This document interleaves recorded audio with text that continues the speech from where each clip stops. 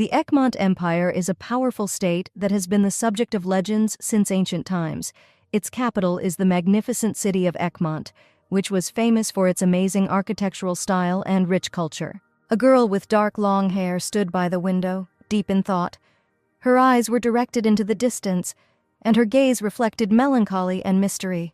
She was surprised. She wasn't the least bit sad, and everything turned out to be even easier than she had imagined. Suddenly, a handsome young man with blonde hair entered the door. His name was Karl Ulrich Egmont. The young man was furious and loudly asked where the girl was going to go without informing him. He tried to find out if the lady was really going to that young man again, holding the girl by the shoulders. But even now he did not understand what should really matter, the girl said. For her, this is not the main thing. The only important thing is that she no longer wants to be near the young master.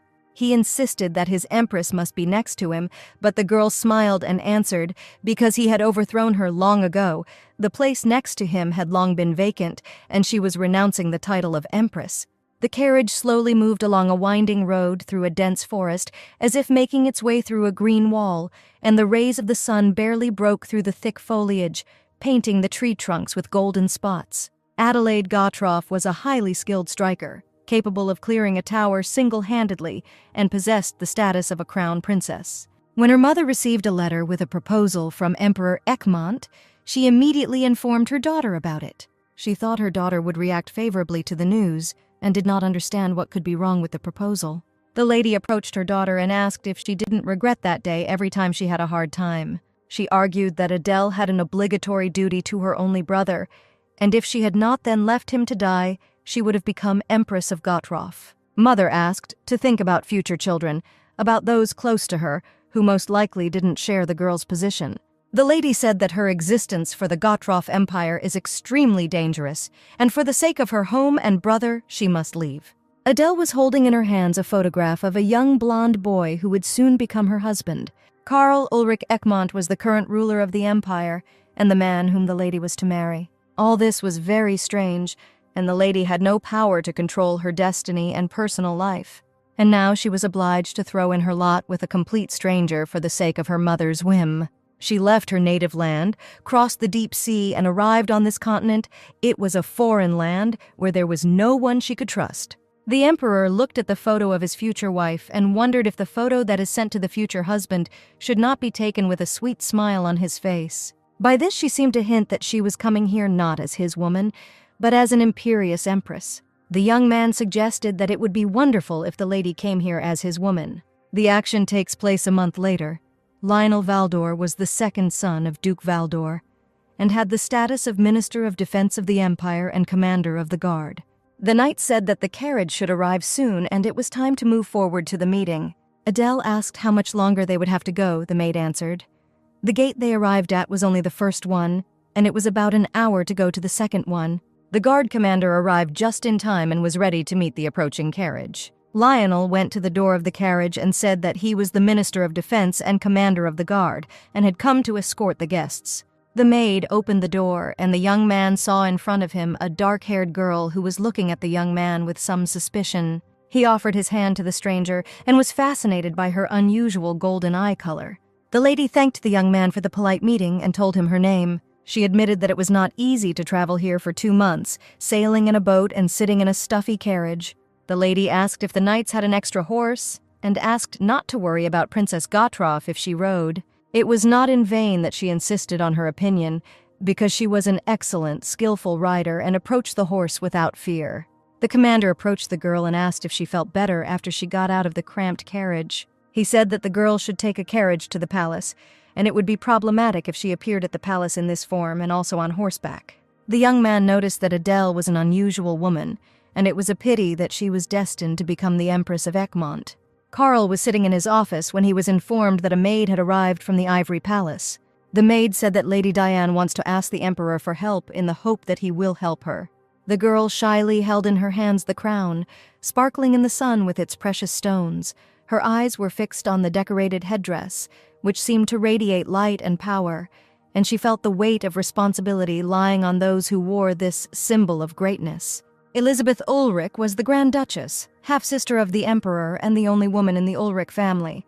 The girl asked what brought the Grand Duchess to the Ivory Palace so unexpectedly. She asked whether the lady's jewelry had really been given by the emperor, or whether she no longer needed permission to enter the imperial treasury. Elizabeth said that a concubine who personally chooses the crown for the future wife of the monarch should not do this, and if this becomes known to the empire, it will not be without controversy. She picked up one of the crowns and asked what the girl thought about her, because only the emperor's sister could make the choice. The lady apologized and said, "Elizabeth is the only divorced woman in the empire and seems to have no right to choose the crown." Everyone knew that such women did not participate in preparations for someone else's wedding, and Elizabeth was furious at such rude statements. A young man suddenly entered the door and asked what the two girls were doing here together. The lady, seeing the young man, said that she was very glad that he had finally come. Elizabeth asked if the young man really had so nothing to do that he pushed all the affairs of the empire into the background and walked on the heels of his mistress. The girl looked upset. She tried her best to be useful to the young man and prepared for his wedding, but apparently the Grand Duchess did not like her efforts. The lady denied her words and was indignant that she had again become extreme, grabbing an innocent man by the throat. But in fact, his beloved girl was simply showing off under the guise of preparing for the wedding, and she could not even say anything against her. Elizabeth behaved unacceptable and made claims against Diane.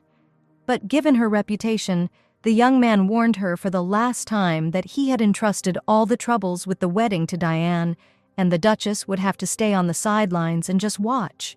The Duchess felt that she could not stand this place, and immediately after the end of the ceremony she was going to go home. The Emperor is the sun, and the closer you are to him, the more rays you receive. And if she is his sister, this still does not give the lady the right to behave like that. Diane stroked the Emperor's head, as if giving him a piece of her soul. This gesture was not only a symbol of respect, but also a sign that even the most powerful rulers sometimes need spiritual support and mutual understanding. She looked at him and admired every special detail of his face and was sure that she liked absolutely everything about him.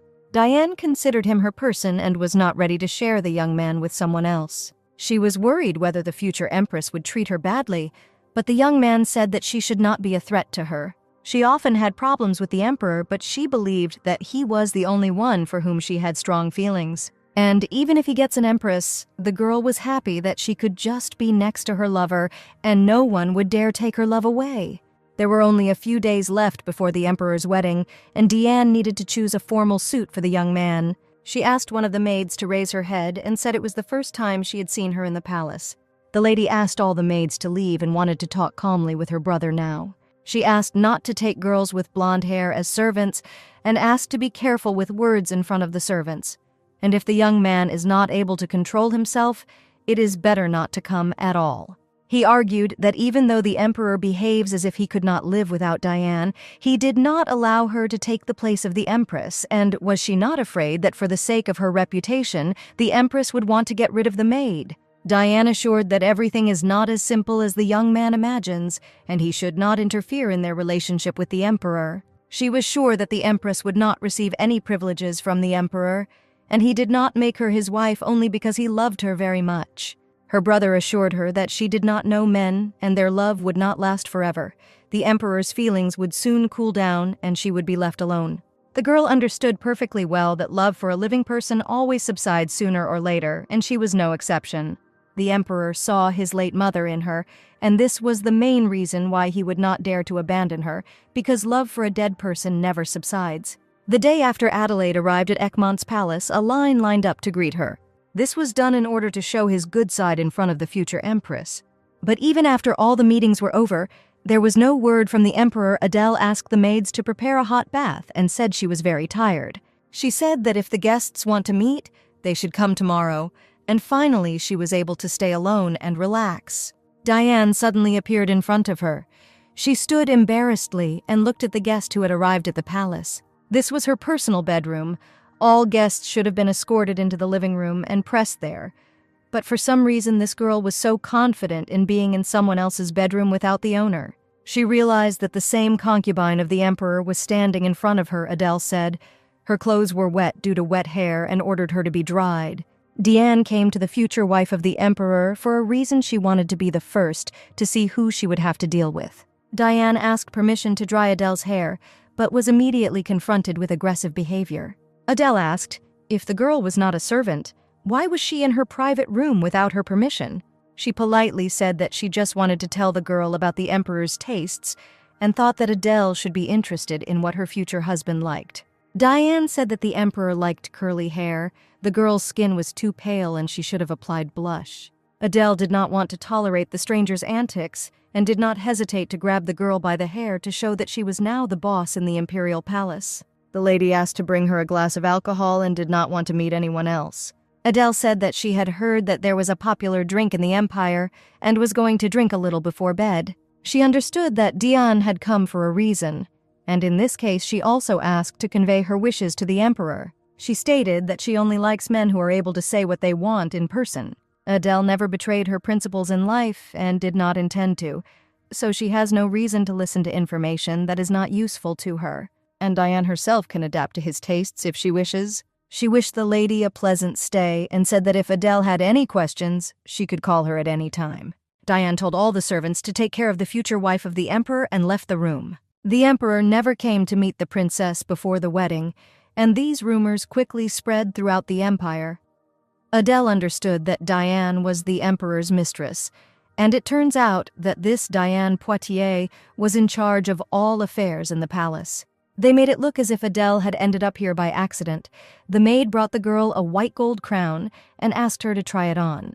The maid carefully lifted the crown. With awe and majesty, she brought the great symbol of power to Adele's high hairstyle, preparing for the moment of great radiance. But she was not satisfied with the crown, and the lady asked to find a gold crown before the wedding and be sure to change it. The emperor saw how Diane was worried before the wedding day and could not find a place for sadness. The young man wanted to protect her from the empress, and therefore ignored her in the first days of her arrival. She was an ordinary maid. The young man asked if on the day when Diane went to greet her, if nothing had happened between them. She assured that there was nothing, and she simply could not answer the question of who she was to the emperor, and this supposedly made Diane very sad.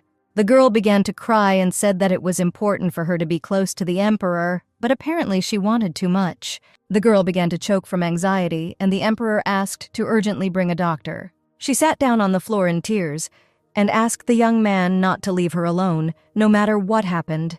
On the wedding day, people were whispering.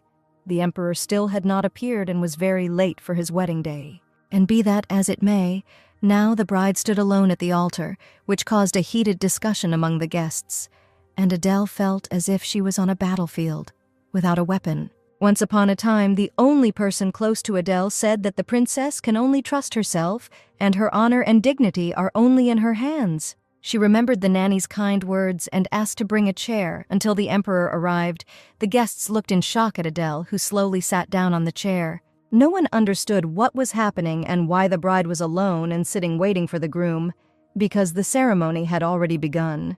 The young men whispered, this lady was very confident in herself and did what was convenient for her. It was impossible to take your eyes off Adele's beauty, and in an instant she turned an ordinary chair into her throne. All the nobles were confused, but one of the ladies thought it was worth greeting the future empress. She approached the lady and said that she really wanted to meet her, and her name was Elizabeth Ulrich Grand. Adele said she doesn't even know how to present herself, and this wedding would quickly end so that she could confidently introduce herself. The lady said that she had already become an empress and could confidently pronounce the surname Ulrich Egmont. Adele was not so simple immediately after meeting. She indicated where their place was and in one phrase made it clear who was in charge. Finally, Emperor Charles, whom all the guests had been waiting for so long, appeared on the threshold of the hall. He saw Adele in front of him, who was the exact embodiment of the word empress. Their first meeting was cold, and two strangers stood in front of each other at their own wedding. Adele knew that Emperor Charles was standing in front of her with an elegant face, and the portrait in the photograph did not convey all this. The subject presented the girl with a wedding bouquet and asked her to take it in her hands. He also asked the emperor to take the future empress by the hand and walk to the altar. But after a moment, surprise appeared on the guests' faces, and everyone's mouths dropped open at the young man's unexpected act. He refused to hold hands with Adele in front of everyone, which was unacceptable in a wedding ceremony. They approached the altar, but the young man was not interested in his own wedding. but in their conversation with the maid, who, in Adele's opinion, had no right to enter her room without permission. Carl said that Diane was not a servant and asked the girl to be careful with expressions towards her. The young man told his bride right at the altar that she should not wait for him on their wedding night, and nothing would happen between them. But the priest had already given a solemn speech, where Adele became Adelaide Ulrich Egmont, and now there was nothing to change. The ceremony ended. Diane had been refusing food for several days, and the maids were trying to force her to at least have lunch. One of them asked not to force the girl because she was really worried, and for this reason she had no appetite. The maid asked for forgiveness, but in fact she did not say anything bad towards Diane. She fell to her knees on the floor and begged for forgiveness to avoid possible punishment, and admitted that she was just a new girl, and therefore had made a mistake. Diane approached the maid and said that she would now explain what exactly the maid said wrong. The girl was outraged by the fact that she was called an ordinary mistress and considered herself the mistress of the palace, so she dared to take the unfortunate maid by the hair and reprimand her for her words. She shouted that she wouldn't allow this to happen next time and kicked the servant out of the room in shame. Diane looked angrily at the poor girl and from now on asked to call her mistress, and not just mistress. The lady was greatly annoyed that this place was full of stupid people, and she felt weak from several days without food. She asked the maid to call the doctor and said that everyone must think that she was feeling very bad and was not getting out of bed. Adele understood perfectly well that the palace was a new place for her and she could not trust anyone here, and even the servants must be treated with caution. For a long time, relations were not maintained between Egmont and Gottroff because they are separated by a huge sea, and there was no need to encroach on foreign lands that are so far away, much less send a spy to each other. Therefore, she did not have enough information to find out in more detail about the place and people who now surround her. She couldn't stop thinking about how the emperor didn't even dwell on the fact that he was late for the ceremony. News of Diane's health reached the emperor, and he immediately hurried to her room. The girl was lying in her bed, and the maid said that she had not woken up yet and was not feeling well. He stood in front of her in wedding clothes and thought how much she reminded him of his mother. Diane's plan was for her fainting to disrupt the wedding, but to the emperor's eyes, she said in a gentle voice that he should not have come to her during the wedding ceremony. She lowered her eyes and apologized in a whisper that she was causing the young man a lot of problems, and her heart was breaking into pieces when she personally chose the dress and crown for the wedding. But I realized it was better to stop there so that Carl would not get tired of her constant whining, but even now the young man's gaze was cold. Diane wanted to find out how he was going to introduce her to the Empress, because now he had a wife, and the aristocrats would openly call her his mistress. The Emperor is like a lone wolf that cannot be tamed forever, but Diane could control him like a puppet, using his weaknesses, and asked him to introduce her as his beloved. She took the young man by the hand and tenderly asked him to come and hug her, and if she could not become his Empress, then she was ready to do everything to ensure that no one else got a place next to him. After the wedding ceremony, the entire secular society discussed the behavior of the emperor, who, according to rumors, went to the Ivory Palace on his first wedding night, and the empress spent that night alone. The ladies saw the empress walking nearby and instantly stopped discussing among themselves what happened yesterday.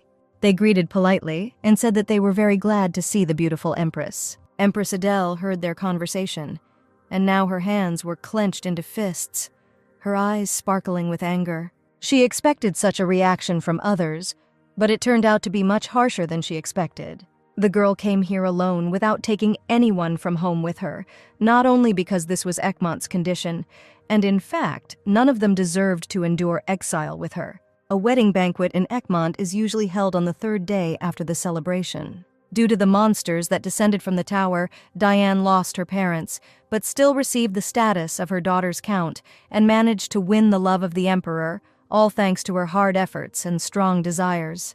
And some girl who was born under a lucky star and became a princess has no right to stand above her.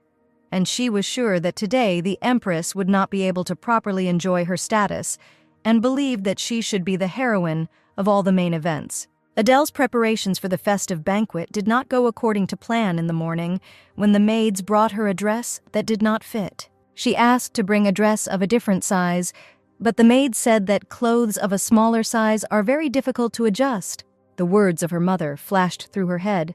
claiming that the battle inside the palace never ends and is not as insignificant as it seems to her, and warned the girl before leaving not to relax for a minute in Egmont. And now she had two options: not to show up at her wedding reception or to wear a dress of the wrong size. Diane was preparing for the wedding, and apparently in this way she wanted to show her unattainability with the help of these dresses and the love of the emperor. She expressed her gratitude to Count Despona, who also helped with the preparations. The rumor that the emperor spent his wedding night with Diane, and not with the empress, quickly spread in secular society and was the main topic of discussion. These aristocrats, who were born with a golden spoon in their mouth, stood and tried to somehow get closer to Diane, complimented her and smiled falsely. Everyone called Diane the hostess, and her brother actively supported small talk and said that the hostess was just very modest, but in fact, by order of the emperor, all matters relating to the palace were under her control.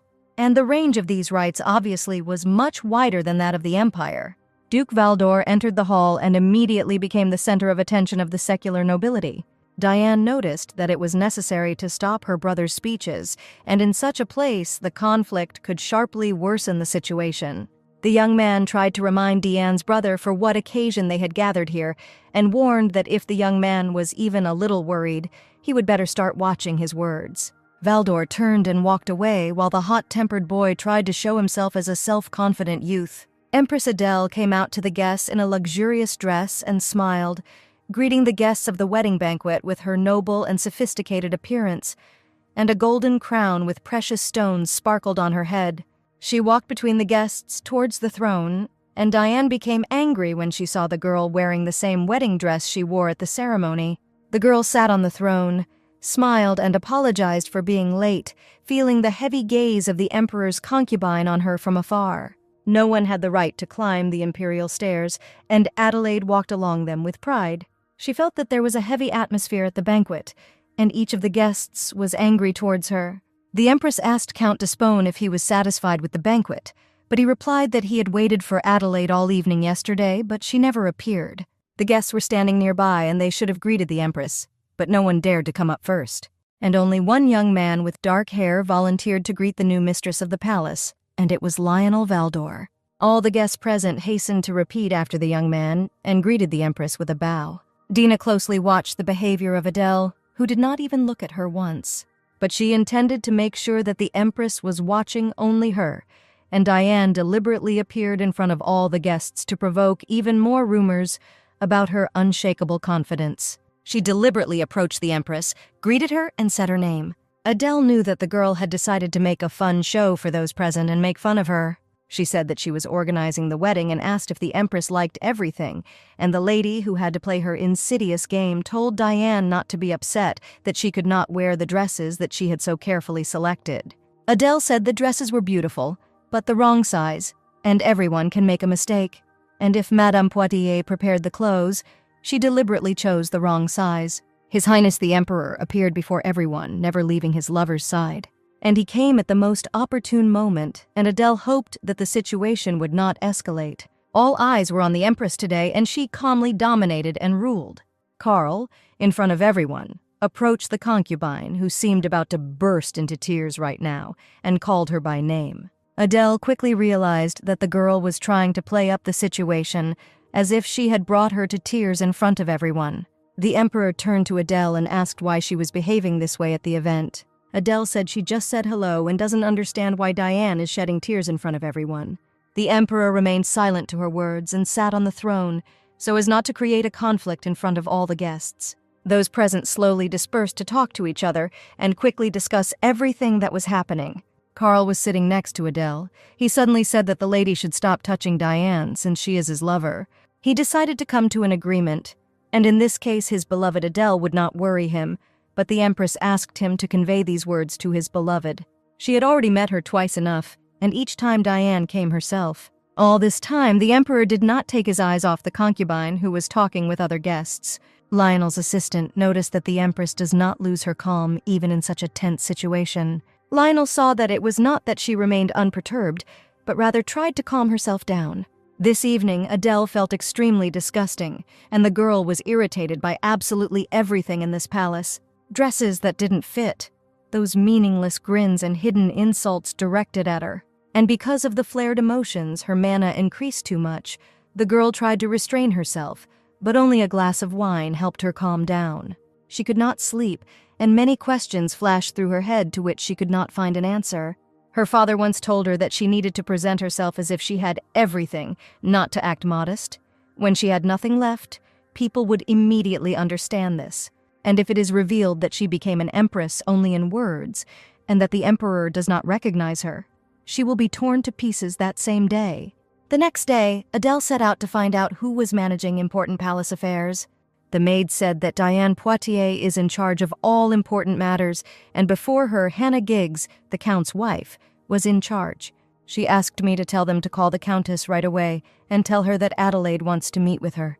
The Code of Laws of the Empire stated that the current emperor entrusted the management of the palace to Diane of Poitiers instead of the empress. However, along with the appointment to this title, she received the exclusive right.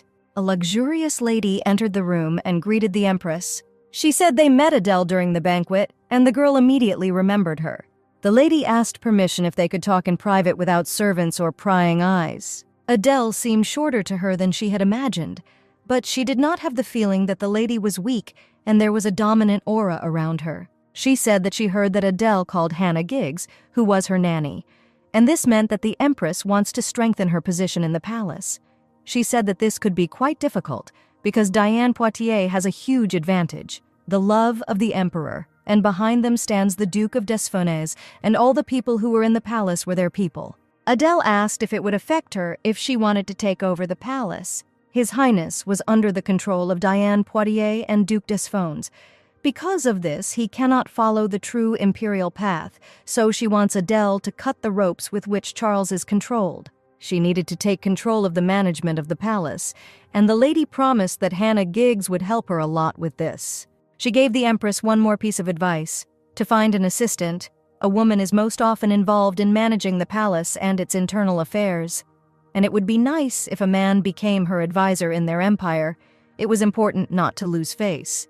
And if Adele, after such, she won't do anything offensive, everyone will look down on her and whisper that she is worse than any mistress. Hannah Giggs had a connection with the previous empress, so she was involved in palace affairs and was the nanny of the Grand Duchess. For a long time, Hannah held this position in the palace with pleasure and responsibility. But her usual good life began to crumble with the arrival of one person, Diane Poitiers. She caused the unfortunate death of the previous empress.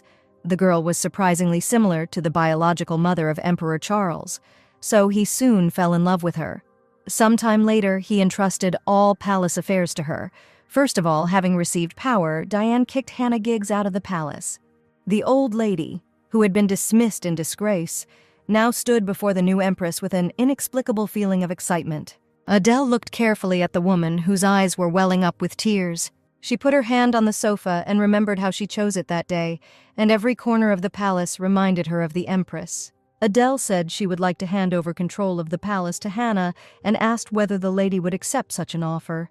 Their conversation was interrupted by the maid, who said that the dresses had arrived, but the financial department of the department said that they could not pay for the empress's dresses. Adele suggested calling the merchants to pay them personally, and Hannah confirmed that unnecessary rumors would only harm the empress, and she needed to thank them properly so that they would keep this a secret.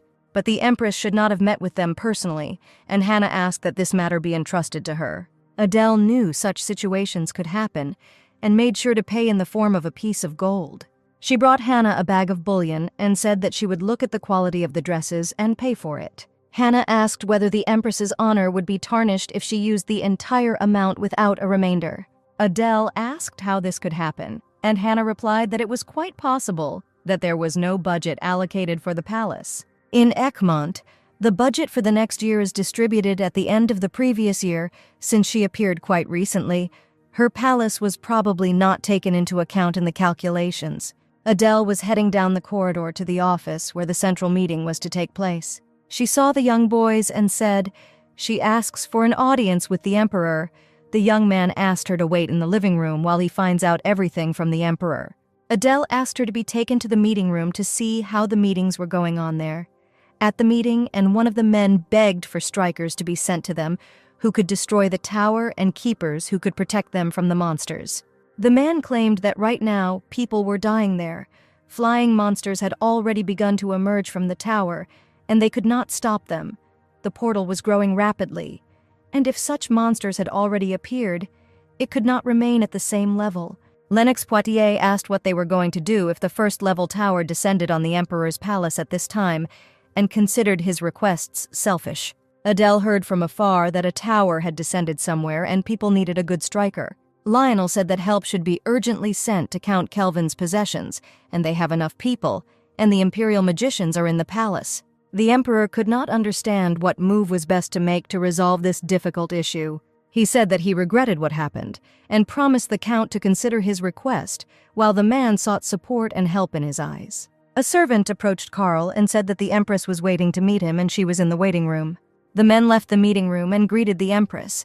The Emperor did not dare to send magicians to help, and Adele decided to talk to Kelvin personally.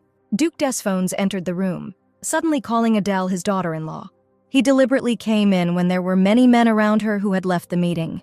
Adele was pleased to be uneasy, and the Duke immediately noticed this.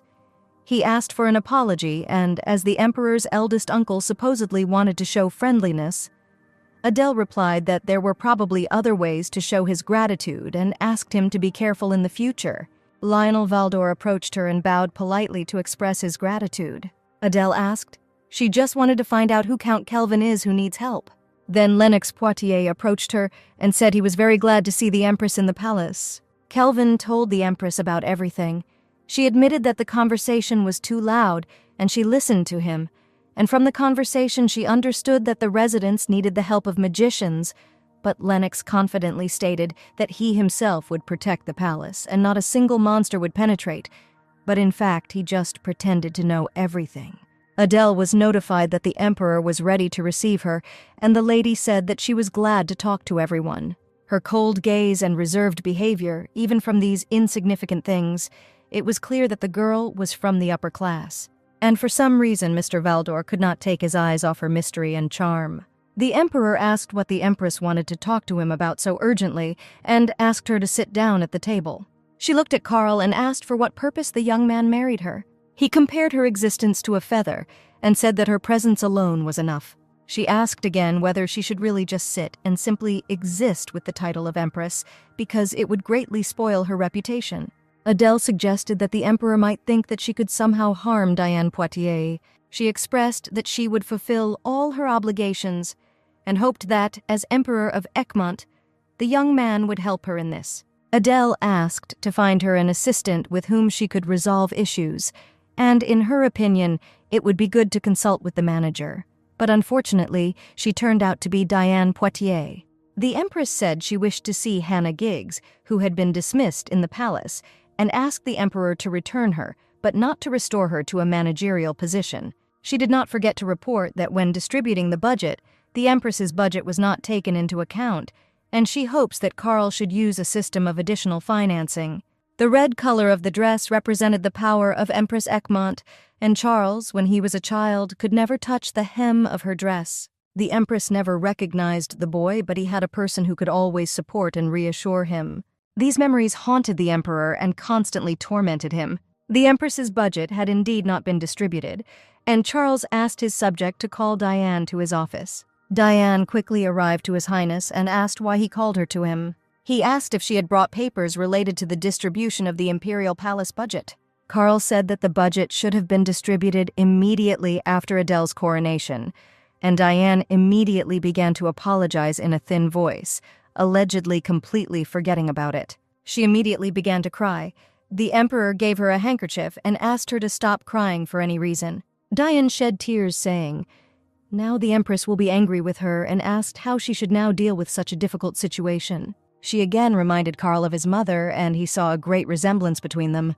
Charles informed Diane that the power of the Empress had been transferred to Her Highness, and now all matters that he had assured her before would be decided exclusively by the Empress. The young man talked with Lionel and said that Duke Desfones wanted to put a puppet in the place of the Empress, and for this he found a princess of a distant empire, but he clearly did not calculate all the moves. Now he understood the Empress sent her daughter far away, and the new Emperor Gorgotha is only 14 years old, and if such a domineering sister is next to him, it will greatly hinder him. Lionel seemed not to be interested in political issues, and his thoughts were occupied with the new empress. For some reason, from the first day they met, the girl never left his head for a minute. Hannah approached the empress. The lady asked if she had paid for those dresses brought by the merchants. She said she needed to find a new outfit, because the dress she was wearing was offered to her by the maids. Hannah said that she looks like she is wearing the clothes of a predecessor. This will provoke the emperor, so it is not advisable to wear such dresses. Hannah was a close associate of the previous empress, and later Karl kicked her out. Although it was strange, in such matters it was better to follow her advice because she had no one else to trust. Diane sat in the semi-darkness of her room, tears rolling down her pale cheeks like an endless stream of bitter pain, and her long hair disheveled, covering her face with a sensual, angelic veil of sadness. She was haunted by the thought of how easily the emperor deprived her of power, and Adele was very lucky from birth. She received everything without any effort. Silence reigned in the room. Only her weak sobs pierced the gloomy atmosphere. Diane went to the window, trying to suppress the passionate pain tearing apart her soul. The Ivory Palace was the palace where the emperor's mother wanted to live, and he gave it to Diane without a doubt. She asked the maid to bring her the funding documents to make some changes, and intended to make Adele understand that she was only a dummy with the status of an empress. Calvin was waiting in the reception room for the empress, who called him to personally talk and ask him about the situation. Empress Adele came out to the guest with a majestic gait, and her whole image reflected confidence and prudence. She sat down opposite and asked when the tower appeared, which serves as a portal for monsters, and what its diameter was. He said they don't have a magician, and local residents have to deal with terrible monsters themselves. Magicians were sent from the central region according to the portal's danger level, and even towers with the second level wait for several days. This meant that the people were simply abandoned to the will of fate, while ordinary people died for their safety, were torn to shreds by animals with giant teeth, and their knights were so exhausted that they died during battles. And Adele perfectly understood the hell that was now going on there. She herself tried many times to save the unfortunate common people from attacks by monsters. Her mother often asked her to simply close her eyes to what was happening, because it was impossible to save everyone, and Adele knew what kind of torment people were going through there, and this was the very day when a rift began in their relationship with her mother, and subsequently, she took away the title from her daughter princesses. Kelvin thanked Her Highness for her concern and said that he needed to be sent back to his native land as soon as possible. She ordered the evacuation of all residents to a nearby safe place. The best shelter from flying monsters were dungeons and caves, so she asked all children and elderly to be taken to such places, and they should try to negotiate with other counties to help them. Hannah handed the man a bag of gold bars so that they could pay for aid from other countries. Adele said that this should be enough to reach an agreement with neighboring states, and said that unfortunately she could not help with anything else. The subject and Lionel were in the office. The young man did not think that the emperor would refuse to help the count, because he had been so devoted to the imperial family all his life. Finally, Count Kelvin appeared on the threshold of the office, holding a bag with payment in his hands. The commander saw the man's frightened face and asked if something had happened to him in the palace. He said that the empress gave him gold bars and told him to evacuate all the residents. He was very grateful and wanted to return to his family as soon as possible. The young men were surprised by such a noble act of the empress, who first of all thought about the troubles of the people and allocated her gold to save ordinary residents. Adele had only one option to help: to give a couple of gold bars to the count and his people. Her mother always told her that the world works that way. The smart always created, and the wise always captured. So she asked her daughter to act wisely according to the call of her heart and honor. Now she had to endure insults and shame, and she could only give a little money to someone who desperately needed help, and it was all because she did not have enough power, and the natural way to gain power in another country is to think through your actions to the extreme, and Hannah suggested that the Empress ask Charles for an audience. And since they are in Egmont, it is worth establishing contact with His Highness and trying to earn good relations with the Emperor. She applied blush to Adele, did her hair, and now the lady was completely ready. A wise act should have simplified her life in Egmont, and the Empress needed to improve relations with the Emperor. Carl noticed the gold-colored eyes, perfectly white skin, and graceful lines of the girl's collarbones. Today, Adele looked completely different, and some special aura emanated from her. He asked what brought the Empress to meet him at such a late hour. Adele said that if he had not yet had dinner, they could share a meal together, but Carl was more interested in why she invited Count Kelvin to talk. His county was dying from monsters, so the Emperor did not help him and drove him away, so why did the Empress allow herself to call him to the palace again? Rumors that she gave him gold reached Carl, and he did not understand why the girl pretended to be noble. But Adele said that she called him to find out how things were going in his territory, and gave him a small amount of money so that he was able to evacuate people, and this act should not be described as a crime. He approached her and whispered that she should continue to close her ears and eyes and think only about good things. Adele spoke out. It was a human act, and she could not do otherwise, knowing that ordinary people were in trouble. Carl took her hair in his hands and looked carefully at the girl who was like an empty place for him. A sweet aroma emanated from her, which, like a magnet, attracted the Emperor to her. And was this really the woman who attracted everyone's attention with just one glance? Carl asked. Since the lady came to him in such a way, why not spend their lost wedding night together? He asked her to close her eyes and was about to kiss the fictitious Empress. Adele did not want to tolerate his rude behavior and swung at Carl so that he would finally stop and retreat. Carl spoke out. Her eyes really corresponded to the imperial status, but he is the only emperor here and all the power does not belong to her. He said he liked girls who were more pliable and asked her not to interfere in matters anymore. Adele was overwhelmed with angry emotions from the Emperor's behavior, and the most painful thing was that she had no power. She left the Emperor's office.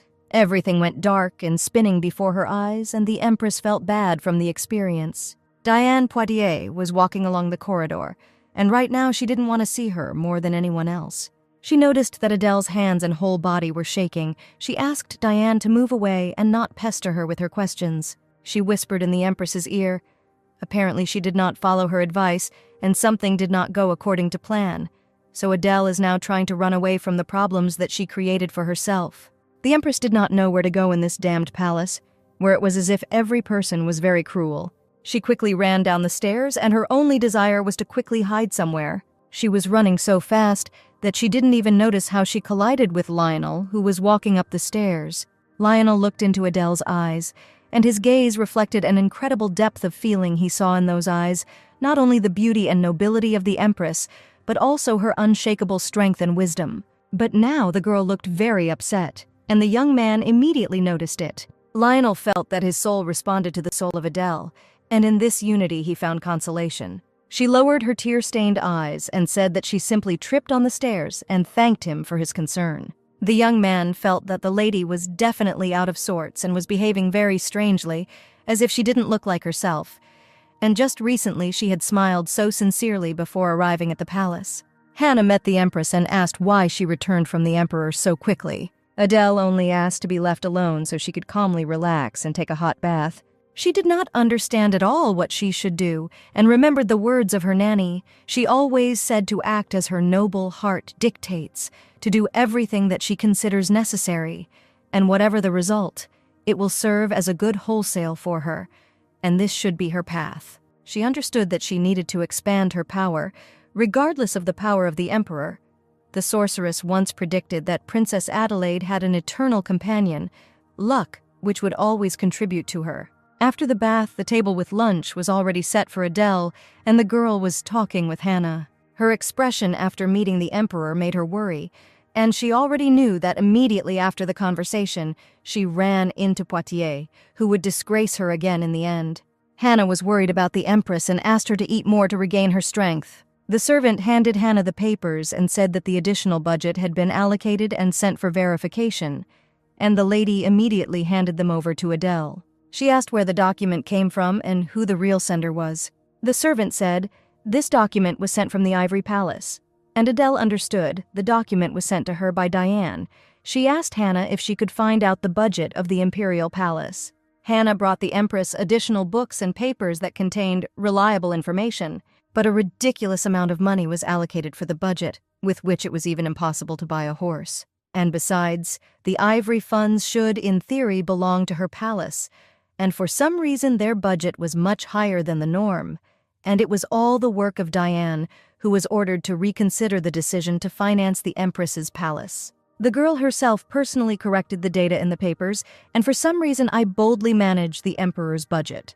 The fact that the answer came so quickly meant only one thing: Diane Poitiers was still in control of the additional budget. She ordered the answer to be sent back, and Diane laughed. Apparently, the Empress wanted a luxurious life. She asked the maid if the amount she sent did not suit the Empress, because this money was quite enough. Dina asked the maid to bring her the most modest dress for her meeting with Empress Adele, and at the same time, inform the Emperor that the Empress has called her to her regarding the issue of an additional budget. She is very afraid and does not know at all what to do. Adele carefully studied the Code of Laws, where it was said that the Empress has the exclusive right to decide on the acquisition of the palace residence, and this provision was clearly stated in the laws of the imperial palace. The Emperor had the exclusive right to distribute additional funds, and this law was just right for her case. Hannah warned that the girl should be careful, because laws are like swords with two edges, and if you swing them, you may harm yourself. Adele found it funny that she had to beg for money from the Emperor's mistress, who dared to mock, took pity, and added one to her budget gold bar. She was sure the Emperor was the first to swing the sword, and she had already been hurt too many times. Adele asked what she should do now to correct the course of the matter, and Hannah suggested that it was necessary to return the documents and reissue the order. She smiled and said that she was requesting a residence permit to Diane Poitiers' palace. The Empress's power was not taken from scratch, it came from loved ones, or arose with the birth of the heir to the throne. There was no point in hoping for help from the family, because her own mother asked Adele to leave the palace. The option with an heir also did not seem particularly attractive to her, because the Emperor was openly disgusted with her. There was another way: to find an advisor with the help of whom the Empress could gain her independence. A strange feeling did not leave her, and the lady realized that it was definitely the strong energy of the tower. The maid said Madame Poitiers was asking for an audience, and Adele asked her to wait in the living room. Diane always looked like a sweet, beautiful girl, but not everyone knew what this seemingly angel could do. The Empress asked if the concubine had brought what she asked her to convey through the servants. The girl looked at Adele and asked. The lady looked extremely unhappy. Hannah laid out the papers on the table, and Adele prepared to explain the reason for her indignation. She pointed to the budget allocated for the Ivory Palace, and Diane knew Adele was beginning to use her title and put pressure on her. The girl pretended that she did not understand why the Empress was showing this to her, and the lady wanted to ask only one question. There were no reports on the management of the budget for the Ivory Court, although all other institutions in the Imperial Palace had these documents, and the budget was about to be rewritten for the Empress Palace. The maid Diane immediately hurried to inform the Emperor that the Empress urgently called the mistress and is now with her. She said that the owner was very worried and was shaking with fear, so she urgently informed him about it. Carl felt a lump rising in his throat, and he needed to resolve this issue. Diane asked if Adele really wanted to seize funds from her palace and appropriate them for herself. Adele confirmed. Before this, Diane was in charge of the affairs of the palace, and therefore received the entire budget of the Empress. And since she was now officially the Empress here, the responsibilities of financing were also placed under her responsibility, and the financing would be directed to her palace. The Empress, even without relatives or followers nearby, still remained the Empress, and Diane could not refuse to carry out her orders, because she was in no position to contradict her. Before this, everything belonged to Diane, and the girl began to get angry that some stranger came to the palace and took away everything she had. Adele asked the girl to listen carefully. She should not have tried to take away power from her, and no matter how much she tried, Adele would never let her get away with it. But she asked her not to think that she was deprived of something, because initially all this did not even belong to her. Their conversation did not last long, because at that moment the Emperor entered the room, who had already been informed about their meeting. She asked loudly what was going on here and what issues the ladies were deciding among themselves. Diane deliberately sat down on the floor and cried heavily, asking His Highness for forgiveness in tears. Adele saw how the girl was again trying to press for pity, and she was already pretty tired of it. Charles asked what the Empress Diane had done and asked her to stand up while she was talking to His Highness. The girl continued to sit on the floor. Adele asked her to get up because they were talking calmly. Carl intended to find out why the girl was crying on the floor after a conversation with the Empress. The maid rushed to calm the mistress, who played her role perfectly and continued to play the victim. Charles ordered Diane to be taken to her palace so that the girl would calm down and stop crying, and he asked everyone to leave the room so that he could discuss what had happened with the Empress in private. Adele was terribly tired of participating in this whole performance, and she was ready for a serious conversation. Carl looked at Hannah and said, "They haven't seen each other for a long time." And that the lady has not changed at all. She is again next to the Empress and watches how she destroys weak people. He shouted whether the lady was amused by this, and Adele asked Hannah to go out and wait outside. Carl was furious and asked why the Empress allowed herself to behave this way. He insisted that he was a witness and saw how she mocked poor Diane. There was no point in Adele hiding the truth. And she said clearly as soon as the door opened and the Emperor entered, Diane herself fell to her knees in front of her and began to beg. Carl did not believe her words because sweet and kind Diane would not dare to behave like that. He asked if Adele was jealous of her and wanted to get what belonged to the concubine. But if you think about it, it was not Diane who invaded her personal boundaries, but the Emperor himself, because he is not even aware that information about the budget allocated to this palace was hidden from him. She asked to look at this tiny amount and asked how the Empress's palace could exist on such a small budget. And she did not call Diane, but simply wanted her to personally bring this document. Carl said that Adele's mother lied to him. She said that she was an obedient and devoted daughter, but even after the expulsion, she still did not understand anything. The young man took her by the shoulders and once again asked her not to pretend to be an empress, but to just sit quietly, like a flower in a vase. The girl was overcome by a strange, unpleasant feeling when talking with the Emperor. He stated that the lady would have to live a quiet and calm life, otherwise she could be in big trouble. Adele did not listen to the Emperor. Suddenly, the girl ran out onto the balcony, and the sky on the street glowed with a scarlet light. And she will definitely never be able to live as the Emperor asks. There was commotion on the street. People were running for cover in panic. A portal was descending from the sky, and Hannah was screaming, "The Empress should hide." Ominous monsters from the portal tower were about to attack the palace any minute. Lionel saddled his horse and ordered all the knights to prepare for battle. As soon as the portal touches the ground, monsters will begin to emerge from it, and they must stop them until the magicians come to the rescue. But it was still unknown when help would arrive. It was quite possible that they would appear when all the knights had already died, and the commander ordered to immediately go to the magician's residence and bring them here. Those who could freely use the power and control the towers were called magicians. Lennox Poitier was the vice captain of the Order of Magicians and was a first-class striker of the first level in the Egmont Empire. And it was not for nothing that he received the title of Count despite his commoner origins. A knight approached him and said that all magicians should arrive at the Rose Garden, where the tower was descending right now. The young man replied that now this is problematic, and the order belonged to the Emperor, not the minister, and he would not follow his orders. Knight Jakal asked the guy not to talk nonsense, but rather to start preparing. But he said that he shouldn't talk to him in such a tone because now they all need his help. Jakal screamed. Disaster struck the palace, and Lennox was in vain confident that the magicians were safe. He once again asked Poitier for help in the hope that the young man would act justly. Lionel was watching the tower, and Jakal said that the magicians would not arrive on time, and he would have to protect all the warriors himself.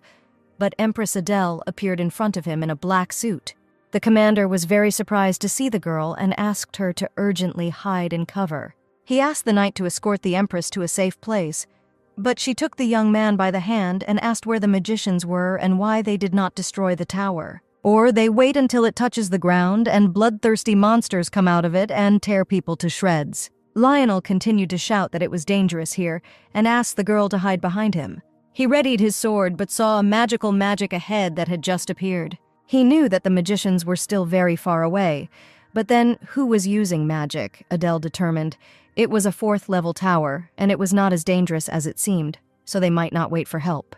Adele deftly pulled out a sword from behind her back and prepared to deal with this treacherous tower. Lionel saw Adele, who quickly ran forward to the place where the tower was supposed to descend. He tried to stop the girl and shouted that if she went there, she would be carried away by the updraft.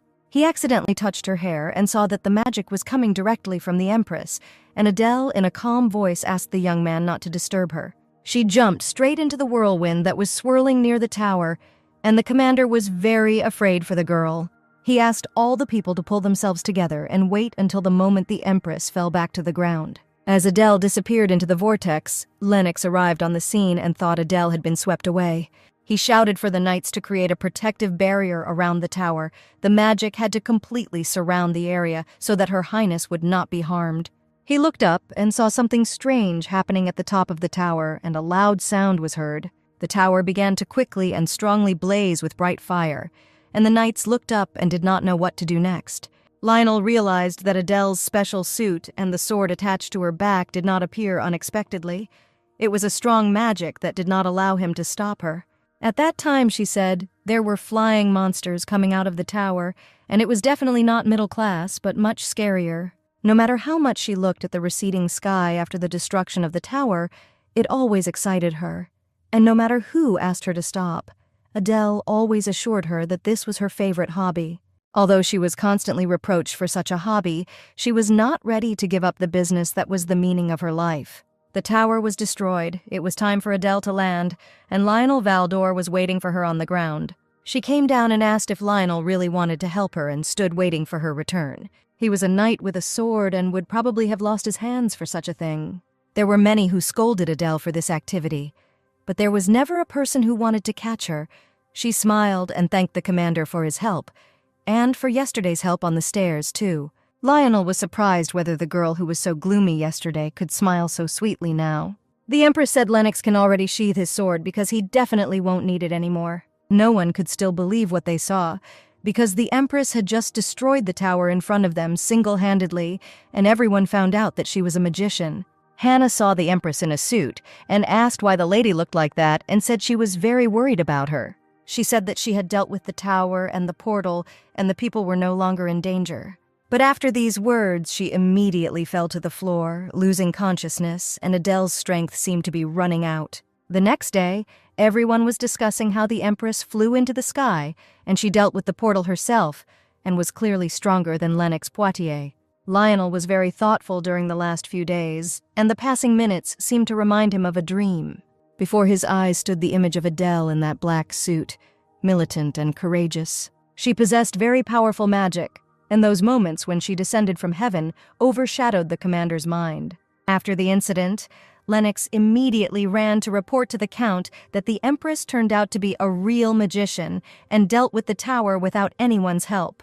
And everyone understood that the Empress turned out to be not so simple and was even more amazing than many expected. And Lennox was only concerned that he himself could have dealt with a tower of this level, and the Empress ruined everything for him. Then he went to his sister and burst into her room without knocking. He asked why Diane had not yet become pregnant and married the Emperor, fearing that Adele might take his place as a magician. The young man said that the Empress turned out to be a magician, hell, and also a skilled, experienced striker. Diane was shocked by this news, and for some time she could not find words. She was outraged that the Empress destroyed the tower on her own. She prayed so much that some puppet would take the place of the Empress, but she turned out to be a powerful magician. Lennox was afraid that the Duke might no longer need him, but Diane threateningly told the young man to pull himself together and stop whining. She said nothing would change, and he shouldn't worry unnecessarily, and the Empress wouldn't do anything alone. They have been through so much, and such a trifle as Adele cannot change their situation, and she does not care at all as such an Empress. When the tower, which is the source of magical power, disappears, the sudden surge of mana begins to dry up and lead to exhaustion of the magician. People said that the Empress alone dealt with the tower.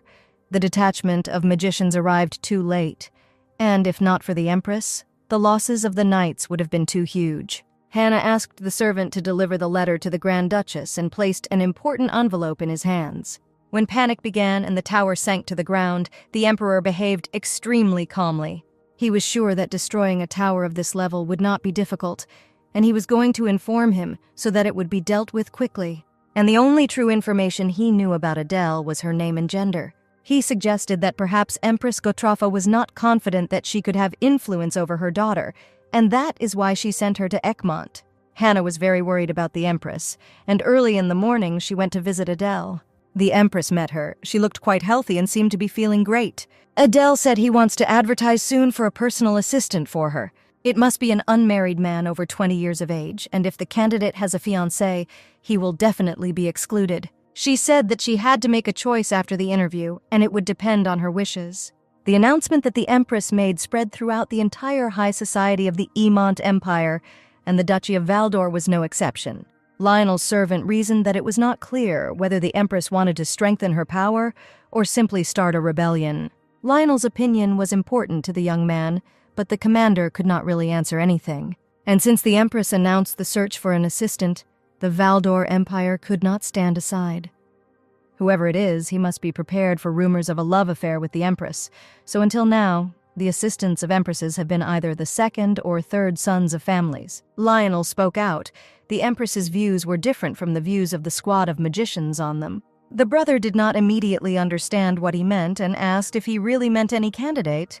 Lionel sat down on a chair, folded his hands, and announced that he wanted to become an advisor to the Empress. His brother was not happy about this idea and went away to think a little about Lionel's proposal. He argued that Lionel would be of no use there, and as soon as he became her assistant, everyone behind his back would tell him that he was her lover, and his reputation would fall through the roof. Lionel said, "They have nowhere to retreat. Given the latest events, Lennox does not want to cooperate with them, and she cannot even make a complaint against the mage squad, despite the fact that she is the Minister of Defense.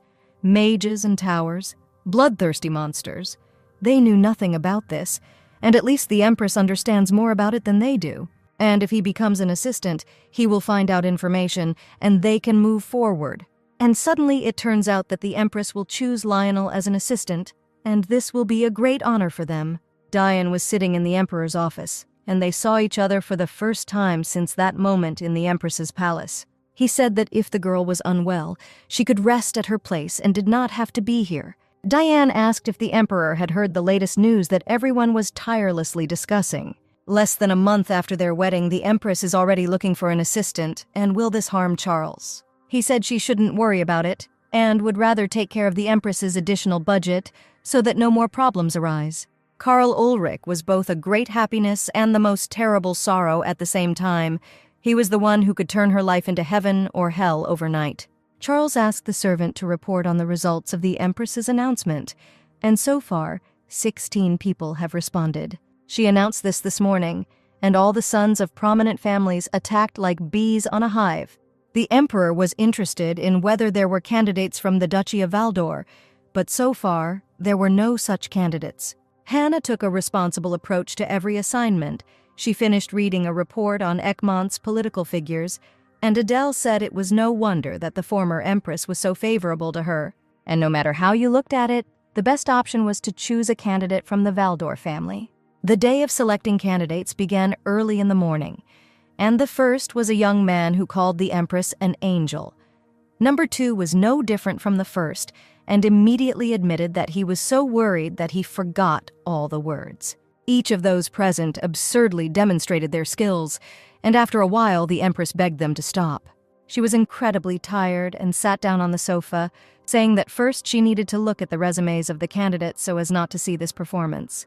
And really there wasn't a single young man who understood the main essence of her announcement. Not a single person from the Duchy of Valdor was present, and Hannah asked whether she should let the others go. The Empress took the wet towel off her head and said, "Let the remaining candidates come in, and she wants to get this over with quickly." Hannah left the office and informed those present that the Empress was ready to consider the remaining candidates. Hannah lowered the sheet of paper with the names and saw a familiar dark-haired young man in front of her. Lionel Valdor himself stood in front of her, and the young men present were frightened by such a serious candidate. His face expressed sternness and determination, and the flame of unshakable will and devotion burned in his eyes, and his figure was motionless, like the embodiment of steadfastness and courage. The young men sadly lowered their heads with the understanding that now there was nothing to hope for here. Hannah greeted Lionel, who apologized and asked if he was late with his application. Hannah said the young man would have to wait a little. Adele noticed that the last candidates were completely sad, and they had absolutely no enthusiasm like the previous ones. After the last young man, the Empress sighed and was glad that it was all finally over. None of the young men approached her, and she just wasted a lot of time. At that moment, Hannah entered the office and said, "Another person has appeared," nominating himself. Lionel was the last to enter the office and was glad to see the Empress in a healthy state. He greeted the girl who, surprisingly, had occupied all his thoughts in recent days. She greeted Lionel and asked him to sit down, and her confident look meant only one thing: the Empress was definitely not doing this for fun. He asked if Adele needed supporters because she had no one to trust in the palace and no one to rely on, and he immediately confidently said, no matter who the lady chooses, she will not find a better candidate than him. As if he understood her intentions perfectly, Adele asked if she could call him a knight or a minister. She was interested in whether Lionel was serious about becoming an assistant because he could have sent one of his close associates here, but for some reason he decided to come on his own. She asked again if she really could call him whatever she wanted. Adele smiled and informed the young man that she was looking for an assistant to create a government that could compete with the current one. But to do this, he will have to pretend to be her concubine. And does the young man understand what he is signing up for? She said that she would call him by name and talk to him informally, and that was the only way they would look like they were in love. Lionel agreed to such conditions and said that he was absolutely indifferent to what others would say about them, and Adele realized that she had chosen the ideal advisor.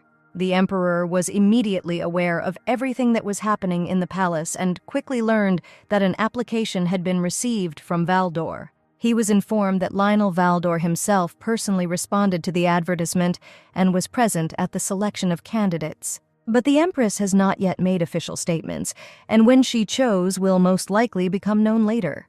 Carl stood on the balcony and thought that a mysterious sweet smell was coming from the Empress, and this smell could not get out of his head. And on the day when she came to him and offered to share a meal with him, he was intoxicated by her smell. For some reason, he felt a desire to see her arrogant gaze gradually fade away. He would have watched this, not missing a single moment, and would not have understood why a quiet life, which the Empress was furiously refusing, was so bad, and would not know how to tame an animal that showed its teeth and claws. Today was a very difficult day for Adele, and she spent the evening in a hot bath to relieve all fatigue. She was just about to go out, and Hannah said the girl should hurry up and His Highness was coming right here. Adele was surprised that the Emperor decided to visit her at such a late hour, and clearly wanted to find out something. Hannah supposed that he had probably heard the news that Lionel Valdor was here, and wanted to talk about it. And the Empress decided it was worth listening to why Carl came to her at such a late hour. Empress Adele looked gorgeous in her exquisite green dress.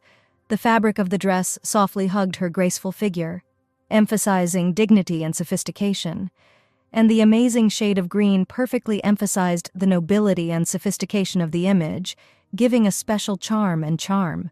She said the Emperor's arrival was very unexpected and she needed time to prepare. Carl immediately began with the topic that interested him and asked who the Empress wanted to choose as her assistant. Adele asked if she really needed to immediately inform the Emperor about her decision. The young man asked him to answer one question, who Adele chose as her assistant. But the girl was adamant and said whoever they chose, it was solely her decision. Carl said that Valdora is rebelling against the imperial palace, and she cannot appoint one of them as an ally, because in this way she will simply expose the whole family to ridicule. The impudence of the young emperor amazed Adele, but he wanted her to be a silent flower in a vase. Adele was sure that the emperor needed a creature without his own opinion, who would indulge him and fulfill his whims. Carl looked at the lady and agreed with her statement. The Empress said that she had decided to choose Lionel Valdor as an advisor, and his candidacy was suitable. Adele remembered him saying that he wouldn't care about her lover if she didn't care about Diane. The Empress said that she would only follow the Emperor's words and not let him worry about her lover. She said that over the past 4 days she had looked at all the candidates and she didn't like any of them. Carl furrowed his eyebrows, anger sparkled in his eyes, and he asked the Empress to know her place and not stick her neck out. She did not intend to become his thing because he still had not even recognized her as his equal, and he himself asked her to perform some duties. The Emperor turned around and walked towards the door, not considering it necessary to continue the conversation further. Finally, he said, Adele should have made a wise decision so as not to suffer and regret later. Her mother always taught her to act wisely and think about the consequences, and Carl was very similar to her mother. Apparently, only such people could occupy the throne. Carl left Adele's room and looked with contempt at Hannah, who was waiting near the door. He asked who the lady was loyal to, a person or her post. Carl asked to tell the Empress that in order to survive in this empire, she would have to try to please him. And this is the only way to save your place, which can easily become empty. Adele was sitting in her room when Hannah came in and said hello. She reported when she was the manager of the Imperial Palace by appointment of the former Empress, as well as the nanny of the Duchess of Grand. At the same time, she was looking after another child. Few people knew about it, and everything was kept secret. And this child was the Emperor. She claimed that somewhere in the depths of his soul, there was still a small, capricious child hiding. He always dreamed of being loved, but could not get this from anyone. A vulnerable child who never knew this bright feeling. Diane met Carl along the way and was very happy to see her lover, whom they began to see so rarely. She noticed that the Emperor was angry and something had definitely happened to him. She asked if the Empress and her assistant had really upset him. Diane argued how she could brazenly acquire an assistant if the Emperor was smart and quick-witted.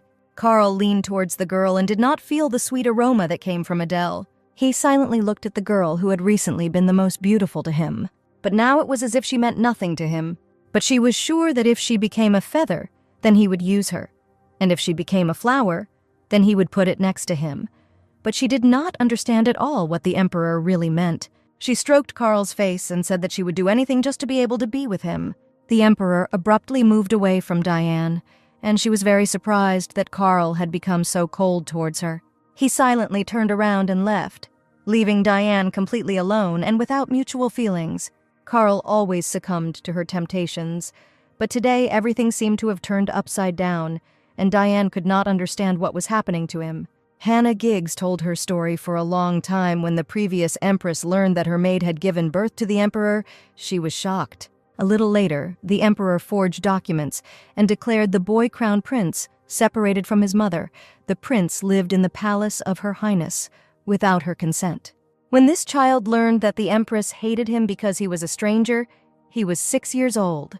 At the age of 7, the prince met his real mother. He already had one foot in the next world, and the inner core of this unfortunate child was broken. Adele listened to Hannah's story and now understood why the Emperor had such a hostile attitude. She guessed that he saw her as the previous Empress and therefore immediately reacted with anger. He was left with regret and resentment.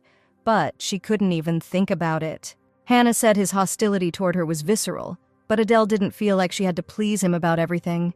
She said that on the day of her arrival, Diane Poitiers visited her and began to talk about the Emperor's preferences. She had the audacity to advise Adele how she should behave with the Emperor, but the most important thing was that the Empress wanted to preserve and protect her principles and beliefs, her honor and pride. This all belonged to her and stood higher than the title of Emperor, and therefore she would rather die than be a puppet in the wrong hands. Carl came to see Adele again late in the evening, but Hannah told him the lady had just fallen asleep. Less than an hour had passed since he left the Empress's palace, and now Charles came to her again. He walked into Adele's bedroom and saw a beautiful girl in a dress sitting on the bed. She asked what the young man allowed himself, and he replied that he would like to give her time alone. Adele did not really like this impudent behavior of men, and she looked at Carl with suspicion. The Emperor is the one who always gets what he wants. He does not need to deny himself and hesitate, even if his opponent is the Empress. Adele asked why the young man suddenly decided to spend his wedding night with her, and he answered, because Adele herself asked to make herself equal, but in order to do this, the wedding night must happen. He saw that she wanted to gain strength and power in the palace, and why would she seek help from someone else? Charles whispered that if she fulfilled the duty of the Empress, he would personally give her full power. The lady resisted, and the Emperor called her a capricious girl who does not want to fulfill her direct duty, but intends to have power in the palace. Whether Adele wanted it or not, intimacy between two spouses was the norm, but she felt disgusting even at the very thought of it. Carl gently stroked her leg and waited for the beast to fall into his trap and surrender. The girl removed the Emperor's hands from her and was indignant. He was behaving too rudely. He said that he submitted to her by kissing her foot, and now she must submit to him. Adele angrily asked to remove his hands and not touch her again until he was allowed. Carl was sure that the lady simply did not know her place yet and said that all she has is her pride, which she flaunts and bares her teeth like a beast. Adele promised that she would never bow her head to him and would not sell her honor for insignificant power. The emperor left the room, and Adele hung her head down, tired and powerless to fight for her heart. And Mother's words that you shouldn't do things that you might regret were more appropriate than ever. The next morning, Adele woke up broken and wished that everything that happened to the emperor yesterday would turn out to be a dream. Hana came to her with an important message early in the morning. It turned out that the emperor had canceled the order for an additional budget assigned to her palace. He definitely behaved like an offended boy.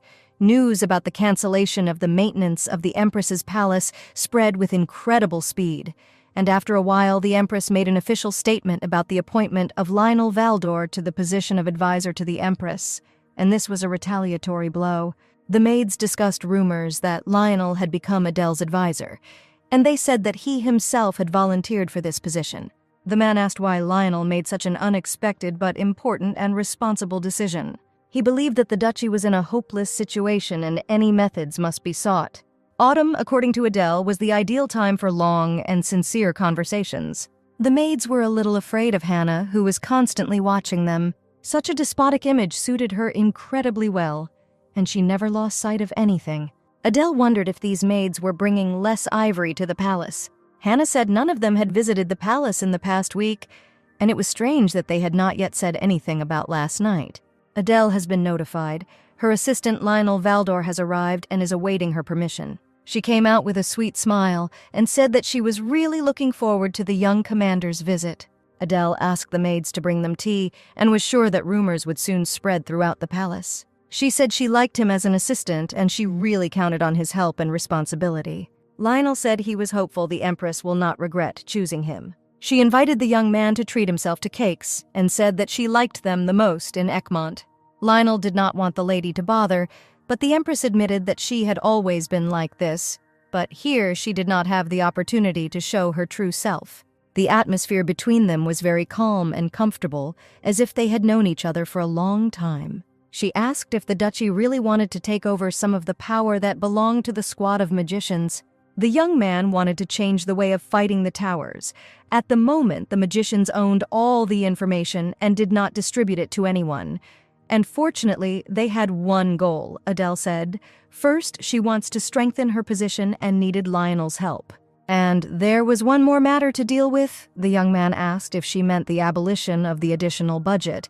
Then the Duchy of Valdor could submit a petition to His Highness. These were the first pleasant words for the Empress today, and first she asked him to read one document. He understood that the Empress wanted to take revenge on someone for her rude behavior and attitude. The maids met the man, but said they were not expecting him today. The man said Her Highness should choose what she liked, and this was the gift that Madame Poitiers sent, and the Ivory Palace paid the bill.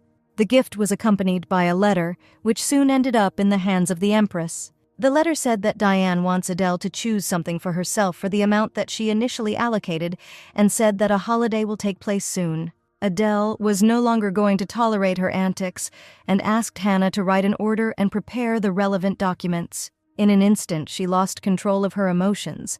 Lionel asked if Adele really wanted to evict Diane from her palace, and if she was put out on the street right now, everyone would begin to feel sorry for her. Diane specifically sent a merchant to her so that Adele would understand that she could buy something with the amount she assigned her.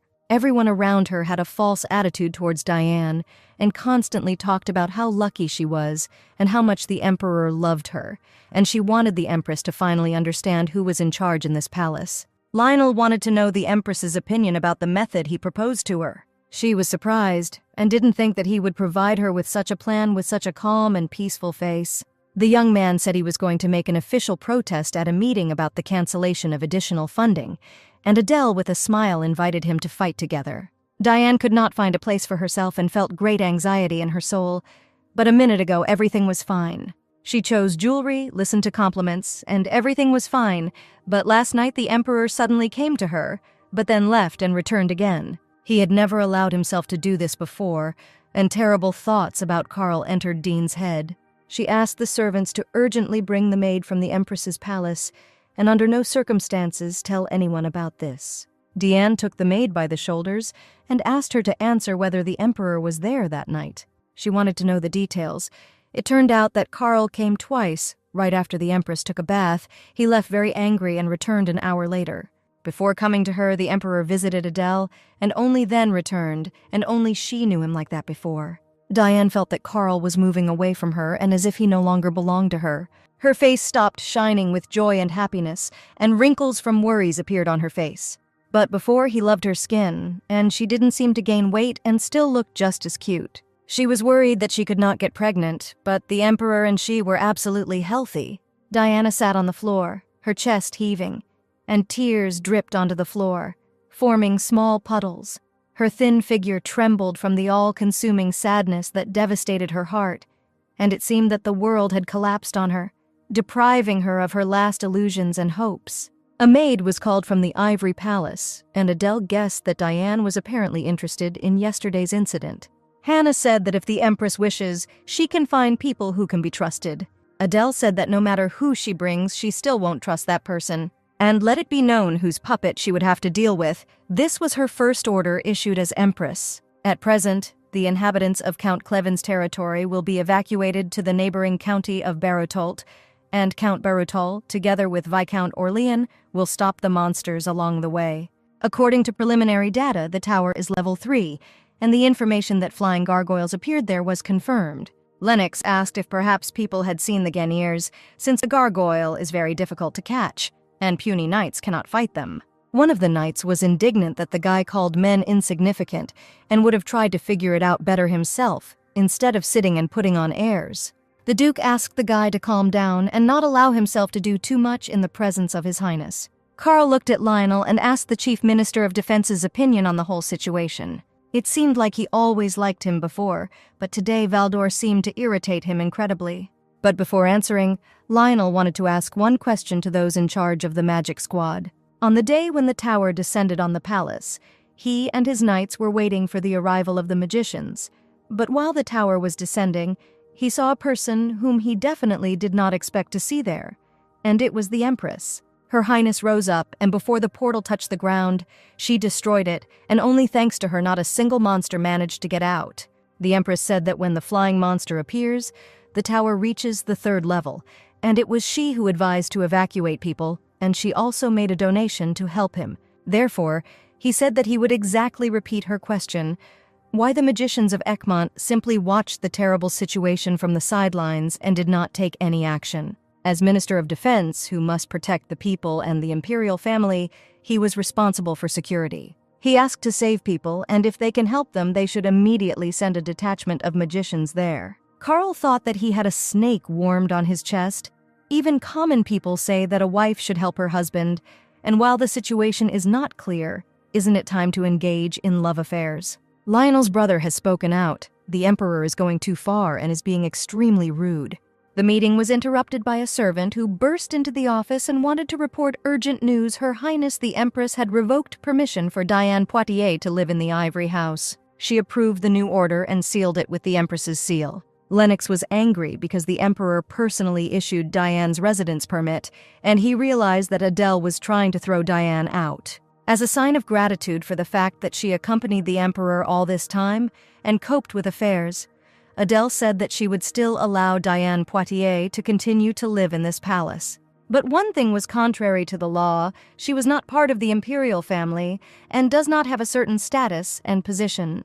Since Diane is the daughter of an earl and has a desire to remain in the palace, she was awarded guest status and was given permission to remain in the Ivory Palace, so further expenses relating to Diane of Poitiers will have to be paid by her earldom.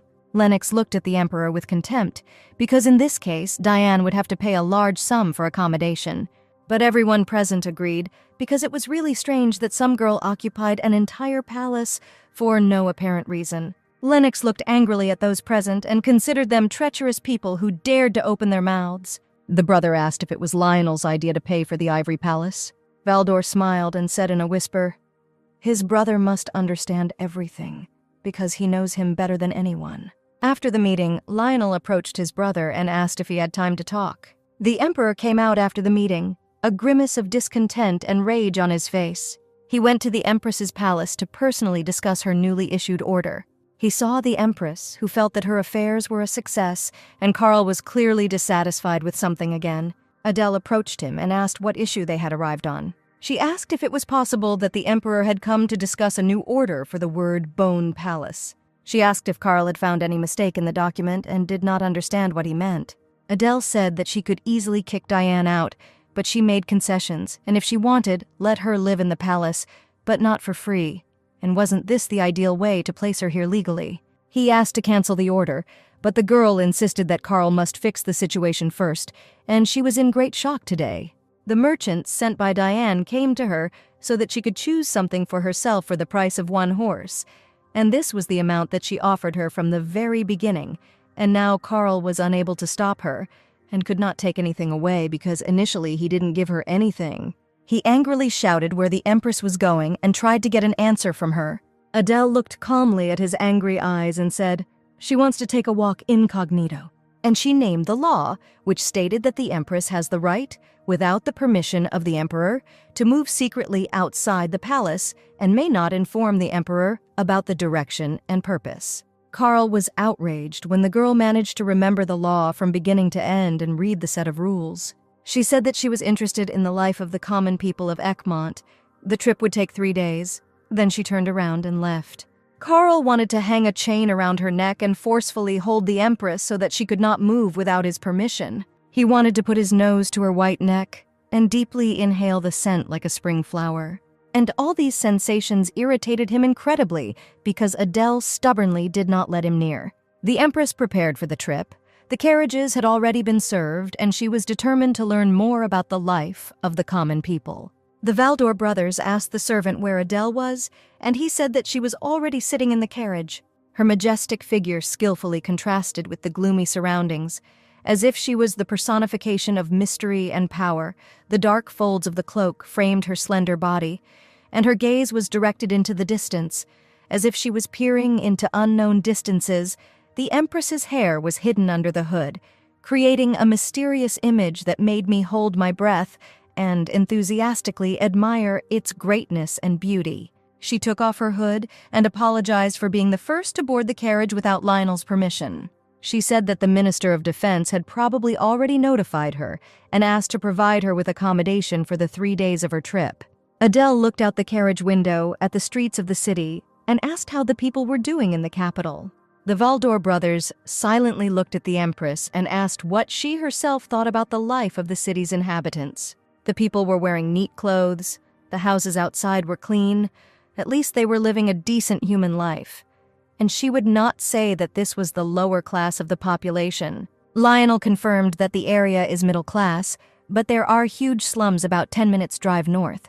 Refugees who lost their homes to the towers live there, and the area is currently only growing in size. Lionel asked why she called Count Kelvin to her, and the lady replied that it was the least she could do for him and his people. The commander asked when the girl lived in Gottroff whether she was involved in rescue activities. She said that she was the founder and head of the organization to resist the towers. This was 6 months ago, and she devoted herself entirely to this cause. Before the tower touched the ground, before the monsters destroyed the population, she had to destroy the tower, and only these thoughts took possession of her. She saved the lives of many people, and they tirelessly thanked her for the help she provided. Adele still clearly remembers those feelings when she saw on people's faces not sadness and horror, but joyful and happy smiles.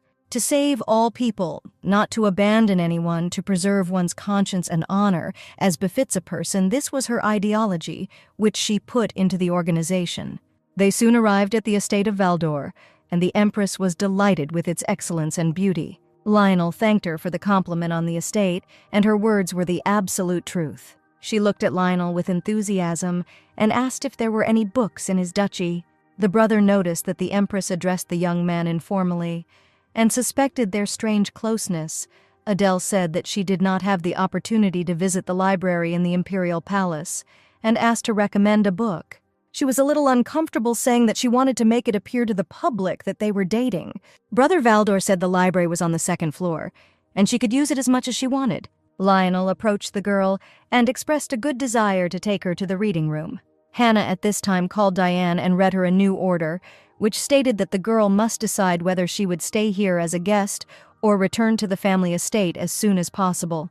Diane heard the worst thing she could have expected, because she had lived in the palace for many years and no one stopped her. Hannah put the document on the table and said that this order was issued by the Empress. And Diane understood with bitterness that Adele would do everything possible to drive her out of the palace.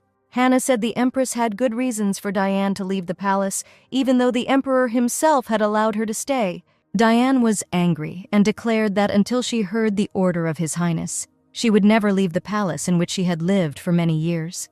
Hannah remained adamant and said that if Diane wanted to rent the rooms of the Ivory Palace, she was obliged to pay rent at the end of each month to the finance department of the Imperial Palace, promised to calculate all the expenses, and send an invoice.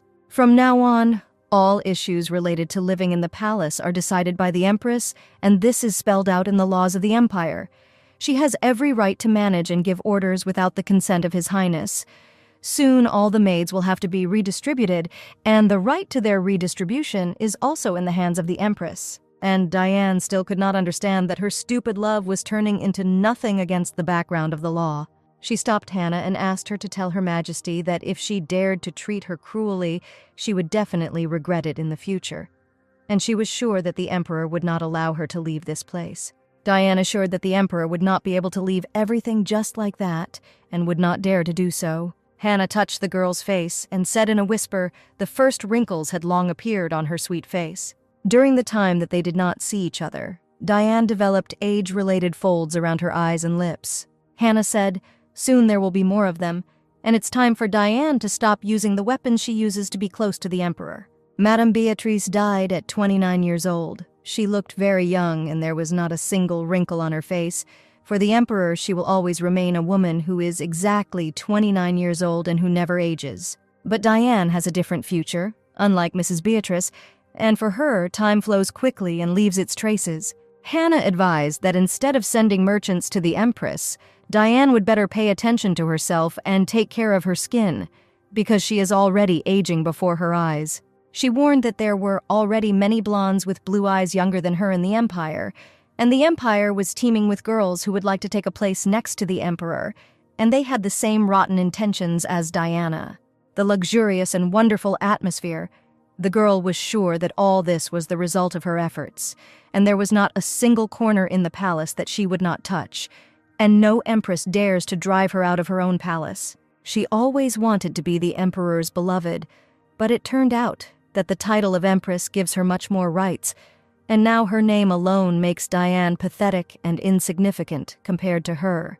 The girl was upset that she couldn't just take her place because it was very important to her.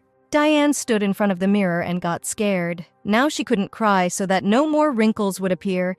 She had to smile and control herself. She loudly called the maid Lorraine and ordered her to urgently call a skincare specialist. Adele was in the library and carefully read a book with interest. The Valdor brothers came to her and politely invited the girl to have dinner with them.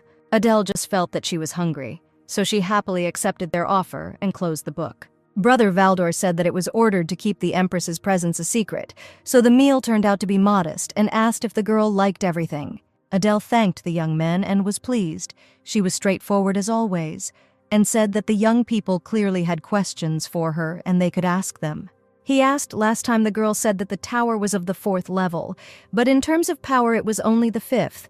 The Empress replied that she could handle a tower of the 5th level alone. If the bathhouse was of the 4th level, she could cope with its lower and middle parts, but struggle in it will be difficult alone with a more serious portal. She said that 5 years ago she accidentally discovered this method. Since then, the number 1 rule is to destroy the tower before it touches the ground. But there is one problem. There are very few such magicians capable of controlling the upward flow, so about half of these portals it is possible to destroy before descending to the ground, and the other half has to be fought after, and unless the striker falls and manages to destroy the ground, then in this case, it is possible to do without casualties. Adele shared that, unfortunately, it was impossible to cope with the tower, which had already touched the ground, and she did not find a single way that would help destroy the tower after contact with the ground. Lionel brought a map of the Egmont Empire. He held a small stone in his hands, straightened the map, and placed the stone at a certain point. And at that moment, Adele realized that all these red dots were actually marks of the places where the towers with portals were located. Lionel confirmed that all the marked locations are towers with controlled portals. Adele looked carefully at the map and was upset to see such a large number of towers. And this meant only one thing. The Egmont Empire was then no different from an ominous hell. Lionel said that now the Empire is really in a terrible situation and asked Adele to help the people. Diane took that conversation with Hannah to heart about her fading appearance. A maid came into her room and said that the Emperor wanted to meet with her. The young man did not show any emotions and looked quite serious, although he had never behaved like this before. Diane bowed her head at the sight of the Emperor and politely greeted His Highness. He noticed that the girl lost even more weight. Her face became pale and lifeless, her neck seemed as if it could break from a sudden movement, and the girl became even more fragile, like a person who had no vitality. The young man's soul could not calm down, and it became difficult for him to breathe just from the thought that he had fallen into a bottomless black sea. Diane was sure that the Emperor was definitely angry that the Empress was trying to kick her out, and he was very sorry to see the poor girl in such a state, so he came to console her. But the young man seemed no longer affected by Diane's manipulations, and he no longer reacted to her pitiful behavior as before. He asked if she herself had recently poisoned a merchant in the Empress's palace. Diane was surprised to hear this instead of the usual words about love and how much he missed her. The Emperor asked the girl again, who looked at him silently and did not understand what to answer. Diane understood that he was not here because he was worried, and then, to interrogate her, the girl began tearfully telling her version that the Empress's supposedly small budget was cancelled and sent the merchant only so that the Empress could buy herself dresses and jewelry. She admitted that she most likely acted stupidly, but she just wanted to help her, and she assured that she could not assign her the price of one horse and gave the merchant the amount that was initially determined. The young man said it was useless to provoke her and reminded her that Diane had said that his love was enough for her. He asked not to forget these words and reminded her that as long as the girl remembered them, he would be able to protect her. And he ended the conversation with unexpected words and asked Diane to vacate the Ivory Palace soon. He promised to prepare a place for her at home, since the Empress does not have the right to command in his palace. If the girl is not happy with this idea, she can always return to the Poitiers estate. Diane prayed that the Emperor would not abandon her and ask her to return back to her native land. The young man was very annoyed when Diane began to ask him not to leave her, and he asked her not to say that again. He said the girl was starting to look more and more like his mother, then he turned around and left. Brother Valdor informed Adele that the butler would show the girl to her room, and if problems arise, she could contact him at any time. The Duke wished her good dreams and said goodbye until tomorrow. Adele looked at the young men and kindly wished Lionel good night. Due to obsessive thoughts, the girl could not sleep for a long time after her arrival in Egmont. Quite a lot of new events happened. Adele needed to deal with the accumulated problems, and she did not understand how she could sleep peacefully after the news about a bunch of towers and portals that were infested with ominous monsters. Lionel couldn't sleep that night either. He got out of bed and saw the light in the Empress's window. Suddenly, a small pebble hit the window in the young man's bedroom. Lionel opened the balcony to see who did it. Adele stood on the balcony opposite and waved her hand to the Duke, who immediately thought that something was bothering the Empress. But Adele was interested in only one unexpected question: where she could get alcoholic drinks. A couple of minutes later, they were walking down the corridor together. The girl asked why the Duke was still not sleeping. The thought of her kept him awake, but the young man could not tell Adele the truth directly, so he tried to discreetly change the subject of the conversation and asked if the girl really wanted to drink at night. She lowered her eyes and admitted that she could not sleep, and for this reason she sometimes resorted to alcohol. They entered the room. Adele asked the young man to get a drink and said that she could sort it out herself, and he, if he wanted, could go to bed. The Duke asked what the girl preferred, and was very surprised to hear that Adele drinks pure, strong whiskey without ice or snacks. He said the drink was very strong, but Adele asked him to stop and not grumble. She asked if the young man wanted to go to his place or keep her company. Lionel refrained from drinking, but decided to stay with the Empress for a while. Adele picked up the glass and drank almost the entire glass in one gulp. She thanked Lionel and admitted that from the very first day of her stay here, she had to face hostility, the reason for which she did not even know. And thanks to him, the situation with the tower was somehow resolved, but the Empress was a little tired. Because of the flow of thoughts, she could not sleep, and so she decided to drink a little. Lionel said he may be crossing the line, but the girl is very smart about solving problems and he respects that. She thanked the Duke for his kind words, which actually made her feel a little better. Adele saw the portrait hanging on the wall and asked if this little boy depicted in the painting was the Duke. In the image he seemed more alive and energetic than now. His father often said that Lionel was a prankster as a child. He often had the habit of being a bully, which really annoyed his father, and Adele said that she would actually be interested in meeting him at that age. Lionel said that he was glad that he met her at this age, because if he had been a child, he certainly would not have been able to become an assistant to the Empress, and the girl laughed at these words. Ruddy cheeks, eyes reflecting the moonlight, the cold-blooded Empress who seemingly dominates the Empire, laughs because of such a small thing, and now in his eyes she looks like just a beautiful woman. Adele noticed Lionel's thoughtful face. The young man instantly blushed and looked away. For a moment the girl thought that the Duke began to look attractive, but it was likely due to the alcohol. She said that she was ready to answer one question that he would not dare to ask the Empress, the young man inquired.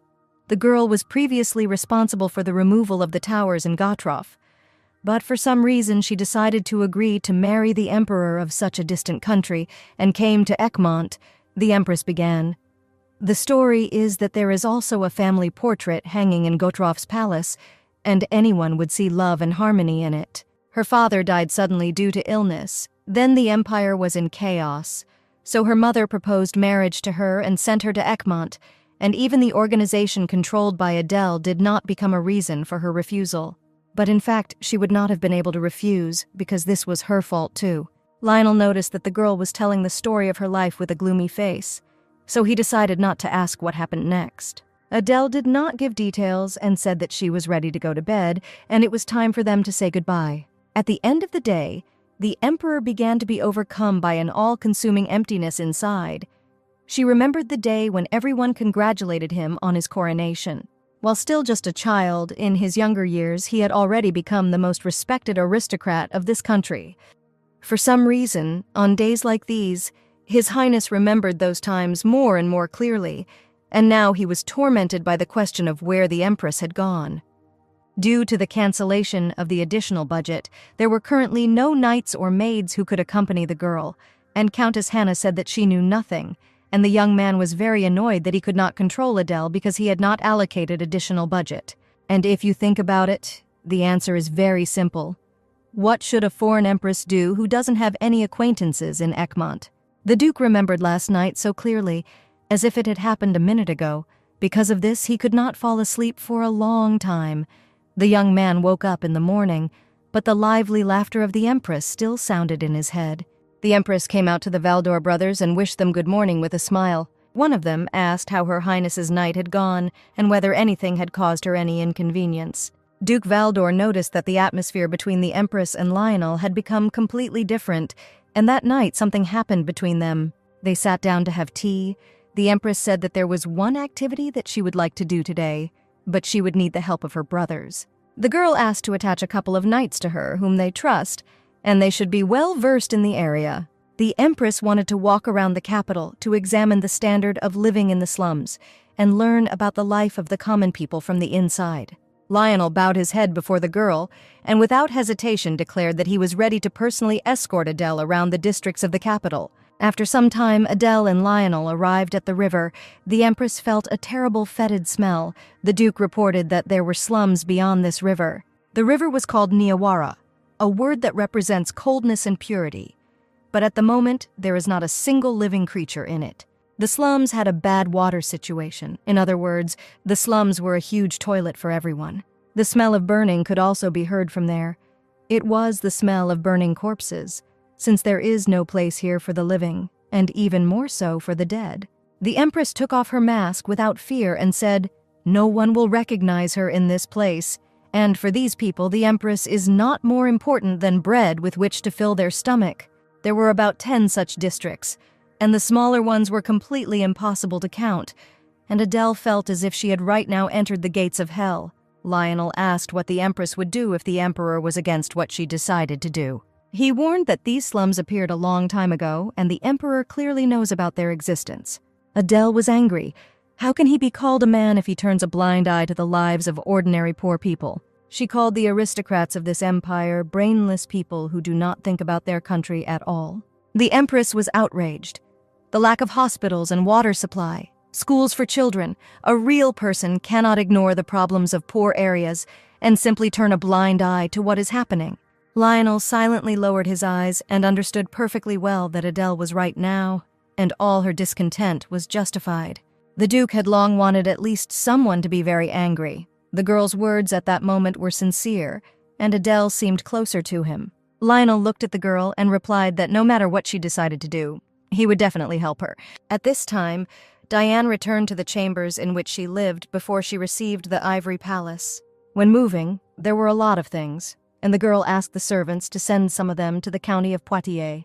It was the first day that she returned to the emperor's palace, but His Highness was in no hurry to visit the girl. Diane was not going to sit idly by and went straight to meet the emperor. One of the servants said that now the girl's status is only a guest of the palace and called her Lady Poitiers. She entered His Highness's room and saw a young man beaming on the sofa with a glass in his hands. Dina said the emperor looked worried. She understood that if he was worried about her, he would have come to visit in person long ago. But now his soul is tormented by the thought that Her Highness is in the Duchy of Valdor.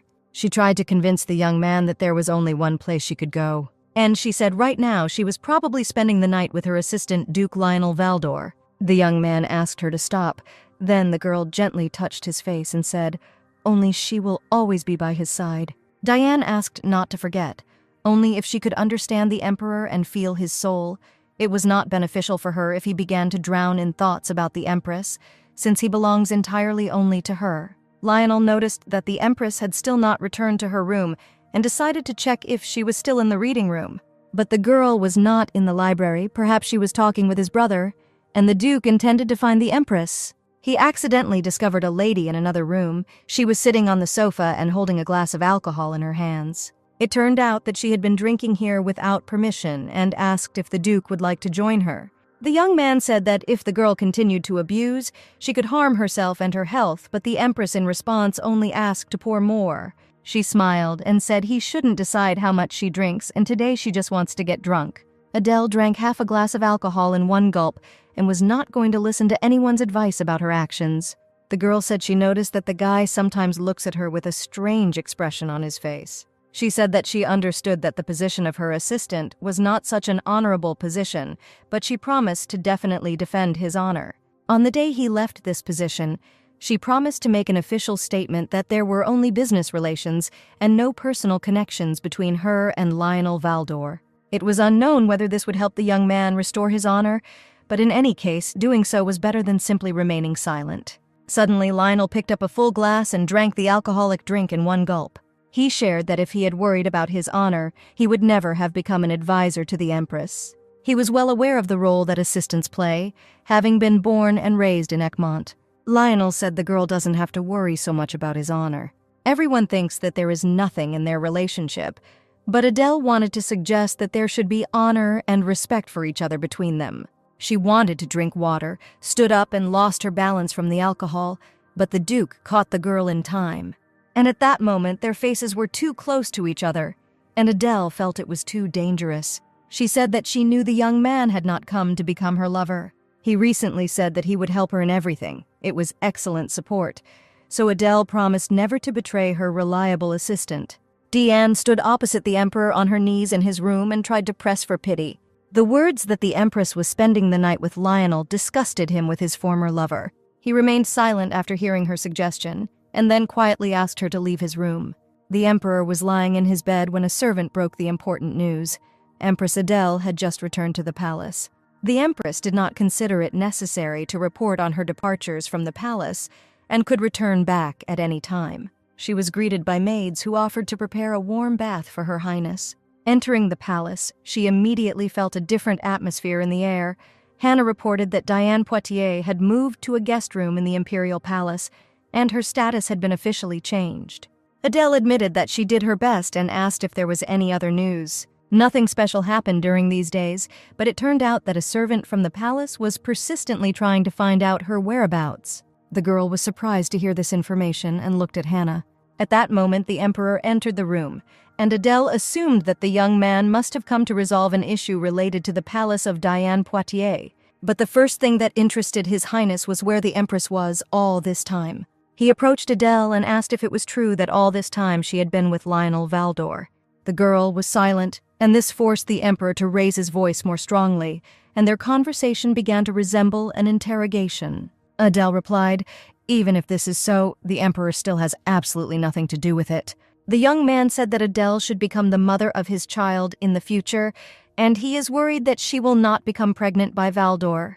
The Empress knew that all the young man's words were simple hypocrisy, and in fact, he deeply did not care about anyone. She came closer and asked if he really thought he could just take over and dominate. She asked the young man not to use cheap tricks and try to seduce her with something that she might like. And when she loosened her grip, he could quietly put the collar on her without Adele even noticing him. The emperor said that the girl should rest, and he would come to her later. The young man's behavior was strange, and the empress was surprised that he was just leaving now. Merchants stood on the threshold of the palace, but the maids assured him that no meetings or visits had been scheduled. Adele was sitting in her office. Hannah came to her and informed her of the arrival of the merchants sent by His Highness. The empress said she did not need anything and asked to send the merchants back. Hannah assured the girl that the emperor was not angry at their last meeting and left with a smile on his face. Adele spoke out. Nothing happened between them that could calm him down. Less than a week has passed since he canceled the budget, and this is probably another way to make fun of him. In this case, Hannah offered to buy gold with the allocated money, since the girl refuses clothes and jewelry. Adele had not considered this option, but she was very interested in this proposal. What was expected of Hannah was an idea worthy of an imperial palace manager, and it all cost more than the set amount of the extra budget. It seemed to Adele that this was not a gift, but some kind of mockery on the part of the emperor.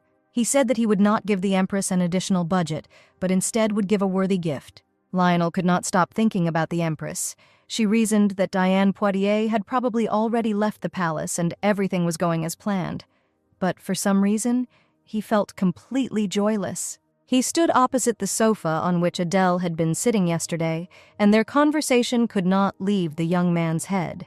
When she announced the search for an assistant, the young man immediately decided to apply in person and did not even allow the thought of sending another person. And in fact, from the first minute of their meeting, he was fascinated by the bright light emanating from her. He was sure that his desire and feelings would only tarnish the honor of Her Highness, and he decided to bury all his strong feelings deep inside before no one guessed about them. At least he has no right to betray her. Early in the morning, servants crowded under Adele's window, whom the emperor sent with the words that there were not enough people in the empress's palace. Yesterday he sent money, today servants, and this meant only one thing. He was definitely not going to allocate an additional budget. Adele wanted to send them back, but first asked Hannah if that would be a smart decision. Hannah also reported that Duke d'Espinay had sent a man to convey that he was requesting an audience with the empress. It was strange what this cunning man was up to. Adele asked him to tell him to come at any convenient time. The man soon visited the empress to ask how she was doing after the destruction of the tower. While drinking tea, the first thing he admired was that the girl turned out to be an excellent magician, and he was very surprised that day. He invited her to look into the order of magicians if Adele had free time. Adele asked if it would be strange if she showed up there unannounced. She had heard that the mages of Egmont were given ranks as soon as they took office, and if she started working, would she receive the rank or position of captain?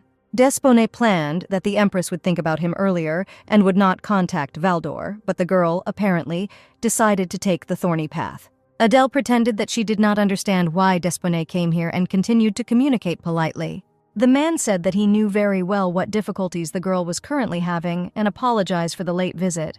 He unexpectedly announced that he would eliminate Diane Poitiers and that people who do not know their place should be gotten rid of. Adele decided to take a moment and asked why they had still turned a blind eye to the towers that someone seemed to need.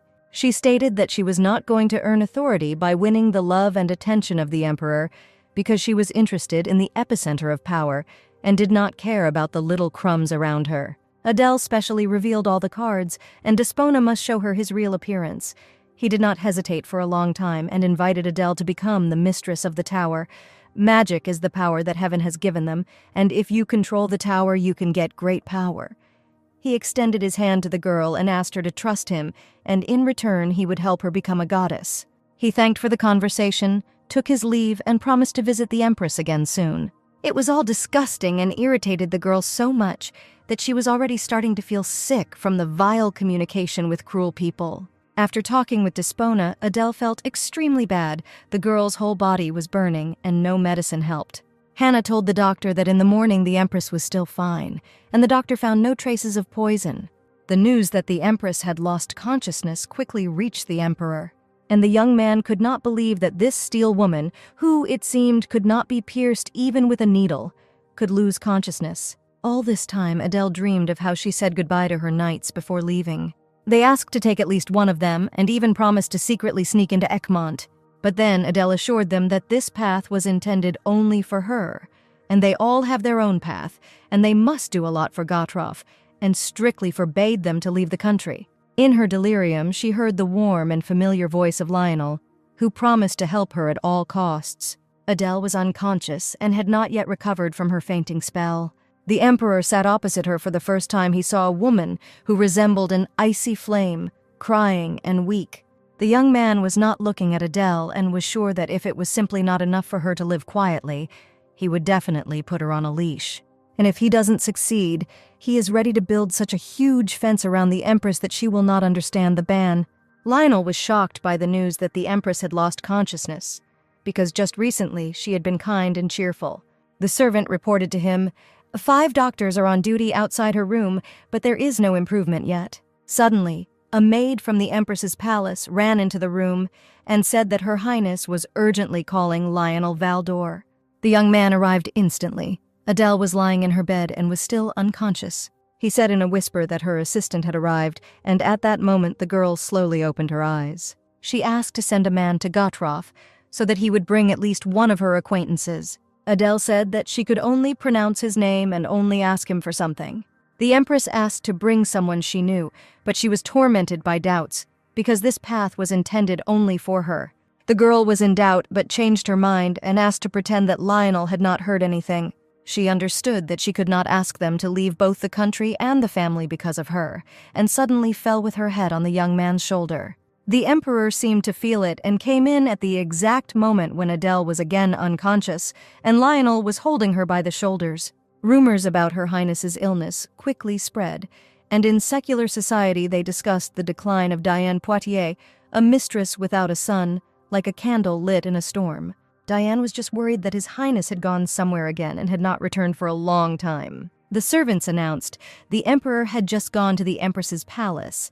Their dry response betrayed a different atmosphere, and now the servants no longer tried to flatter her. She stood opposite the door of the Emperor's bedroom and accidentally saw one of the maids coming out of there. But she had never met this girl in the palace before and knew all the maids by sight. She was confused by the fact that the girl also had blonde golden hair and blue eyes, for which the Emperor was so passionate.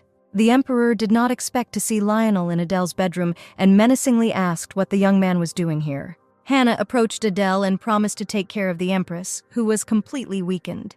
Lionel said that Her Highness called him to her. During the conversation, she felt dizzy, and he only held her so that the Empress did not fall. The Emperor was surprised why Adele called her assistant first and not someone else. Hannah reported that the Empress fell asleep again, and His Highness stood silently in front of the girl's bed for some time. An elegant face, wet eyes, and in such a defenseless form she appeared before this man. He wanted to know what Lionel was thinking about at that moment, and wanted to tear out his eyes right now, and intended to show who this woman really belonged to. The young man was about to leave the bedroom, but the Emperor asked Valdor not to leave, and he sat down opposite Adele and gently stroked her face. He asked to bring a wet towel. Hannah said that she could handle it herself, but the young man insisted that if Knight Valdor was the Empress's assistant, he could certainly do it himself. A few minutes later, Lionel stood opposite His Highness, holding a tray with a wet towel in his hands. The Emperor arrogantly took a towel in his hands and wiped it on the head of the girl, who still had a strong fever. All this time, Lionel stood behind and watched as His Highness deliberately did everything in order to get him emotional. He finished the procedure and said menacingly, "From now on, when the Empress is sleeping, Lionel is obliged to wait for her outside the door of the room. The young man threw the towel onto the tray in Lionel's hands and walked out of the bedroom. Lionel silently left the palace and was beside himself with rage. Opening his eyes, the Empress called him first, not the Emperor, and this meant a lot. He restrained himself from shouting anything back to the Emperor. He increasingly wanted to bury his passion deeper and not show his feelings anymore. But again, he was crushed and had absolutely no idea how to cope with all this. The servant informed the Emperor that he was unable to clarify the situation inside the Valdor estate and find out the necessary information. He said that Valdor and the Empress were in the slums across the river, and she went there specially with him, and Lionel Valdor became for him like a bone stuck in his throat. Diane was already waiting for the Emperor in the palace, and she made a special effort to catch his arrival. His Highness did not look at the girl, sat down at his desk, and asked what issue she was here for. Diane did not expect such indifference from the Emperor, but she remembered the reason why she came. The new maid came into the office to pick up documents that she needed to sort out. And it was precisely the new maid whom she had recently met coming out of her master's bedroom.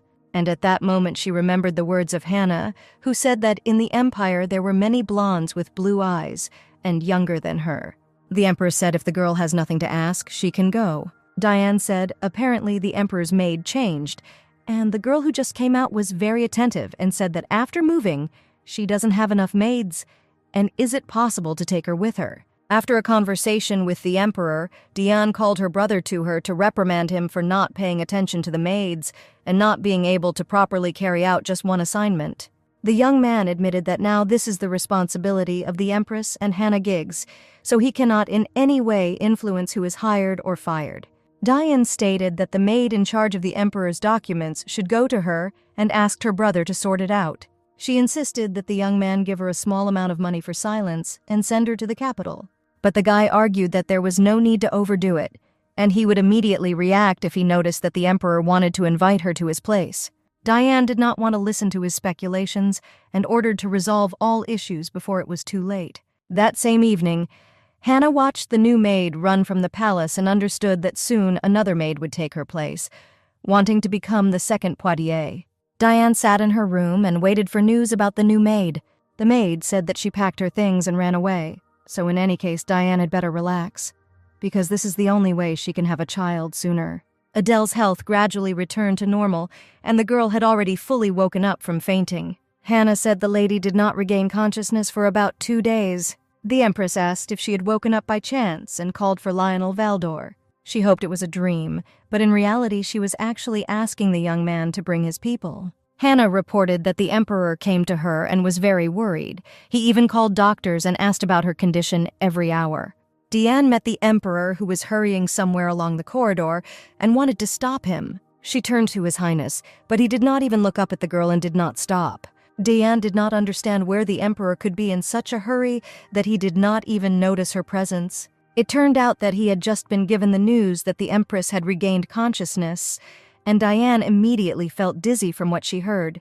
She understood perfectly well that the Emperor went straight to the Empress to see her, and was treating her in a very cruel way. The separation was inevitable, but that didn't make it any less painful.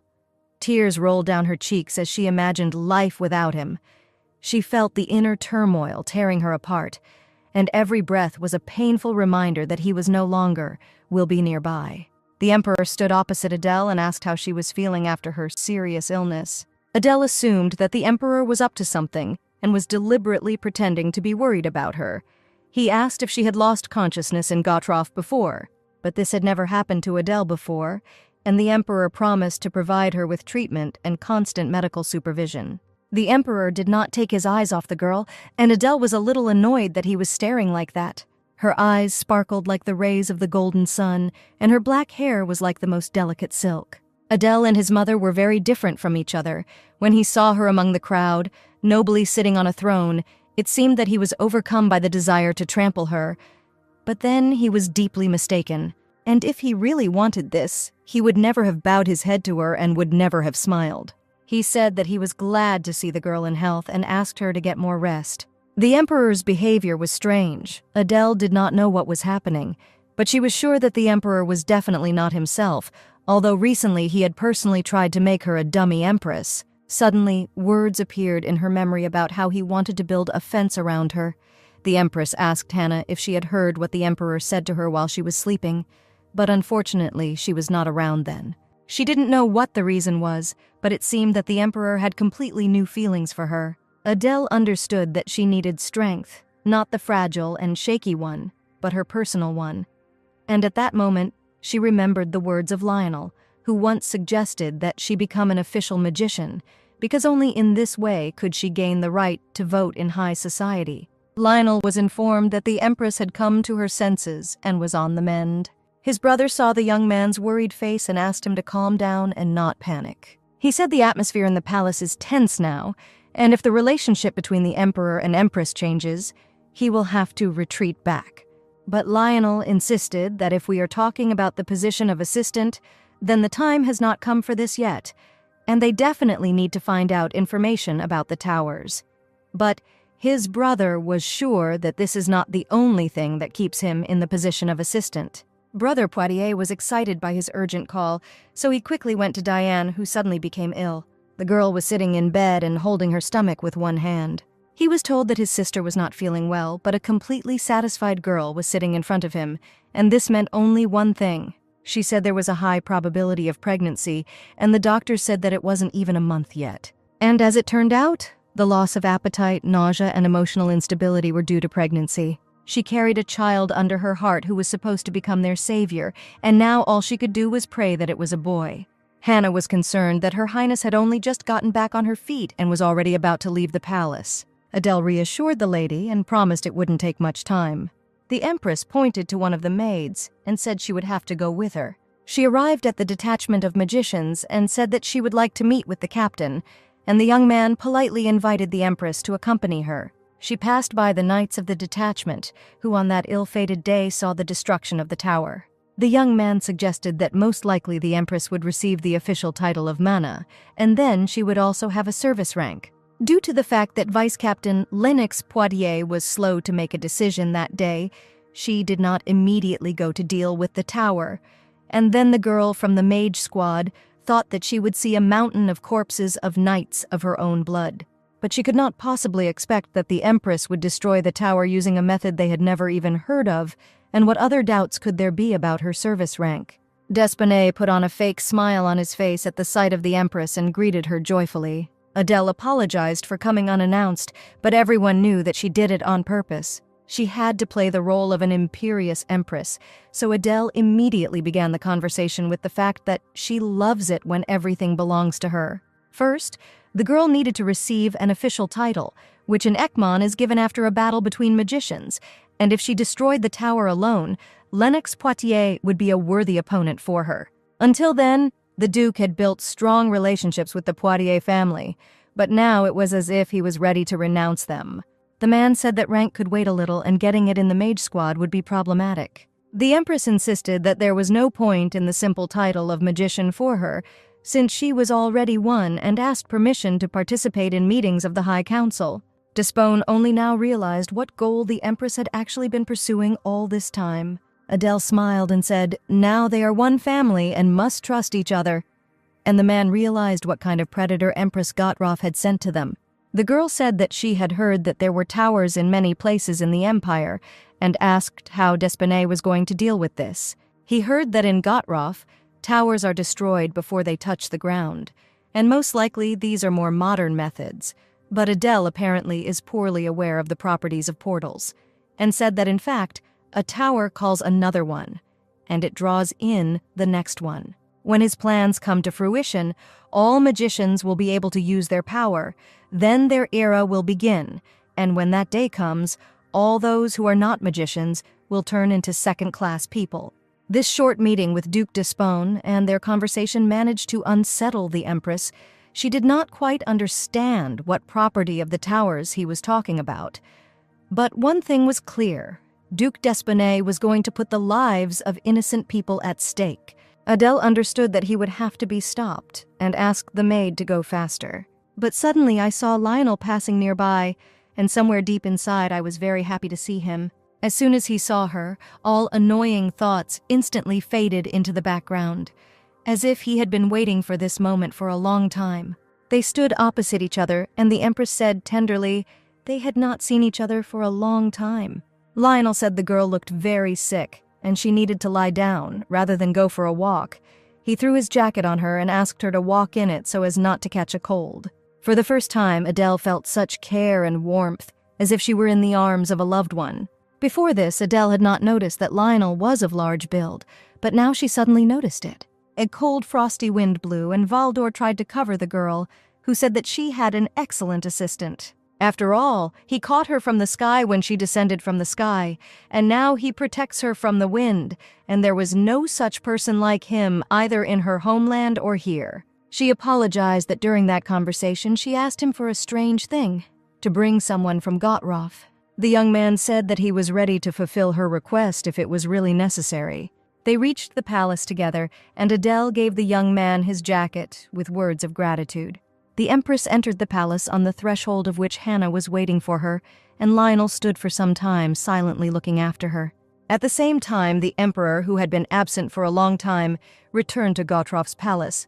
Lutio. He rushed to look for his sister, but the maid reported that a month after his departure on the occasion of the funeral, his sister left. The nanny admitted that Her Highness the Princess ordered her not to say anything to the boy. But she left him a letter, which the nanny immediately handed over upon his arrival home. Mother was glad to see her son return and proudly greeted the new emperor. He immediately decided to find out why she sent her sister to Egmont and did not even discuss this issue with him. She said Adele deserved more than to become just the mistress of an ordinary aristocratic family and asked for forgiveness for not warning her son, but he was sure Adele did not go there of her own free will. She always apologized to her brother, and when asked what she was apologizing for, she only answered with a smile. When she turned 14, despite her mother's protests, she decided to lead the Tower Resistance Organization. But Adele's mother expressed her opinion. The heir to the throne must think about his safety first, and the princess who created the resistance organization is putting herself at risk, so she must hand over her place to Lucio Gottroff. For this reason, Adele refused to inherit the throne, but for the princess who always lived with her title, this decision was tantamount to death. And then several people supporting her offered her a cruel solution: to destroy the prince. For a split second, Adele then thought about it. Although she gave up on the idea, those who noticed the fleeting doubt in her eyes caused an incident, and the weakness she showed in front of them became poison and almost poisoned her beloved brother. The blood of all the followers who supported Adele at one time flowed like a river, and the smoke of their burnt bodies filled the entire sky. And while she was in her native Gottroff, this would repeat itself over and over again. The sister had no idea that Lucio had known about everything for a long time, that his sister left Gottroff. This was the punishment she imposed on herself, and her last gesture of caring for her brother. He called Cain Knox and ordered to go to Egmont and find out how their beloved princess was doing, and if she was unhappy and did not want to stay there any longer, then he would certainly bring her back. Cain Knox honorably agreed to carry out the order of the young emperor and bowed before him. The emperor was sitting in his office and sorting out important papers when he was interrupted by one of the maids. Lady Poitiers was not feeling well and wanted to have a serious conversation, but His Highness was already pretty tired of her fragile body and weak voice. She took the emperor's hand, placed it on her stomach, and said that they would soon have a child. But even after these words, the young man remained silent and did not show any emotions at all. Diane held her breath and could not understand why the emperor was looking at her so strangely. He asked how reliable the information was and whether the doctor had already confirmed it, but they only said that the symptoms were very similar to pregnancy, and the exact result will be known only in a month. She tried to take the young man's hand and asked if he was not at all happy about the birth of their child, but he dryly replied that he was glad, turned around and went about his business, leaving the girl alone. The emperor's own mother, Beatrice, met a cruel end having given birth to an heir to the throne. She was never recognized as the mother of the emperor. After giving birth, her child was immediately taken away from her mother, and she didn't even really see how he grew up and did not participate in his upbringing. His Highness always felt sorry for his mother, so Diane was sure that the emperor's attitude towards her would be completely different. But now clearly I understood the whole bitter truth. The emperor called a doctor, who claimed that he had prescribed the medicine many times and it always had an excellent effect. He was not sure of the diagnosis and argued that the preliminary diagnosis may well be incorrect. The young man was confused. What would the Empress say when she found out about this? Her already weak position would be shaken even more. If this happened, he would become her only support, and perhaps this was a chance to change her mind about everything. The Duke of Desponnay summoned Brother Potier to him for an important conversation. He knew very well that if it weren't for him, these two would have lived a completely different life decades ago. He met Poitier's brother and sister on the territory where the tower had to be destroyed. By luck, he witnessed the awakening of Lennox's powers and decided to take in these children who had lost their parents. Lennox's magical skills were excellent, and he played a big role when it came to taking control of the Order of Magicians. And Diane, thanks to her intelligence and attractive appearance, was able to cope with the sensitive nature of the Emperor and take control of him. But now Diane's usefulness has become less, as they say. She was an annual flower, and His Highness's sympathy for her has noticeably faded. He asked if the young man could defeat the Empress in one-on-one combat, and the young man said that he was ready to go into battle even now. The guy suddenly announced that they had good news. His sister Diane was pregnant with the Emperor's child. This was excellent news for the Duke of Despont, and he was very happy to hear it. He said that he had no doubt about Lennox's skills, so there was no need to spoil Her Highness's mood. The man suggested that it would be better for Diane to return to the palace, and that the expectant mother should be in comfort. Desponnay knew that the Emperor had a complex about his pedigree and would not have fathered a child with a commoner, and it was unlikely that birth control had been suspended. Adele was worried that Hannah would scold her for going out, but the lady was silent for now. She was lucky then to meet Lionel on the way, and if he had not borrowed his jacket, her condition would have clearly worsened. Suddenly, she remembered the warmth and his reliable broad shoulders that protected her from the cold wind. But she was always the one who protects others and never needed anyone's help. But to be honest, she was pleased to receive care from him. Hannah asked where the Empress was, and she replied that she had seen the Duke of Desponnay. She asked Adele to be careful with this man, because he once took the orphans of Poitiers and sponsored their lives all this time. Adele was handed the document from the leadership department and asked to hand it over personally to the Empress. It said that they wanted to rent the Ivory Palace, but the amount for rent was huge, and it was not clear how this could happen. And every time hard times came, Adele for some reason immediately remembered Lionel. She asked to urgently call an assistant and apologize for such an unexpected visit. The documents were brought only an hour ago, but the young man was already aware that they wanted to rent the Ivory Yard for a long time. The young man reported checking the information of Lennox Poitier. It turned out that after the meeting with the Duke of Desponnay, he immediately went to the management department, so Lionel was sure that he allocated the funds for the rent, but most likely after he was going to withdraw this money, as the financial management department is located under his leadership. It seemed impossible, but Duke Desponnay, as it turned out, had deeply planted his rotten roots. Adele noticed that Lionel's eyes were filled with warmth and kindness towards her, and this warm, caring look seemed familiar to her. The Empress suggested that Diane Poitiers was most likely pregnant, and it was for her that Desponnay wanted to rent the palace. Lionel's heart ached as if someone was pouring salt into the wound in front of the Emperor, who took the place next to her while she was sick. He was useless and had to just watch. But really this time he couldn't do anything. Adele had no intention of looking like a woman who was frightened by this news, and she couldn't act as if she urgently needed to give birth to an heir.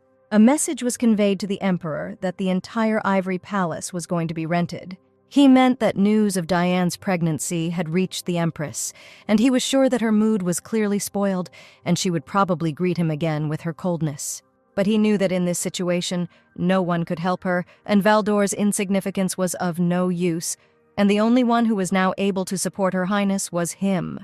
Hannah thought that after the news about Diane's pregnancy, Adele would obviously become ill, but the girl looked great. The Empress took the lady by the hand and asked why she looked so upset, as if something irreparable had happened. She wanted Hannah not to worry about her and not to apologize in any way for her mood. Adele was the Empress of Egmont, simply the wife of the current ruler, and this title did not oblige her to become the mother of an unborn child. She was sure there was no need to worry about the Emperor's concubine becoming pregnant. This outcome of events was predetermined. There is no need to cause a commotion, but being an empress, Adele could not avoid her duty to give birth to an heir. And on that wedding night, when she was not overwhelmed by all these feelings, Adele would hardly have been able to fulfill her obligation. The emperor saw the empress standing on the balcony and noticed that even after hearing the news of Diane's pregnancy, Adelaide was still determined and steadfast. After some time, the girl had an appointment with the emperor, and from the very first minute, he did not stop looking at her intently. He suddenly asked her out loud to look at him and asked if she had probably already heard the news. The emperor asked her not to worry about this, and these rumors should not bother her. The young man sat down on one knee and said that only Adele's child would be his heir. Therefore, they need to improve relationships with each other and move to a new stage. He asked her to send Lionel Valdor away and not to visit such terrible places as those slums again. The emperor suggested that she wanted to see how the people lived, but in fact, the indigenous people of Egmont did not live there. Adele believed that slums and people living in such conditions should not be simply abandoned. And if you destroy the towers and return them to their homeland, no one will want to settle in such a terrible place. Lionel Valdor once said that to get rid of slums, you need to destroy the towers. He asked the empress if Valdor had asked her to tell this to the emperor. But she herself expressed a desire to go to the slums. She saw how bad the conditions were, and they say there are countless such areas. Adele said confidently, "We need to destroy the towers." From her earliest childhood, the empress praised Lionel Valdor and his nobility, and the little emperor only heard about his excellent pedigree and outstanding abilities. The towers were the basis of his power, and the aristocrats would never have obeyed him if it weren't for these portals with monsters. If not for the towers, he would not have been able to gain recognition from the nobility, and Adele did not understand how he could consider this disaster as leverage over the people. The empress unfolded the map and asked to look at the marks. The map showed the range of each tower, and there were very few safe lands left. The emperor looked at Adele and continued to remain silent, pretending that nothing was happening. The girl was outraged. The emperor wants to send ordinary people to certain death. She assured that if he wanted to build his power on the lives of ordinary people, later it would all turn against him. The emperor did not understand. The lady just needed to accept his help and not drive herself into such a disastrous situation. He asked if Adele would really help in destroying the towers and wander through hellish places with such a beautiful face. Then she dealt with the tower alone. But it was a mid-level tower, and she was probably almost carried in her arms in Gottroff, and such places became just entertainment for her. The emperor said that the next time the tower comes down, let him try to deal with it himself, going to the very heat of hell. At the same time, a message arrived in the palace of Adele's mother that Cain Knox and Givlin Luhan had secretly arrived at the port, and His Highness gave them a letter. The lady understood.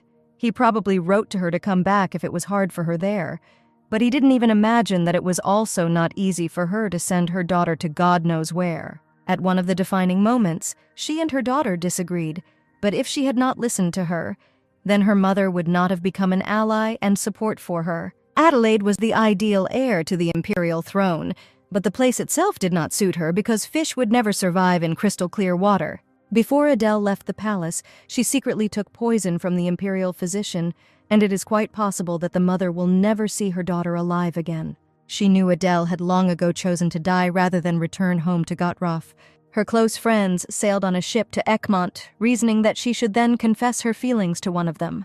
In fact, countless people asked her to stay, but she refused everyone, and only if she was overthrown could they bring her home. Caney understood that at the end of their journey, he would meet a girl who was so dear to his heart. Adele informed Hannah that she wanted to take a walk alone in the yard and get some fresh air. The lady warned that it was already starting to get dark and the girl should not walk alone in the dark. Oddly enough, Adele was very similar in character and behavior to Princess Elizabeth. In the end, the princess had to divorce Duke Valdor. Although it was a marriage of convenience, they were on excellent terms, but the princess soon left him. Only later did the true reason for their divorce become known. Duke d'Esponnay, and the emperor wanted to ensure that Elizabeth's husband lost political power by law.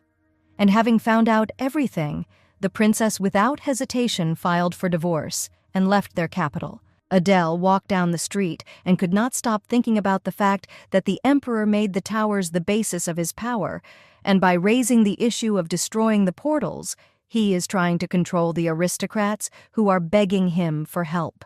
But there are too many towers to serve one single purpose, and there must be another reason. The Empress raised her head and saw Lionel, who, as always, arrived just in time. He asked where she was going, and Adele said that she wanted to take a short walk. And if the young man is going in the same direction, then they can go together and keep each other company. Suddenly, the young man again reminded that he was ready to go after those 3 people about whom the Empress spoke during her illness. Lionel's good nature was like a warm blade that gently plunges into the heart and exposes the most vulnerable, Adele said. She chose a very good assistant who constantly takes care of her. She said that these 3 were brave people who destroyed the towers with her. Kane Knox is the only son in the family. Due to the fact that this precious child destroyed the towers with her, his father came to her with one request at every opportunity, so that the young man would be expelled from the organization, but he was extremely good at destroying towers. The Empress asked where the jacket that kept her so warm the last time was made. She came closer to the young man and said that the jacket smelled pleasantly of perfume. But the next moment the girl herself didn't understand how she leaned over to smell his clothes, but quickly came to her senses. And their shadows, falling to the ground in the light of the sunset, seemed to be the silhouettes not of the Empress and assistant, but simply of a man and a woman. Dina came to the Emperor's office. He asked what happened and looked carefully at the girl. She said that she was returning to the Ivory Palace today and did not want her child to be illegitimate. Diane asked if the Emperor would like to come and talk to the baby from time to time. After all, it is very important for a child to feel the love of his parents, and she did not want the young man to abandon them. Suddenly, the Emperor stood up and looked menacingly at his former lover. He was angry. She constantly begs him about it, despite the fact that he repeatedly warned not to say such words. And he always said that a girl should be content only with his love and not ask for other benefits. Diane expressed her dissatisfaction on the day she was kicked out of the palace. He did not even come to her to find out how she was doing. She bowed her head on his chest and asked what she did to deserve such disrespectful treatment. But in an instant, he pushed the girl away from him and asked her to quickly leave the office. On Diana's way, she came across the same maid with blonde hair and blue eyes, and she was heading right to the Emperor.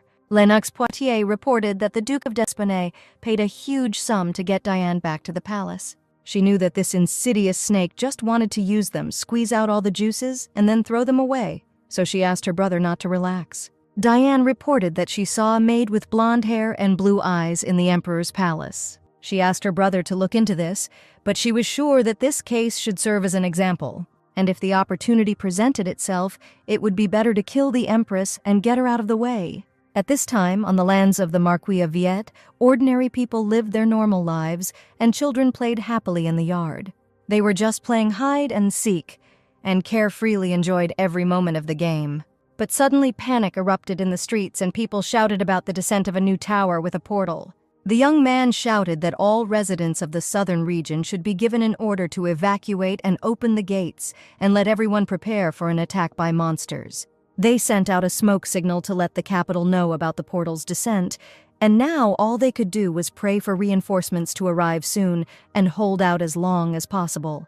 Duke d'Épinay inquired whether the Empress was greatly concerned by the news of Lady Poitiers' pregnancy. Adele knew how to win over such cruel people and thank them for their concern. Judging by the fact that he secretly paid the rent for the palace, the Poitiers family was also in the balance, and the man quickly decided to go over to their side. Desponnay knew that even if he initiated the Empress into the Order of Magicians, she could never be allowed to be present on the High Council, and he could not allow this woman to decide the fate of the towers. Adele said she was ready to receive the official title and get to work. Duke d'Esponnay announced that everything would be done soon, and Adele waited for him to admit that she would not be able to participate in the meetings. Hannah and the knight entered the living room door to report an important message. News came that a new tower had descended on the lands of the Marquis of Villette and that people were in danger. Duke d'Esponnay did not believe his words and asked again on whose lands the tower had descended. The man then ignored Kelvin's county and was going to go to the lands of the Marquis of Villette personally, and it was not clear by what criteria he was judging. The Duke said that every minute is important, but the knight said that first we must convey the order of the Emperor given to Her Highness. And Adele understood perfectly well that we were talking about an order to participate in battle. Desponnay was outraged at how the Empress could be sent straight to hell to the bloodthirsty monsters. Adele said everything was fine and asked if the man might have other reasons for being banned from participating in the fight. The troops that received the dispatch order quickly prepared, the 1st and 2nd detachments of the Imperial Guard, The first detachment of strikers and the first detachment of keepers were mobilized to destroy the huge tower of the first level. This was one of the most prestigious troops of the Egmont Empire, and the situation with the possessions of Kelvin, who asked to send at least one keeper, was completely different. Desponnet insisted that the Empress change her mind, because on the way it would be difficult to find accommodation for the night, and she would have to sleep in the open air. The man could not calm down and tried in every way to leave Adele indifferent. Adele laughed and said that she did not know where to escape from his care, and said that she was ready to go. She was not afraid that she would have to drive non-stop, and assured Lionel that everything would definitely be fine. Hannah approached her and with a worried face asked the girl to be careful. Without hesitation, Adele deftly saddled her horse and loudly ordered everyone to hit the road. Recently, in a conversation with the Emperor, Desponnet asked why he did not discuss anything and decided to send the Empress to the battlefield. The Emperor wanted Adele to go and feel everything herself, and she became convinced that the only place where she could feel safe was next to him. Hannah stood in front of the Empress's empty chair and thought she had experienced a lot while living in the palace, but sending the Empress to the battlefield was the first time this had happened. The lady was worried that everything would be okay with Adele and she would return safe and sound. Waiting for her in the drawing room was Lady Poitiers, who personally came to the Empress's palace.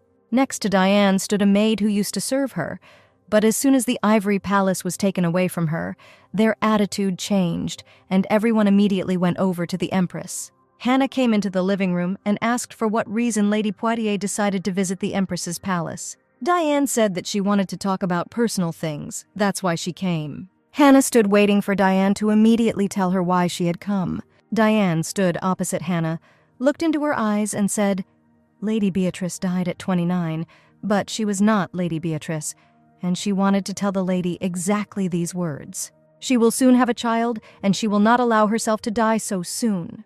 Diane threatened, "She will soon become the mother of the Emperor's child, and after that, the first thing she will do is definitely throw Hannah out of the palace." The young man noticed that Adele was an excellent rider and did not even show that she was tired. Lionel looked after the girl and saw in her a brave and courageous lady. They arrived at the place. Valdor first showed the Empress her tent and suggested that she was probably very tired on the road. She said Lionel might be free for today and also suggested that he go and rest. He ordered an officer to be in charge of the Empress's safety and to strengthen security. Lennox summoned his subject and informed him that there was one very important matter. He asked him to go southwest to the Viscounty of Rouen and then go to the place indicated on the paper and hand over the envelope. Lennox didn't think the opportunity would come so soon and was already looking forward to Diane thanking him for being such an excellent brother. Before their arrival in Viet's domain, the Empress, whom she hates so much, will already be lying in her coffin, and all responsibility will fall on her faithful assistant, Lionel Valdor, and this plan seemed ideal to him. At this time, refugees from other settlements flocked non-stop to the Grand Territory. Due to rumors that they were helping those in need, even more people began to arrive in the city. The area was already overcrowded and supplies were running low. Duke d'Espone was puzzled only by thoughts about himself and his wealth. There was no thought about this country in his crazy head. He did not want to shoulder the burden of the throne, but at the same time he wanted to have the same power as the Emperor, and a puppet of this terrible the man was the Emperor himself. The lady informed the subject that she was heading to the capital and asked him to prepare everything necessary. The squad of magicians soon approached the tower and entered the magical radius. The magic radius was the area of influence of the power emanating from the tower, and once the magician entered there, he could use the energy emitted by the portal. This area corresponds to the territory in which monsters can exist, since they are only found where there is magic. Adele has always felt the feeling of freedom that arises when you enter the radius, and at the same time made you feel guilty. Lionel entered the tent and asked if everything was okay with the Empress, who was very comfortable. While sleeping, Adele felt like her limbs were shackled. The girl could not move from her place, and it was not just sleep paralysis. It was a force that pressed on her and did not even allow her to move her fingers. Suddenly, she saw a man in front of her, holding a blade in his hands and looking straight at the Empress. Adele stood up abruptly and grabbed the stranger by the throat and said it was necessary to find a better magician for such an important task.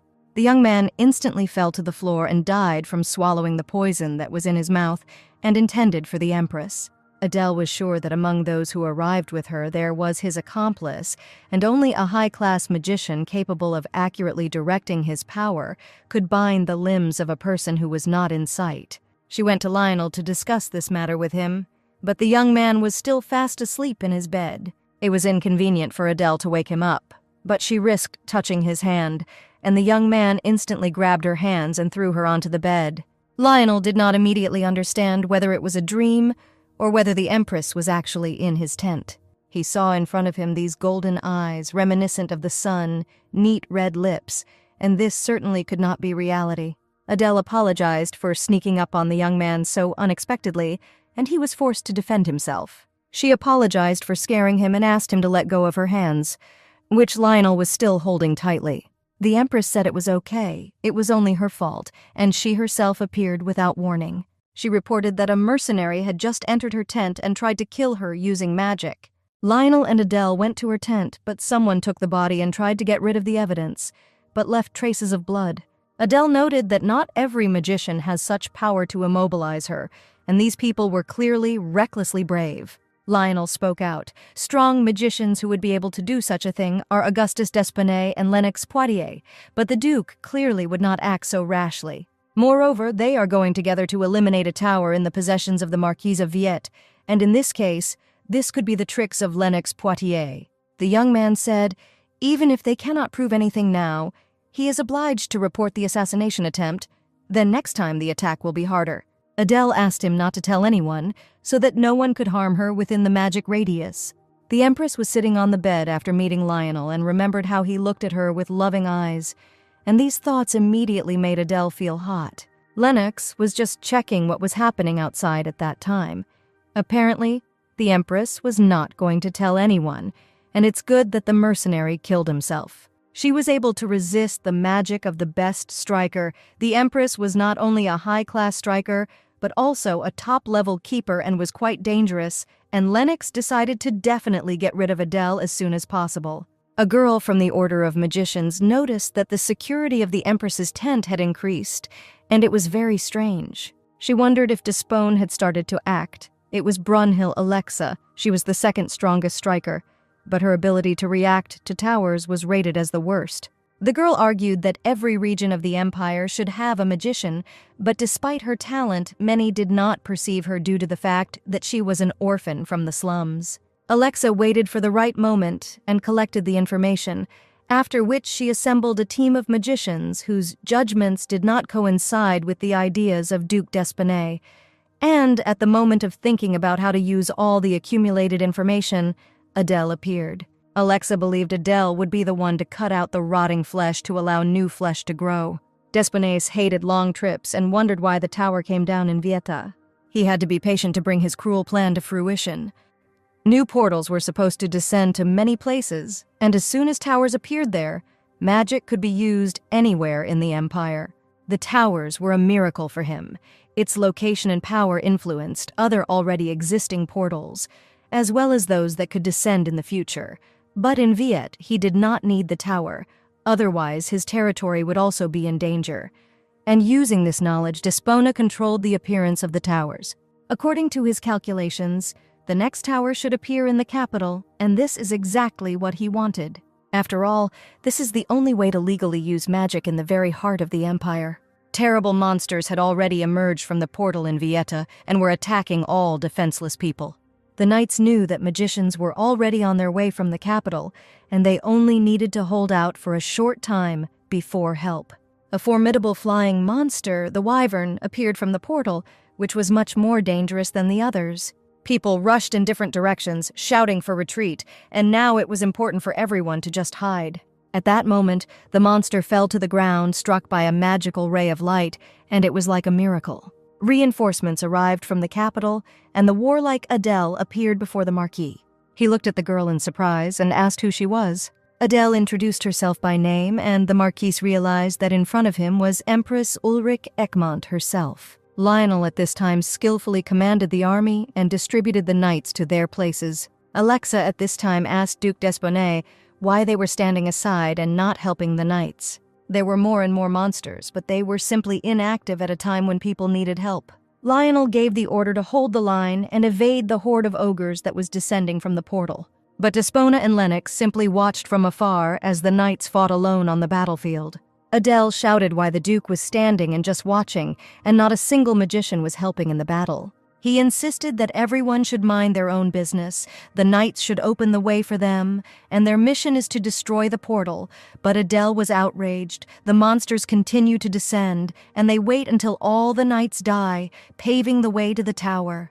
The knights died before her eyes, and the Empress did not care about their senseless strategies. And she saw very well that, in fact, they had never really felt a real desire to destroy the towers. Adele jumped off her horse, and Lionel shouted, "A girl shouldn't do this, and it's very dangerous here." She shouted that she would hold back the monsters, and let him take care of them, and clear the way to the tower. She knew if she used this technique it would be hard for her, but there was no other choice, and Adele could no longer sit back and watch innocent people die. Through the enhancing sword, Her Highness's magic seeps into the ground and is directed towards the monsters. At this moment, all the monsters froze in place and stopped moving.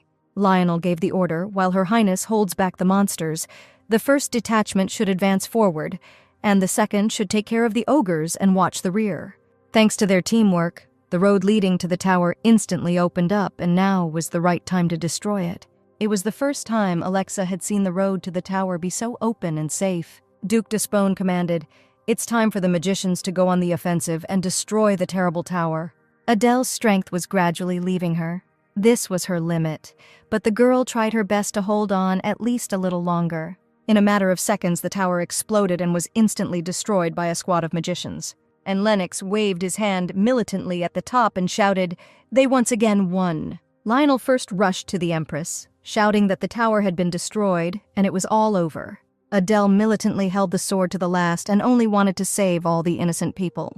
She was never able to get to her feet. Blood gushed from the girl's mouth, and it was clear that Adele's vitality was running out. Lionel managed to run up and hold the Empress, who collapsed to the ground unconscious. He shouted the Empress had spent too much energy, she had internal bleeding, and something urgently needed to be done.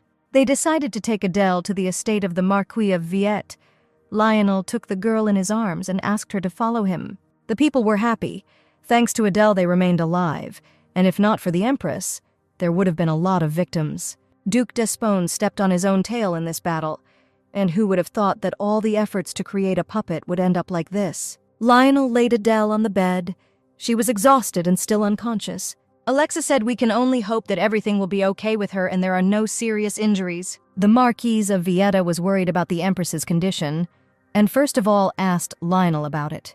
When he heard that Lionel had become an assistant to the Empress, he thought that their family had been driven into a corner, but apparently he was wrong. The doctor informed that for now the Empress should eat light food and get plenty of rest. He promised to prescribe medications for recovery while Alexa listened carefully to his instructions. Lionel approached the doctor and menacingly asked how the Empress was feeling. The young man knew how to instill fear. The doctor replied, "There are some internal injuries, but nothing threatens her life. A good rest will soon put her on her feet." The Marquise approached Lionel, who was very worried about the condition of all the people who helped them in trouble. She said that the young man should also rest, and clothes and a room had already been prepared for him. Lionel thanked him, but intended to guard the Empress until the adjutant arrived. Many said that he became an assistant only to achieve political goals. But looking at everything that was happening, it became clear that this was not the reason. The Marquise asked the maid to take the necessary things and follow her. She was very surprised to see knights near Adele's door who wanted to know about her well-being. These people came here to save their lands, and the Marquise was grateful to each of them. She said that a decent dinner had been prepared for the knights, and the beds were warm and they could go to their places and rest. Duke Despone was furious at the thought that because of what had happened, all the knights would side with her and all the aristocrats who feared the towers would support the Empress and Valdor. He urgently summoned Lennox to discuss how to proceed. The Duke called the young man closer and whispered that they urgently need to remove this vile Empress. To the northwest of Villette's domain, there is a slum about an hour's drive away. He asked to send a person there, even if the Empress is a skilled magician. Her body is now weakened, and she cannot use magic, and a good mercenary must cope with the murder. After the previous failure, The Empress and her assistant will be prepared for a second attempt. The Duke was sure that now it would never occur to anyone that someone would try to kill the Empress again, and was going to make it look as if she had not recovered from her injuries and had died. At this time, the knights were sitting at the dining table and discussing how heroically the Empress dealt with the tower. Lionel entered them and asked for a minute of attention to appoint those who would guard the Empress's chambers. Suddenly, all the knights unanimously raised their hands and expressed a desire to help. He asked Henri Jacal to select those who were in good condition and post knights near Adele's room along the corridor and terrace. He also gave the order to find out who is now in the Marquise's estate, and if anyone behaves suspiciously, be sure to detain him. Her Highness is unconscious, and therefore the people who tried to kill her will consider this an excellent chance to attack again. At this time, the maids were attacked, and a stranger in a cloak stood opposite the main maid and asked her to be quiet. One of the maids saw the horror of everything that was happening and could not utter a word out of fear. In the cloak was an unfamiliar girl who saw the maid and was preparing to carry out her cruel plan. Lionel met the maids, who apparently came for their work shift. One of them said they were ready to go, but the head maid was not among them. Lionel did not pay attention to the green-eyed, dark-haired girl, whom he definitely saw for the first time among the maids. He asked if one of the maids looked strange and if anything had happened during this time. He asked again if there were any problems and wanted to see the reaction of the new maid. Adele's breathing was smooth, and her condition was gradually improving. Most importantly, there were no complications, but for some reason Lionel had a strange feeling. The maid said they had to change Her Highness's clothes and asked Lionel to wait outside. The young man reacted to her request with caution, but still decided to leave the room. As soon as the door closed, the green-eyed maid whispered to the other girl to remain silent, because she perfectly understands what could happen to her if she even tries to scream. The girl prepared a poison in advance, which, when it enters the body, causes an increase in temperature and slowly kills from the inside, and no one will even suspect that Adele was killed. Lionel was vigilant and deliberately left the room for a while and continued to look for the head maid. At that second, one of the knights was running down the corridor with important news. They had found a body that supposedly belonged to the missing woman. Lionel opened the door with his foot and saw the maid holding the Empress's head, preparing to give her poison. The maid screamed. The stranger killed the head maid, and she urgently needs to be captured. She knew that the guards would be strong, but she could not imagine that her escape route would be blocked, as if the knights were waiting for an assassin to come. The girl had nowhere else to run, and Lionel was already standing behind her and asking her not to move. He grabbed a girl in a maid's uniform and asked her to answer questions about who gave her the order to kill the Empress. The girl knew that if she was caught alive, she would be tortured until she was killed, and she deliberately swallowed her poison. And within a couple of minutes, she was already dead, and Lionel would never know who sent her. The Marquise of Villette ran out into the courtyard and began asking if someone really wanted to kill the Empress in their palace. Duke d'Espone ran into the courtyard, outraged that someone dared to attack the Empress. He was trying to find out how the maid's clothes ended up on an unfamiliar girl who secretly entered the palace. The Marquise tried to prove that although this girl looks like a maid, she does not work for them. The Duke tried to put pressure on the woman, assuring her that her words did not matter in this situation. And as the eldest of the imperial family, Ulrich could not leave everything just like that. One of the maids turned to the Marquise with the words, "The senior maid was killed and died." Her wife brought her from the Jackson estate, and this girl became almost family to the Marquise, so there was no point in killing the Empress in her own estate. D'Espone did not want Valdor to delve into this matter, but the young man insisted he is Her Highness's assistant and responsible for her safety on this trip. So he interrogated everyone personally and will find out who is behind all this. D'Espone was angry. He paid so much money, and Lennox still cannot get rid of the girl who lies unconscious. As you know, Valdor strengthened the security, and fortunately the killer committed suicide and did not give up. D'Espone implied that Lennox could well have tried to harm the Empress in secret, but the young man insisted that he would never have done such a thing. And if Diane's word becomes more important to him than the Duke's, it will be considered a betrayal. Lionel informed the maids that he would briefly visit His Highness and find out about his state of health. The young man was actually very exhausted because of all the current situations and was very worried about Adele. The Empress reminded him of a raging, full-flowing river, and while she was near her, the raft that held him began to move away and eventually was carried away. He thought that he should probably give up the position of assistant. Sweat appeared on the girl's forehead, and he remembered how the emperor wiped her forehead then. But he was just an assistant and had no right to it, however. Could he take a place next to her just because of his title? Suddenly Adele, in a gentle voice, asked the young man to sit closer and looked at him with concern. In her delirium, for some reason she constantly looked for Lionel and called him for help in the dark, endless darkness. He always came to her at the first call, and her heart, which had sank with anxiety, began to beat again. Adele told the maid she needed to talk to the minister and asked to be left alone. She asked how many days she lay unconscious after the destruction of the tower. Adele admitted she used strong magic, and if it helped, it was worth it, and Lionel himself would have done the same. Lionel reported that 10 people were killed, 23 were wounded, but only thanks to the Empress, many knights remained alive. Adele was worried that the casualties could have been avoided, and she should have intervened earlier. And at that moment, Lionel thought Gottroff's people would probably shed tears for allowing such a man to leave. Lionel said that they tried to attack the girl at night. He still thought that Lennox Poitiers was behind all this, but this time the Duke of Desponnay was to blame. He reported that the mercenary committed suicide. He did not have time to interrogate him and ask for forgiveness. Adele said it was good that the assassination attempt had been thwarted and thanked Lionel for his service. On the day of departure, the emperor thought that Adele would be excited and scared. Even though she was a magician, she was still born with the title of princess. But at that moment, on the contrary, a vital sparkle appeared in her eyes, and the empress was relaxed.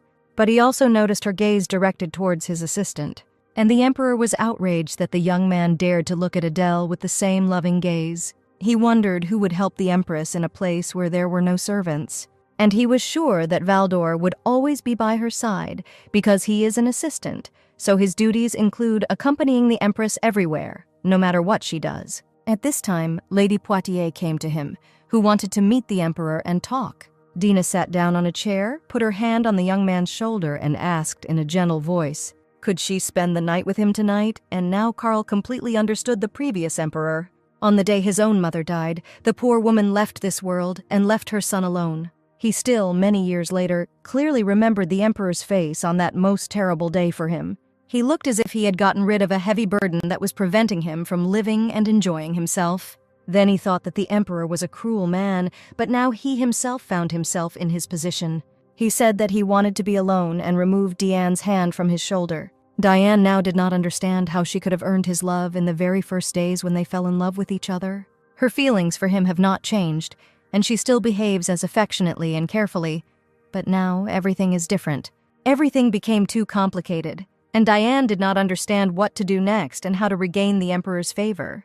She left the office and saw a maid with blonde hair, an easy gait, and a slender physique. Diane was frightened the emperor could well have found himself another younger girl and stopped loving her. She ordered the maid Lorraine to bring this girl to the Ivory Palace to talk in person. After some time, the maid sat with her hands tied on a chair and did not understand what was happening. She cried and tried to find out why they were doing all this, because she could just say it and she would improve. Diane stood in front of the new maid and looked into her eyes carefully. She asked to be called mistress from now on and ordered the girl to be more attentive in future. The servant knocked on Hanu's room at such a late hour, and it became clear that something had happened. Hannah immediately went to the emperor and asked to save the poor girl whom Diane had locked in the Ivory Palace. She said that only His Highness was able to save the maid, and so she immediately came to him. He asked again if someone had really kidnapped the maid and locked her in the basement of the Ivory Palace. Hannah said that even if she made a mistake, she should be punished according to the rules. The feeling that the emperor felt for his own mother could not be called love. It was only compassion. This feeling can disappear due to greed and hard-heartedness, and only strong-willed people fully care about those to whom they once showed that same compassion. But the emperor was not that kind of person. Perhaps His Highness had already begun to look for an excuse to get rid of his burdensome burden. And if after searching the palace they failed to find anything, Hannah promised to bear responsibility for it. Diane at this time continued to mock the poor maid, trying to show who was in charge. She took the girl's face with her hand and asked if she really slept with the emperor and had a close relationship with him. Diane shouted that she knew the girl was hanging around him on purpose and asked him to tell the truth, but she assured him that this was not the case. She mercilessly cut off the girl's hair and warned that next time her neck would be under the knife. The maid shouted, "The emperor was heading here." Diane ordered the lights to be turned off urgently and quickly went to bed. The emperor went into the basement and found a lock of long hair that clearly belonged to the maid. He entered Diane's room. She looked at the emperor with sleepy eyes in surprise and asked what brought him to such a late hour. The emperor asked where the maid from the imperial palace was, but Diane pretended that she did not understand what she had to do with it. The young man asked, in that case, where Diane's nightdress was and why she was lying in bed in her clothes. Moreover, this lock of hair clearly did not belong to her, and the emperor asked whose hair these locks were. Diane was indignant. Did the emperor really suspect her of something and act in an ignorant manner? The emperor said that from this moment on, he takes away from her all the powers that he himself once endowed. But he knew very well that she continued to use them in secret from him and disobeyed his orders. Therefore, he was no longer going to remain silent and asked the girl not to forget who she was and to whom she owed it. He turned and left the room while Diane looked after him with eyes full of tears and despair. At this time, the situation in the possessions of the Marquis of Viette, which had turned everything upside down, began to stabilize. Everything was thanks to the fact that the Empress personally visited the couple and asked them not to worry about what happened. Adele laughed. A person who is of higher status is always an unwelcome guest. Due to the lack of evidence, Lennox and Despona managed to hide traces of the crimes. But this incident gave Adele something much more valuable. She received trusting glances from all the knights, but now for some reason she felt strange. All the young men did was worry about the Empress's condition and tried to help her with all their might. They seemed like puppies wagging their tails endlessly, and Adele found their behavior strange. But nothing can be done, and the Empress decided to play along with them. She said that only thanks to the Knights of Egmont she would recover much faster. A beautiful lady with golden hair arrived in the Duchy of Valdor and immediately met a familiar servant. Golden curly hair, a confident expression, and a relaxed smile. Lord Valdor immediately noted that the lady had not changed at all. And even when she left this house, this strong woman retained her face and status. He greeted the Duchess of Grand, who was once part of this duchy, and his dearest person. Duchess Grand said that she heard how his brother, the minister, became an assistant to the Empress. She always considered him an unconventional person, but she could not even think that he himself would respond to this position. The lady admitted that she could no longer stand by and watch everything that was happening. She felt as if she was trying to fill a jug with a broken bottom. She tried as best she could, but so far no one is fighting the root of the problem. The vicious circle continues. The Duchess admitted that confronting Carl and Despona turned out to be a real test for her. But now she has more. There was nowhere to run. Fires started in some parts of the Grand Forest. Refugees lit fires trying to escape the cold. But these people did not care whether they died from punishment or from the cold. And only after escaping did she realize that there was no place in this country where she could hide from all the problems. For Elizabeth, marriage and divorce from Valdor were also a kind of attempt to escape. She did not even want to see Charles, let alone resist him, as if she was trying to maintain some kind of invisible wall between them. A servant entered the office and handed Valdor an envelope that the minister had personally sent to him. The letter said that Her Highness had finally put Elizabeth's arrogant uncle in his place. The girl smiled and thought, the Duke must be furious now, and he doesn't even know that he will have to see the face of his beloved niece again. Duke d'Espernay was irritated by everything that happened around him and contradicted his plans. He assumed that Adele was deliberately coddling with the knights in front of him, and understood that in front of him was a rather cunning woman. The Empress asked Lionel if a hole had appeared on her face from the close attention of Duke d'Espernay. She didn't understand how someone could stare at someone for so long and not be at all careful. Lionel gave the Empress a box with small pieces of paper that were intended to test the poison and asked her to be careful. Adele understood perfectly well that after all the assassination attempts, she would definitely need this and hid the box under her cloak. The Emperor received a message that the criminal entered the Empress's chambers and tried to kill her. After a failed attempt, the attacker committed suicide, but the Empress decided not to make a problem out of it. The Emperor was surprised who dared to do this. He sent her on a trip to make this woman feel helpless, but not for her to experience this. And how could the guards allow this to happen so that the killer could enter her room? In society, people were discussing the recent return of the Duchess of Grand and the reason for her arrival. The people of the Empire expected the majestic return of Her Highness from the battlefield, and they said that she was the strongest magician. The gates were opened, and the knights and magicians returned, having bravely destroyed the tower in the Viet domain. Adele waved to all the people and was grateful for their appreciation, sincerity, and trust.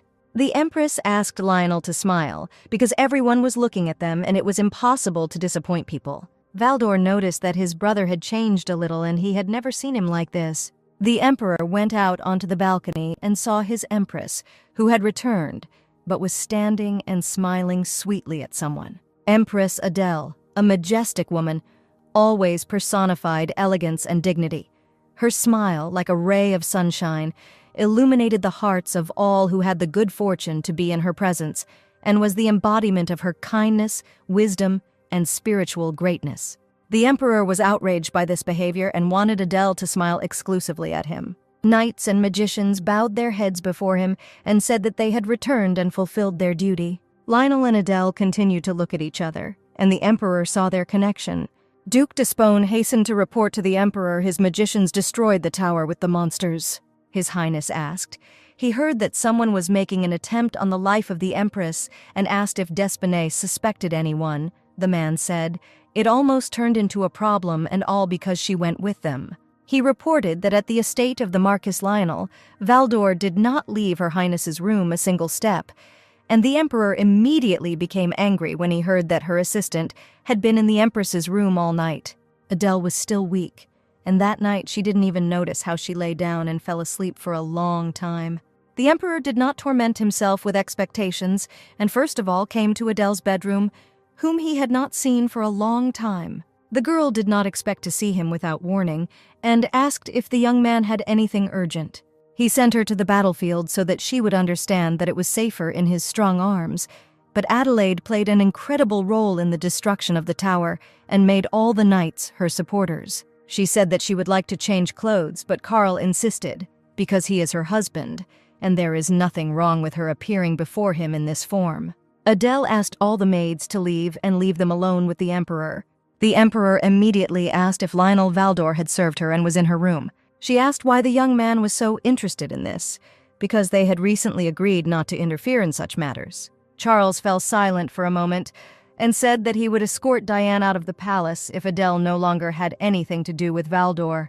Adele said that she is in no way interested in his mistress, and he can do whatever he wants with her. And if the young man wants to gain her favor, he should not show up to her at night. She repeated that she had said this several times and said that she was too tired and the Emperor had better go to his room. The Valdor brothers sat at the table and discussed the trip of Lionel and the Empress. Lionel shared that Her Highness always separates personal from duties and takes the opposite position to that of Duke d'Espone. The brothers said that the Duchess of Grand had recently come here and agreed to take the central position, and soon they would have to unite, so he would have to leave the position of assistant. But Lionel understood that this was the only thread that connected him with Adele. Lionel's brother knew that the young man had feelings for the Empress and warned him not to get burned, and when he agreed to become an assistant, he also agreed to become a lover. Feelings always make themselves felt no matter how much you try to hide them, and Lionel's face immediately changes next to the Empress. He looked at her as if she were the only ray of light in his life, and perhaps he didn't even know it. And his brother was only afraid that Lionel was dooming himself to a fate that would definitely end in tragedy. Lionel understood that he was completely mired in sympathy for the Empress, and could not imagine his life without her. Passion, respect, reverence. Was this really all he felt for her? He remembered how at night in the hut he grabbed her hands, and at that moment she looked helplessly at him. And he was interested in one thing when their breaths intertwined together, whether he would be able to share these feelings with him. The young man considered himself a fool. It was obvious he could not ignore his feelings for long, as if this would pass with time. It was not passion, not respect or reverence. All his feelings were the very love that he dared to do. Hannah met Lady Grand and asked what brought her to the Empress's palace at such an early hour. Adele saw the Duchess from the balcony and greeted her with a joyful voice. The lady apologized for coming unannounced, but considered the matter important and urgent. Adele smiled and asked the Duchess to go into the living room to talk in a calm atmosphere. The Duchess spoke out, and thanks to the Empress, the once stopped pendulum began to move.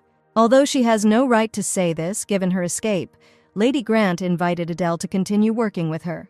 Elizabeth Ulrich Grant was the daughter of the previous emperor and the ex-wife of Duke Valdor, from whom she had long since divorced, and she wanted only one thing: to get rid of the tyranny of Duke d'Espionay, who plays his game behind the emperor's back, and to direct politics in the right direction. And for this, she needed the help of the Empress, but she did not understand why the Duchess suddenly decided to unite with her. Elizabeth said that she ran away, hoping to find peace, but it was a stupid mistake. During the investigation, it turned out that the Empress at the age of 14 became the founder of the main organization. She sacrificed her life for this. Due to disagreements with the Dowager Empress, she had to give up title of Crown Princess and come to Egmont. But by her actions, Adele showed that she still had a burning desire to destroy the towers. Adele joyfully invited the Duchess to pull together the rope on which the pendulum hangs. By the way, Diane didn't even meet her brother, who returned from the trip, which she was very surprised by. He almost got into huge trouble because of her. A maid from the Imperial Palace called him. The Emperor summoned Lennox, and he felt some excitement before such an unexpected meeting. Karl immediately got down to business and asked if the young man had tried to kill the Empress on the trip. Lennox fell to his knees before the Emperor and became agitated, and he insisted that he was not involved in these cruel events. The Emperor knew that only these two benefited from the murder of the Empress, and in this case, Duke d'Espionay was involved. But whoever was involved, they both used Lennox Poitiers as a tool, and the Emperor threatened, "This woman belongs only to him, and he will not forgive anyone who dares to harm or influence Adele." Lennox, after his visit with the Emperor, immediately went to his sister to tell him everything that had happened. The girl was not busy with her work, and the brother wondered if the Empress had really taken all power from her. Diane was not in the mood and asked her brother to leave. He was outraged that he had done so much for her, and all his merits went unnoticed. Lennox shouted that he warned that love would cool down over time, and where was it when the Emperor fell in love with the Empress? On the day when the tower came down on the estate, Father Poitiers ran for the toy, and Mother ran with him. And if it weren't for Diane's toy, the parents would have remained alive, so the brother constantly blames his sister for their death. In those days when they had to survive the winter without a penny in their pocket, the only person he could rely on was Diane, so he had to constantly hold her hand.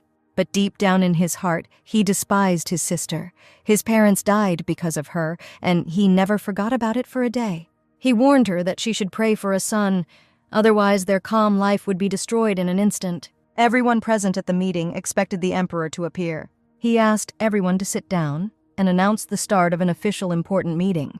Despone reported that the squad's magicians destroyed the tower and dealt with the monsters, and if not for the squad, they would have expected great losses. Elizabeth intervened in his speech and asked why the Duke constantly talked about his detachment and never mentioned that the Empress made a huge contribution to the destruction of the tower. He replied, "Adele and the Knights played a big role, but they cannot be compared with the magicians who defeated the second-level tower the first time." Lionel spoke out. The Empress used strong magic, as a result of which the monsters lost the ability to move, and thanks to her, many knights remained alive. Adelaide not only knows about the towers, but also has information that is incomprehensible to the magicians of Egmont. Lennox began to shout. The minister was devaluing the merits of the magicians, but the Emperor asked him to stop and turn to Lionel. He asked that Her Highness also be included in the High Council and take part in the meetings. Elizabeth supported him and expressed that she agreed with the opinion of the Minister of Defense. His brother also supported and reported that the Valdor family requests that the Empress be included in the High Council. Duke d'Espone was indignant. The Empress and Valdor would unite and oppose their every decision, and the Emperor could not allow her to take part in the meetings. He said it was not worth sending the Empress to the Vie domain, but the Emperor asked what d'Espionay was doing, while Adele herself was dealing with the tower and taking all the laurels for herself.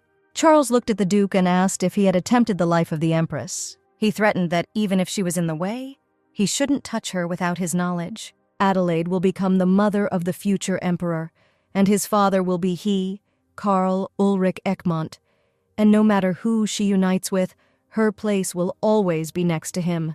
The Duke asked the Emperor to think carefully, and even if the Empress was next to him, she would hold on to him with one hand, and with the other she would still hold on to Lionel Valdor. He recalled that he had already told how, during a trip to Viet, he noticed how close Adele and Lionel had become, and as soon as the Empress woke up, she immediately called an assistant. Desponnay assured that he was devoted to the Ulrich family and asked the Emperor to believe his words. After the meeting, the Duchess Grand and Duke Valdor first went to the Empress. They reported that Adelaide will be included in the High Council from the next meeting. Duke Valdor gave the Empress a packet of papers that were intended to identify most of the poisons common in Egmont. Valdor wanted to talk to the Empress alone without the Grand Duchess. Adele looked carefully at the young man and asked what he would like to talk about. He said the test strips he gave are only available to members of the Valdor family and are a very secret thing, and he provided them to show his trust. But in fact, he brought up this topic for another reason and was preparing to tell Adele something. He was at a loss, but said that at some point the need to keep an advisor next to him will disappear, and even if Lionel ceases to hold his current position, the Valdor family will always be on her side. He bowed, and on behalf of brother Lionel asked to preserve his brother's honor and reputation. Adele understood that her brother meant that in order for Lionel's reputation to remain impeccable, it was necessary to release him at the right moment. But the girl could not understand why he asked her for this, and not Lionel himself. On that day, when they were so close, Adele noticed a strange expression on the face of the young man who approached her. Every time she turned her head, she always met his gaze, and every time she thought about him, she was very worried. At that moment, Lionel's voice was heard nearby. The young man asked if nothing had happened. Adele asked why the young man did not come with Duke Valdor and Lady Grant after the meeting.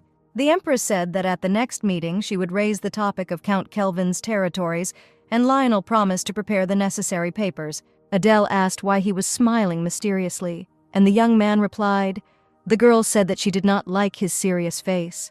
He leaned closer to her and whispered that now she was also unhappy with his smile. He noticed a pack of test papers in the girl's hands. The Empress said that Duke Valdor asked not to show them to anyone, and Lionel should have warned her that the tests were a secret thing, and she could pull them out in front of strangers. Adele announced that from now on, she's a member of the High Council. The Duchess of Grand and Duke of Valdor promised to provide her with their support. She got everything she wanted when she approved him for the position of assistant. And I'm sure that he also benefited, and now at the right moment he can leave this position. Everyone is wondering with what intentions he became her assistant, and if the young man leaves now, having benefited from this, the blow to his reputation will be much less. But Lionel felt that he was ready to spit on his honor and dignity for the opportunity to be next to her. He said that he still remembers what the girl said back then in the slums. They had finally moved on, and for this reason he could not leave her now. Adele understood that if Lionel stayed close, he would help her a lot, but it was hardly possible to do that. After the conversation, Lionel could not come to his senses. Just one word from her turned his soul upside down. But Her Highness could not be allowed to know about his feelings, and it was not worth bothering her head with this. He should show not love, but devotion. He should be useful to her, and this is probably the right time. The brother was very surprised when Lionel unexpectedly asked for a meeting, which had not happened for a long time. He confidently declared that he finally wanted to receive the title of Marquis and was ready for a responsible step. The young man said that he knows that someday he should quit, but now it would be the wrong decision. The brother insisted that even if Lionel was not an assistant, the Duchy of Valdor would support the Empress. Lionel assured that this would not discredit the honor of their family, but the Duke did not care about this at all. He was sure that he was now where he should be and asked his brother not to worry. He was not going to do anything out of the ordinary, and was just glad that he met Adele. Her thoughts and plans made his heart beat faster, so he wants to stay close to her. He bowed before his brother and asked to be awarded the title of Marquis. According to the laws of Egmont, the Duke has the right to give title and lands to a blood relative without the permission of the Emperor, and according to this law, Duke Valdor carried out the procedure for transferring the title of Marquis Herbert and the territory to Lionel. Hannah told Adele about the title of Marquis given to Lionel, and the girl was surprised why he made such a spontaneous decision. Empress Adele stood in a green field, surrounded by endless green grass, gently swaying in the light breeze. Her magnificent dress, decorated with emerald stones, shone against the background of nature, as if she herself had come into this world to become an integral part of it. Empress Adele stood in the rays of the sun, surrounded by a golden light that seemed to caress her graceful figure and is reflected in the shiny stones on her dress. In her hands, a bouquet of gracefully blossoming wildflowers that filled the air with a sweet aroma, her gaze filled with tenderness and wisdom, reflecting greatness her soul and the nobility of her heart, and her slender figure and graceful facial features emphasize her outstanding beauty and dignity. At that moment, Lionel approached her, a sweet smile appearing on his face. He lifted Adele up, holding her by the waist, and their eyes met in a fleeting dance. In Adele's hands was a bouquet of wildflowers, the names of which she didn't even know. Lionel and Adele stood face to face, plunging into the depths of each other through the mirror of their souls. Their gazes are full of tenderness, love, and mutual understanding, as if at this moment they can read each other's thoughts and be on the same wavelength, sparks sparkling in their eyes as if they reflect the magic of their mutual attraction, creating an atmosphere around them filled with mystery and magic. But in fact, it was just a dream. Adele asked Hannah to find an appropriately preppy look for the High Council. The image was chosen, and in this outfit she seemed truly immaculate and majestic, as if she had a divine glow that illuminated her path and filled her every movement with grace. The Empress thanked the Grand Duchess for being there at such an important moment for her. She also praised Lionel, who only yesterday was Valdor, and today has already become Herbert. Adele smiled sweetly and notified everyone that it was time to go to the council meeting. Despinaes and Lennox, gritting their teeth, looked at the majestic Empress, who again won victory. She said that she was very glad to see everyone present. The Emperor knew that Valdor had not just resigned from the position of assistant, he had received the title of Marquis, and now would not depend on the opinion of the duchy, and would be able to be with the Empress based on his own desire. Karl celebrated receiving Lionel's new title, but was very irritated with the young man. The Empress asked what was the state of affairs in the county of Kelvin, where a tower had recently been destroyed. Lionel said that he heard that Count Baratolt and Viscount are holding back the monsters of the tower in the middle zone, but they will not last long. There is also official confirmation of the appearance of gargoyles. Leno spoke out. Most likely it seemed to them that an inexperienced magician would not be able to identify the gargoyles, but the Grand Duchess asked the young man to stop. Adele stood up from her chair, looked at those present, and said that one place surprised her most in Egmont. She talked about the slums that were scattered throughout the empire and could not believe her own eyes. And the only solution to this problem is to get rid of all the towers of the empire. And the Emperor was surprised that the Empress nevertheless raised this topic at the meeting. Despinaes hoped that no one would understand the criteria by which he got rid of the towers. But Duke Valdor noted that the attitude towards these territories was completely different, and it is quite possible that Despinaes has some kind of strategy to combat the towers. Lady Grand is tired of listening to Despona blatantly trying to fool everyone present. She believed that the most important thing in this reputation was to get rid of the portals clearly and quickly, but the elimination methods did not work, and there was clearly a problem. The lady shouted for Duke Despinaes to stop hiding behind His Highness and controlling him for his own interests. Adele informed the Emperor. She put forward a serious question and invited him not to delay a matter that required a solution. She asked him to take everything into his own hands and take care of the empire, and she could destroy all the towers in Egmont in 2 years. The council members present were very surprised to hear that the towers could well be destroyed in such a period. The Emperor asked if the Empress was ready to take responsibility for all the words she had just spoken. She said that she was the founder and head of the organization for resistance to the towers. All the magicians of the empire were subordinate to her. She distributed them among the territories, based on information about the area and population. And before her departure, there was not a single tower there. And there is no reason to keep the tower in Kelvin County, and asked that this matter be left to her. The Marquis, Valdor, and Lady Grand supported the Empress, and the scales, which had long ago frozen in one position, began to tilt towards the Empress. Karl was afraid that the Empress wanted to gain power and make him look pitiful and insignificant. At this time, a servant entered the office and conveyed an important message from Count Kelvin. It turns out that he intends to completely abandon his territory, and now Despona only has to properly pull the Emperor's strings. The Duke and the Emperor spoke personally after the meeting, and Despinaes insisted that he wanted to keep the towers only for absolute power. And even today, as soon as a ray of hope appeared, people's attitude toward him immediately changed. And for the aristocrats to bow their heads, they need these towers.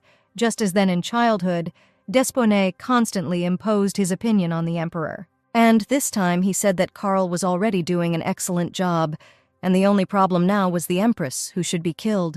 Right now, they only exist because of the Empress's knowledge of magic and ability to destroy towers, as well as Elizabeth's status. And if they remove the Empress, everything will fall apart like a sandcastle.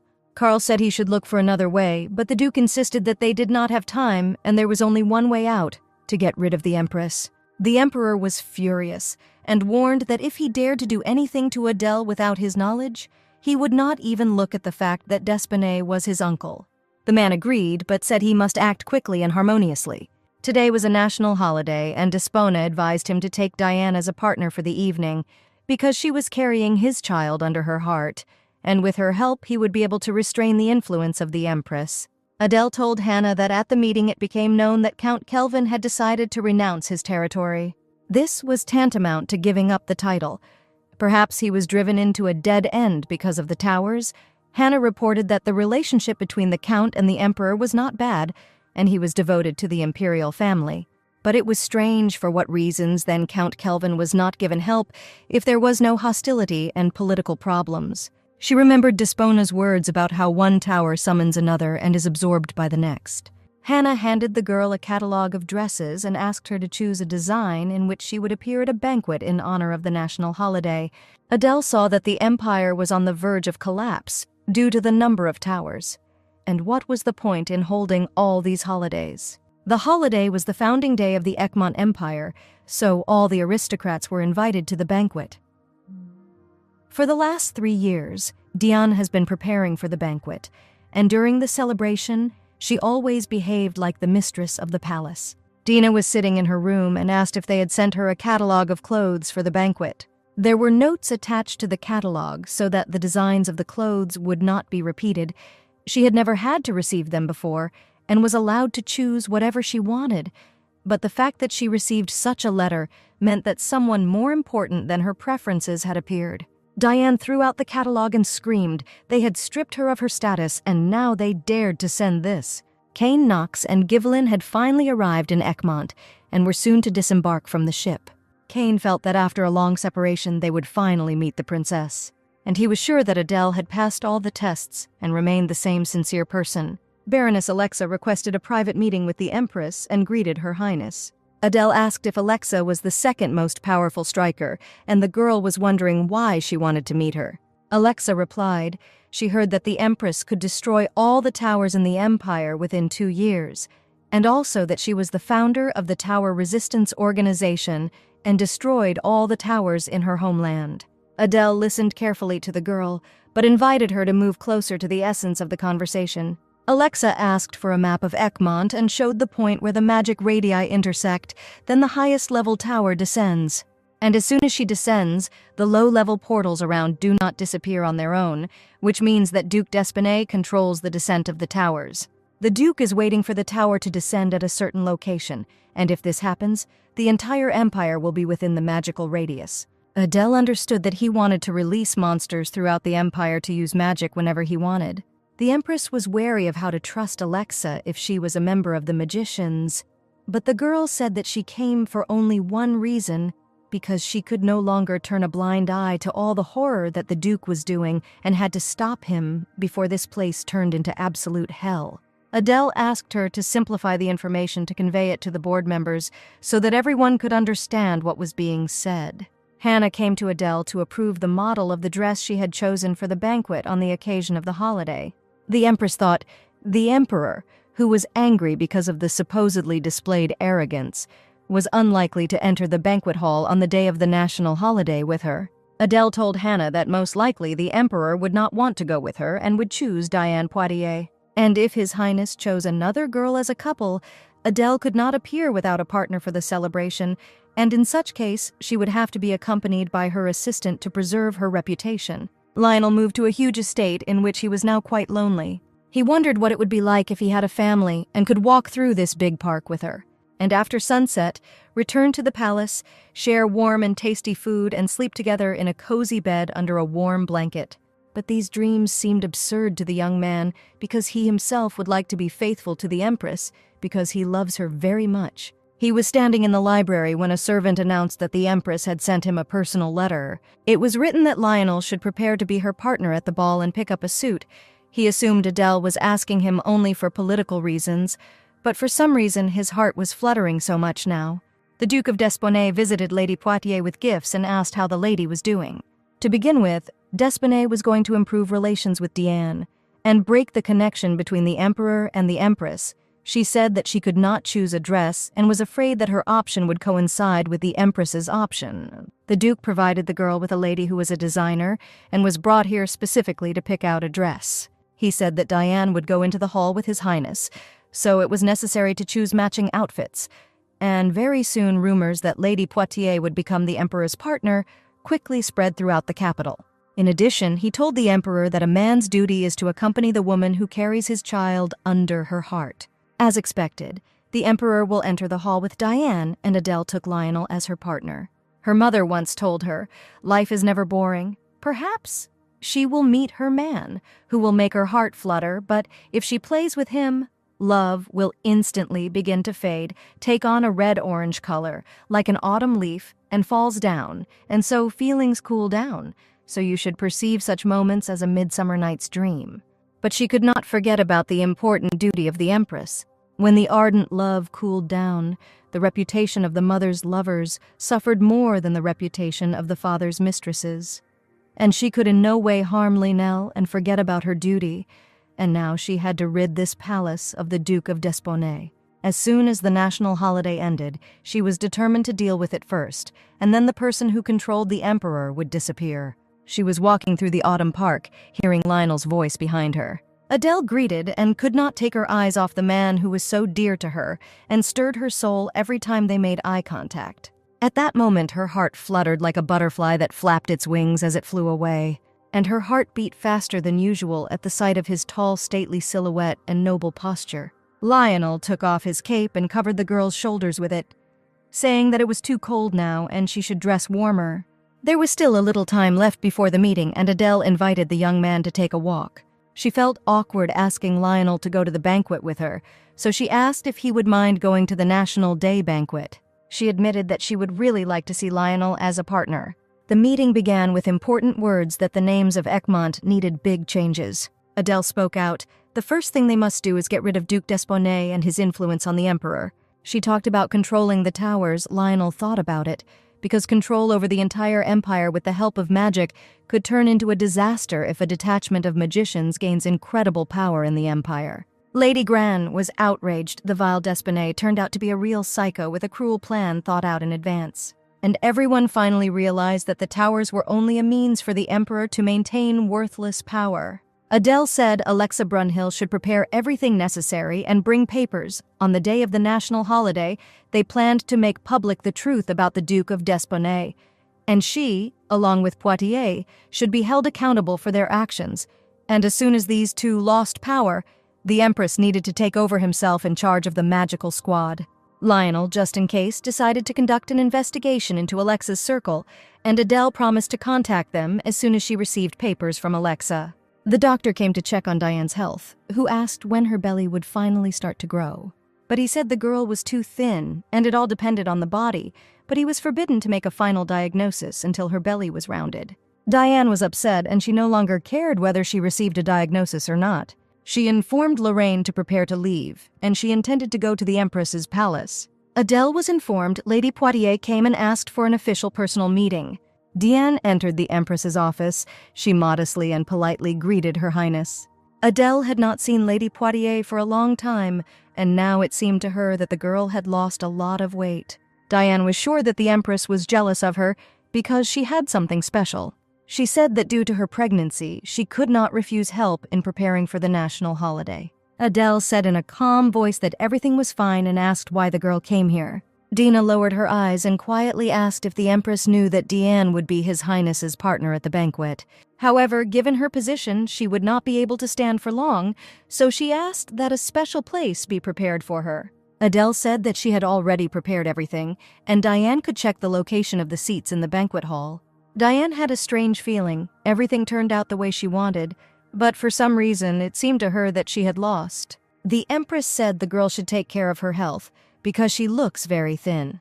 She promised to take care if Diane could not stand the strong smell, and such concern angered Poitiers even more. Diane ran out of the Empress's office and ran down the corridor in upset feelings. The Emperor's sister often recalled their childhood, especially Charles's relationship with the Empress. She could not stand it when he called her mom and asked to call her exclusively the Empress. Karl knew perfectly well who his mother was, but continued to call the Empress that way, who preferred Elizabeth's company. Realizing how much Karl's feelings were hurt, she was still silent, and every time out of guilt she came to him. But his uncle was always nearby. When little Karl was upset, his uncle would console him with his honey-sweet words, and she still remembered that sly look fixed on Karl. And only when she became an adult did she realize that she had always remained only an indifferent observer, and all this time she could not decide to speak in his place. Perhaps she was not too late yet, so she decided to ask for an audience with the Emperor. She went into the Emperor's office and said that today she would like to talk to him as an older sister. The lady said that his power would remain unchanged regardless of the existence of the towers, but Karl was sure that this was a complete lie.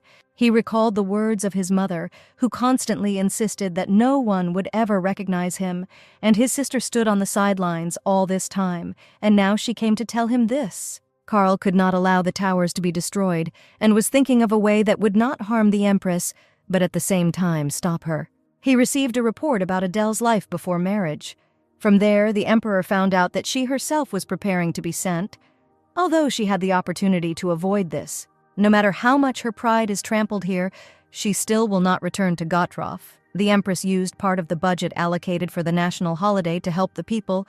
The saved funds were spent on the needs of the fight against the towers, and she also donated funds from her budget for the construction of a water pipeline in slums. And on the day of the national holiday, when construction was in full swing in the slums, essential supplies were delivered there.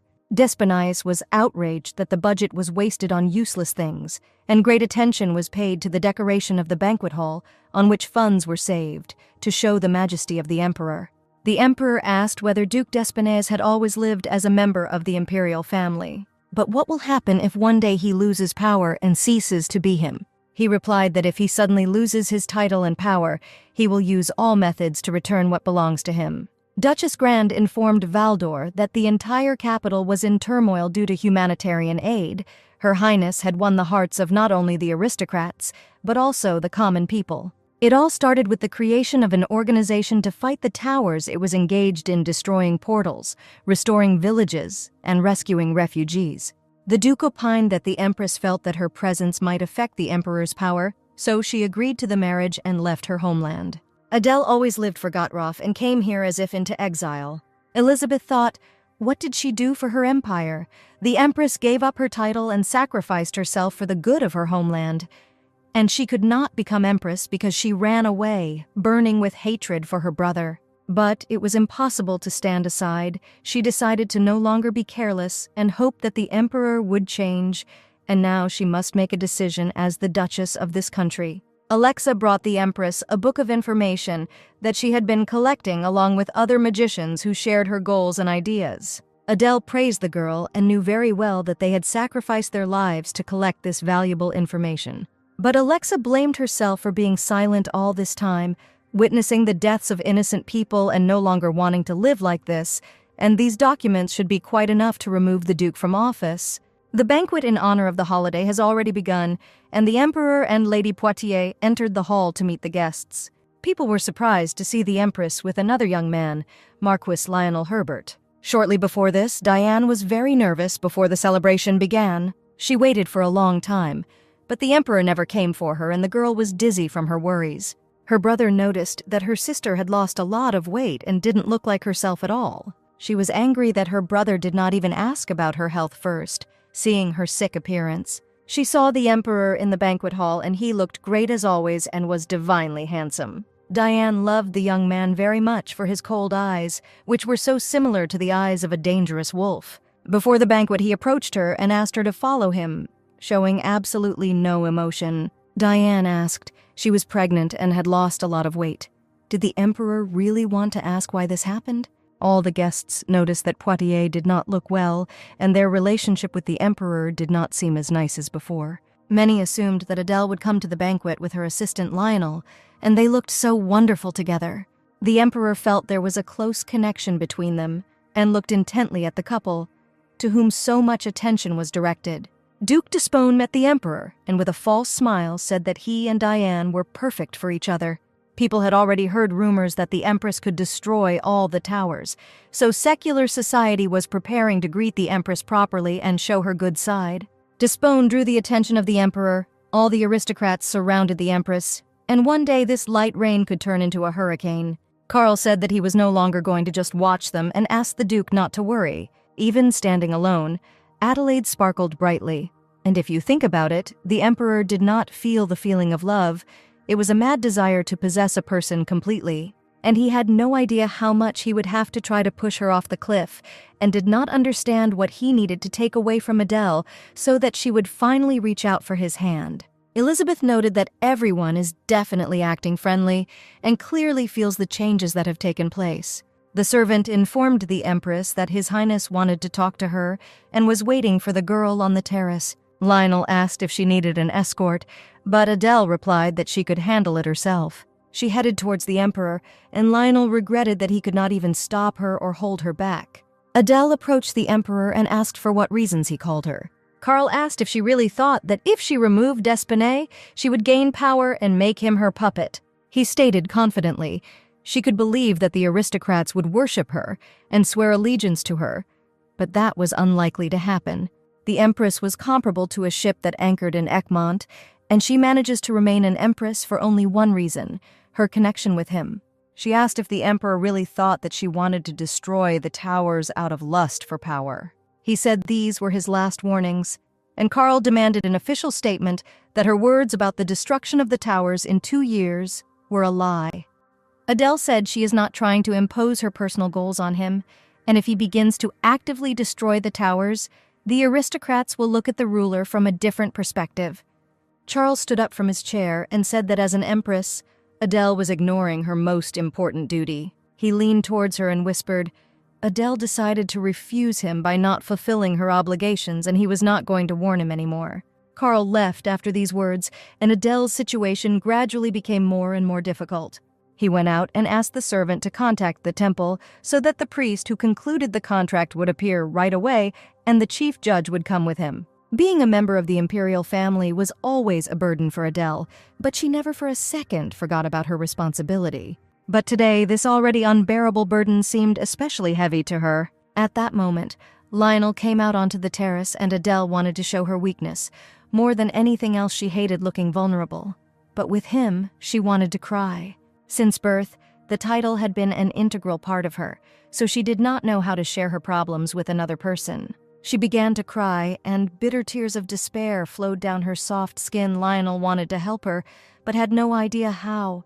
The Emperor summoned d'Espone to a meeting and confidently declared that he intended to overthrow the Empress. He said that in the absence of a compelling reason, it would be quite difficult to do this. The Emperor was about to try Adele for refusing her wedding night, and the Duke declared that this issue could not be ignored, and the trial must be held today. In order not to tarnish the honor of the Empress, it was decided to carry out the procedure unofficially, and Hannah Giggs, who serves in the Empress's palace, would be called as a witness, and since this is an internal process of the Ulrich family, he invited Duke d'Espone and Duchess Gran as witnesses. D'Espone's promised to carry out the Emperor's orders and was overjoyed that he would finally get rid of the Empress. The priest said this case was unprecedented, so he studied all historical laws and regulations. Foregoing her wedding night was a good reason for deposition, but it could not be called a crime, and she would simply lose the title of Empress of Egmont for failure to fulfill her duty.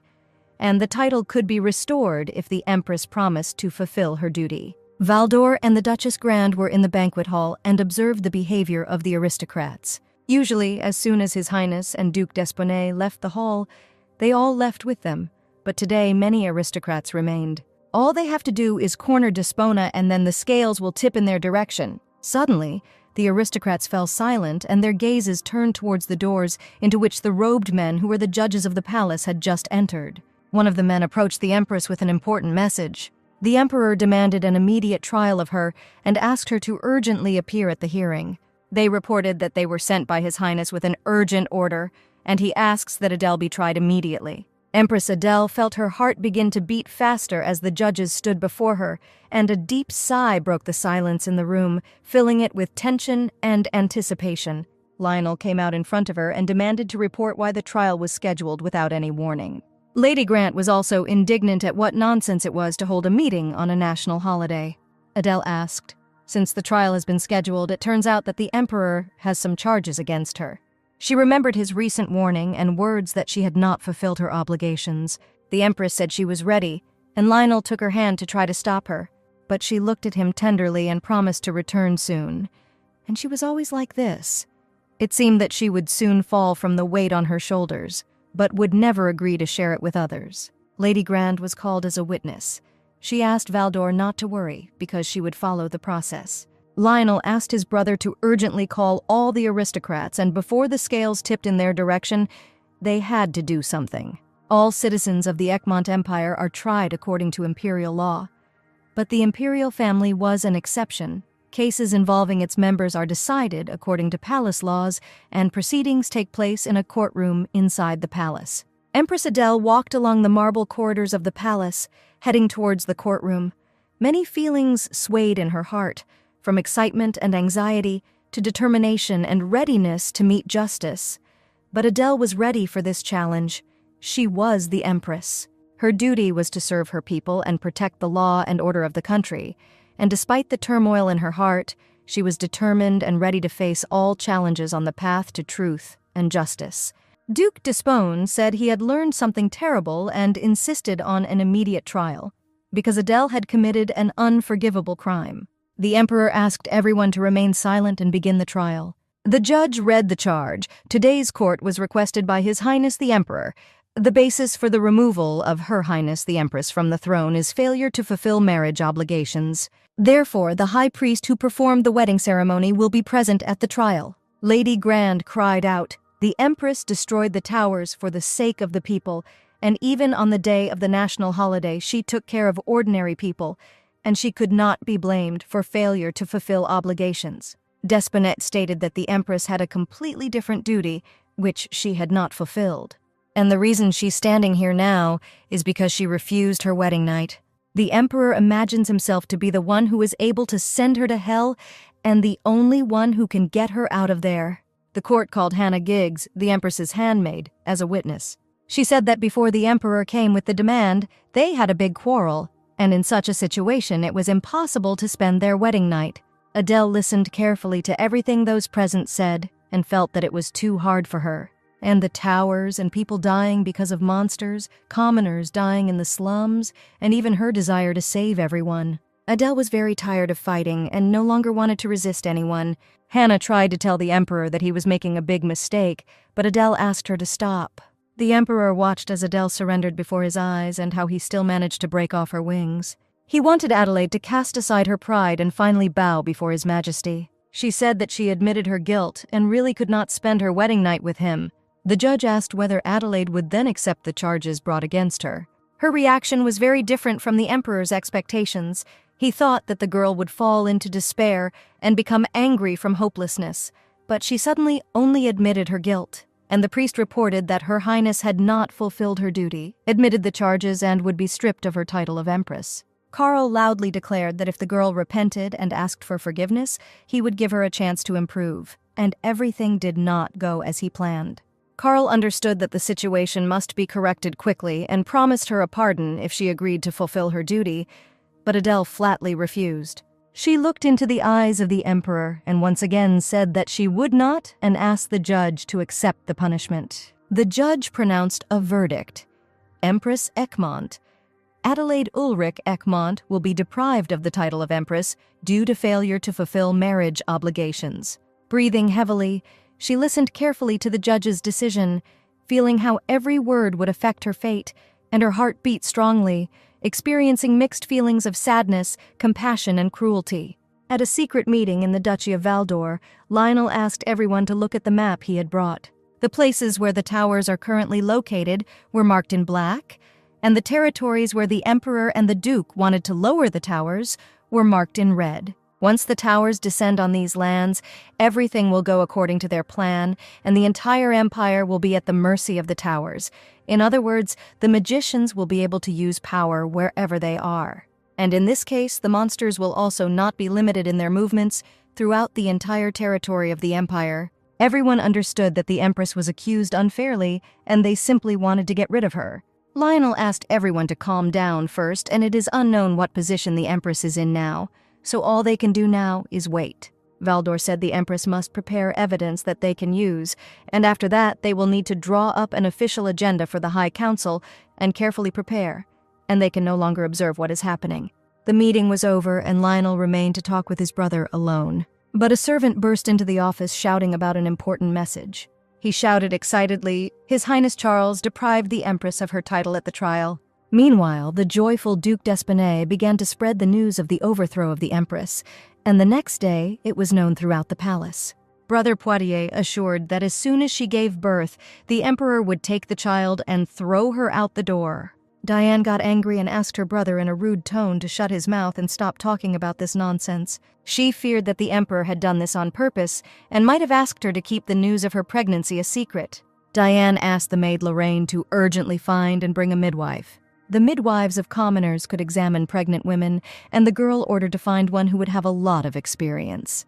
Diane sat near the fireplace and felt her child moving in her stomach and believed that it would definitely be a son. After the trial, a detachment of envoys was created to inform Gottschalk the news of the overthrow of the Empress. Despinais could not even imagine that everything would be even simpler than he thought, and Adele would so easily disappear from his path. The Emperor summoned a man in a black robe and ordered him to board a ship with messengers, and kill every single one of them before they arrive in Gottschalk, because on the high seas it will be easy to get rid of the evidence. He did not want Gottschalk to find out about the overthrow of the Empress, so the order was urgent and important, and under no circumstances could he allow himself to be caught. The Emperor could not get the Empress's refusal out of his head, and did not understand why everything turned out this way, and he only wanted to push her into the abyss of despair. Although the court deprived the Empress of her title, this did not mean that she became a sinner as a sign of respect for the Empress. The judge allowed her to remain in the palace until the man from Gottschalk arrived. But now she would be treated as an ordinary aristocrat. Hannah was worried about the Empress and suggested that she rest after everything that had happened. Adele tried to find strength in herself and asked Hannah not to cry or worry. The Empress stood in such a huge room and seemed to not know where to go, as if there was no place for her in this room. Lady Grand was also worried about Adele, and said she didn't need to admit her guilt. And if she had bided her time, they would have found another way out and resolved the situation in a different way. Adele looked at the Duchess, exhaled, and quietly said that she was tired of carrying this burden. She gave the documents that she promised to prepare. There was evidence that could bring Despona to clean water, and asked her to keep silent about where these papers came from. The Duchess looked sadly at the stack of papers and asked why the Empress decided to give up. Adele replied that it was a difficult time, and she finally wanted to take this burden off herself. She almost sacrificed herself for the sake of her homeland, and after that she so easily agreed to a marriage that became an exile. And this was the last manifestation of her devotion to the empire and the ordinary common people. Adele was handed over. Envoys with the news had already gone to her homeland in Gottschalk. She has become a deposed empress, and now she will have to return to her native land to her mother and brother. The maid came in and said that His Highness had come personally to Adele. Hannah could not contain her emotions and spoke out.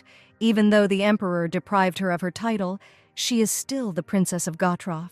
The lady screamed that Karl was acting impermissibly, and the young man asked to take Giggs out of the room. Adele looked out the window and humbly awaited words from the Emperor, because he had personally deprived her of her title. She looked at Karl with contempt and asked not to call her by name. The young man knelt down on one knee and asked if she really didn't understand that he was forced to do this. After all, at some point he realized the day he first saw her, he immediately fell in love. And the desire to take possession of her was perhaps a feeling of love, and Adele never expected to hear these words. Carl put his hand to his chest and admitted that he loved her with all his heart. That's why he did such an insidious act to keep the girl next to him.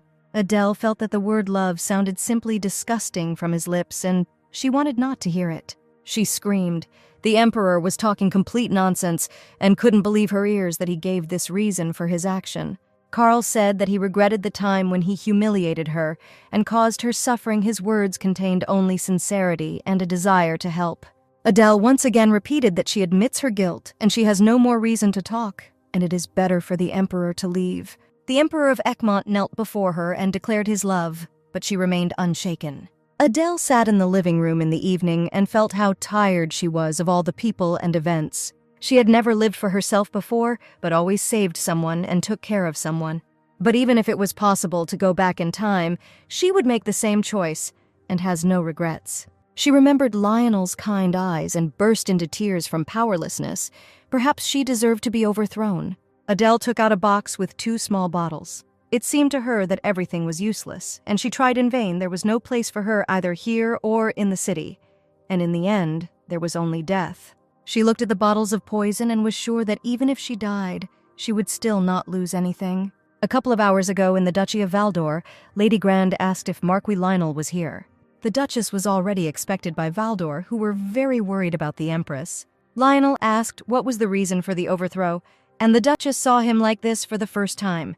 His eyes burned with a dangerous fire. He was like a river that seemed to soon overflow its banks. The girl said that the reason for Adele's overthrow was the refusal of her wedding night. She gave Valdor documents from Adele where there was enough evidence to press charges against Duc d'Espinay, but their problem was that the magicians were still under his command, and the Empress had been stripped of her title.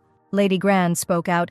It would be good if they informed the whole country, not just the capital, and she would personally bear responsibility for this. Lionel approached her, acting extremely tense. He asked if the Emperor continued to deny everything and nothing was corrected. What would she do then? Hinting at whether the lady was ready to overthrow her brother. Grand replied, "The one who resists to the end and drags the country into the abyss of hell is not worthy to sit on the throne." Recently an order was given prohibiting Lionel from entering the palace, but he deftly rode through on horseback, not paying attention to the words of the servants. He found the Empress and was very glad to see her and provide support. Adele said if she had known this would happen, she would have expedited the process of releasing him from his assistant position and asked for forgiveness. It seemed like time stood still at that moment. He didn't say a word, but his whole body was screaming, trying to find out if Adele was okay. In her hand was her own death, and the reason why she could not drink the poison was hidden in that very look. And the last thing she could cling to, having lost absolutely everything, was not the memory of her homeland, and thoughts about the man who extended his hands to her and was ready to save her from any misfortune. Lionel saw a box of vials on the table. He grabbed one of them and Adele screamed for him to stop. He looked at the girl with a serious look and asked what this bottle was filled with. She said that it was supposedly a medicine for fatigue that she brought from her country. The young man threw back his head and asked, in that case, he could drink it. Lionel had already opened the lid, but the girl managed to knock the bottle out of his hands, which fell to the floor. He understood that there was poison there, and he could not imagine what thoughts were spinning in her mind if she was holding her death in her hand. Lionel hugged Adele with tenderness and care, and his embrace was like a refuge where you can forget about all your worries and just be in the moment. Adele felt the tension and anxiety leave her when he hugged her. There was so much warmth and support in these hugs that she felt as if all her problems were dissolving, leaving only calmness and confidence that there was a person nearby who would always support and protect her. For the first time, she felt the warmth that envelops her entire body and the security with which he held her close to him. He looked at the girl and said that she could simply return to Gottroff and that she should not take her own life. Adele turned away and said she couldn't just go back to her native land. Every time she gets tired, it becomes difficult for her, and the devil inside begins to whisper. But Adele could not expose Hannah, who was protecting her peace, to Alex, who brought evidence for the people she left in her homeland. But most of all, she was worried about Lionel, who had become the closest person here. She was going to give up anyway, so why not give her life to him in that case? The maid brought the midwife, who was examining the pregnant women, and asked her to go to Diane's room. After examination, it turned out that the girl had a stomach ache for a completely different reason. Her body reacted to a psychological state and a strong desire to get pregnant. And Diane is definitely not pregnant. The girl got angry and asked the lady to stop lying to her because she already felt a child inside her. At that moment, Poitier's brother came into the bedroom, having heard Diane's screams in the room. He took his sister by the shoulders and asked again. It turns out that she was not pregnant from the emperor. Diane closed her eyes and screamed in despair, because she was definitely sure of her pregnancy. The midwife confirmed her words, and Lennox understood that their future would collapse in an instant. After this, Lennox secretly brought another midwife to examine Diane, but she said the same thing. They have just grasped the thread of hope, so they must not miss the opportunity, even if it is all a hoax. Adele understood that she could not tarnish the excellent reputation of the Minister of Defense and the head of the Herbert family. And from now on, she was no longer the Empress, and Lionel was no longer her assistant. He asked her to look him in the eyes and said that he absolutely did not care about his honor and reputation. Lionel asked her not to think about other things, but to simply say what she wanted most at that moment. He took her hand and promised to do whatever she said now. Adele asked if he would help her die if she really wanted it sincerely. The girl said in a whisper that she could no longer be in this place. Lionel perfectly understood the girl's feelings and tried to provide her with support and help. At this time, the emperor was informed of the arrival of the Marquis, although he was prohibited from entering the Empress's palace. Lionel stood opposite Carl and awaited his further actions and orders. He declared loudly. Lionel disobeyed his order and entered the Empress's palace anyway. Carl came closer to the young man and told him not to look at his Empress. This woman belongs to him, and the guy should stop holding out hopes. And he saw perfectly well the eyes with which Lionel was staring at her all this time, while he was an assistant. Carl shouted loudly. Lionel no longer has the right to enter the palace and no longer dare to violate the orders of His Highness. The Emperor ended the dialogue and at that moment furiously wanted to kill the impudent Lionel with his own hands. As Lionel had expected, the wave of indignation from these rumors was incredibly large-scale.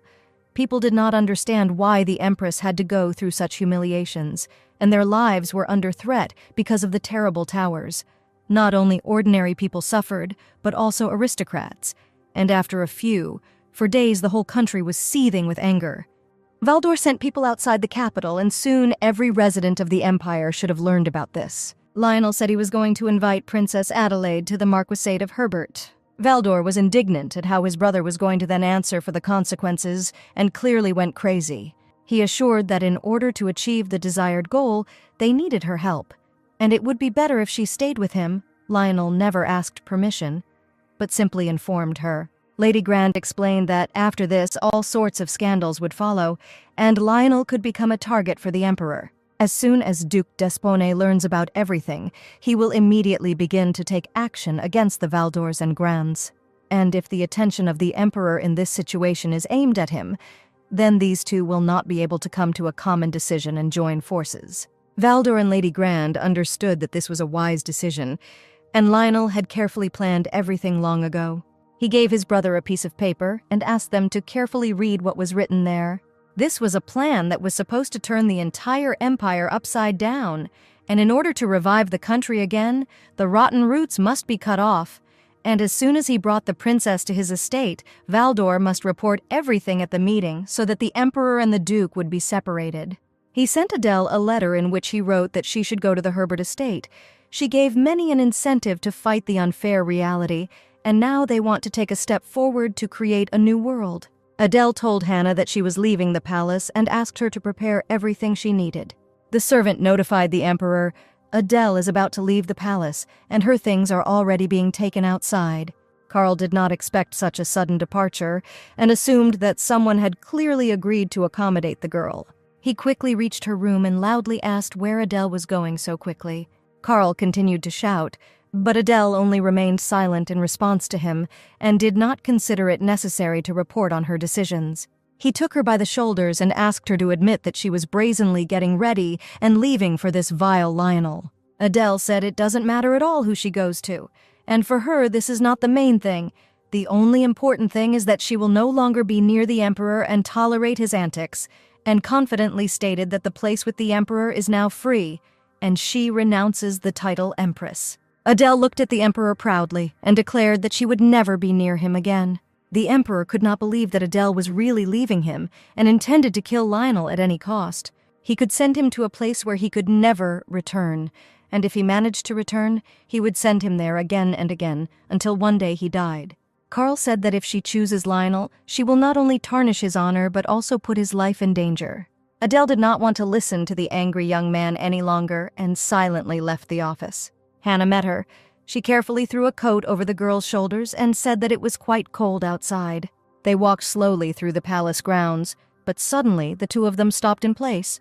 In front of them, knights lined up in 2 rows and wanted to express their gratitude to the empress.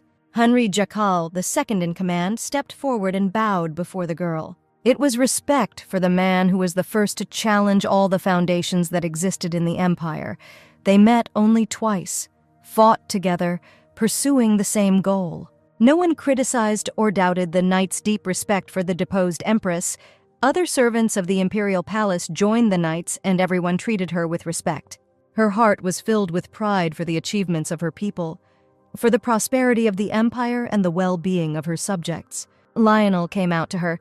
The young man had great respect for the empress and praised her strength. When she first arrived in Egmont, it was the beginning of autumn, warm sun and a fresh breeze. But for her, Egmont was always an eternal cold winter, although perhaps it was not about Egmont.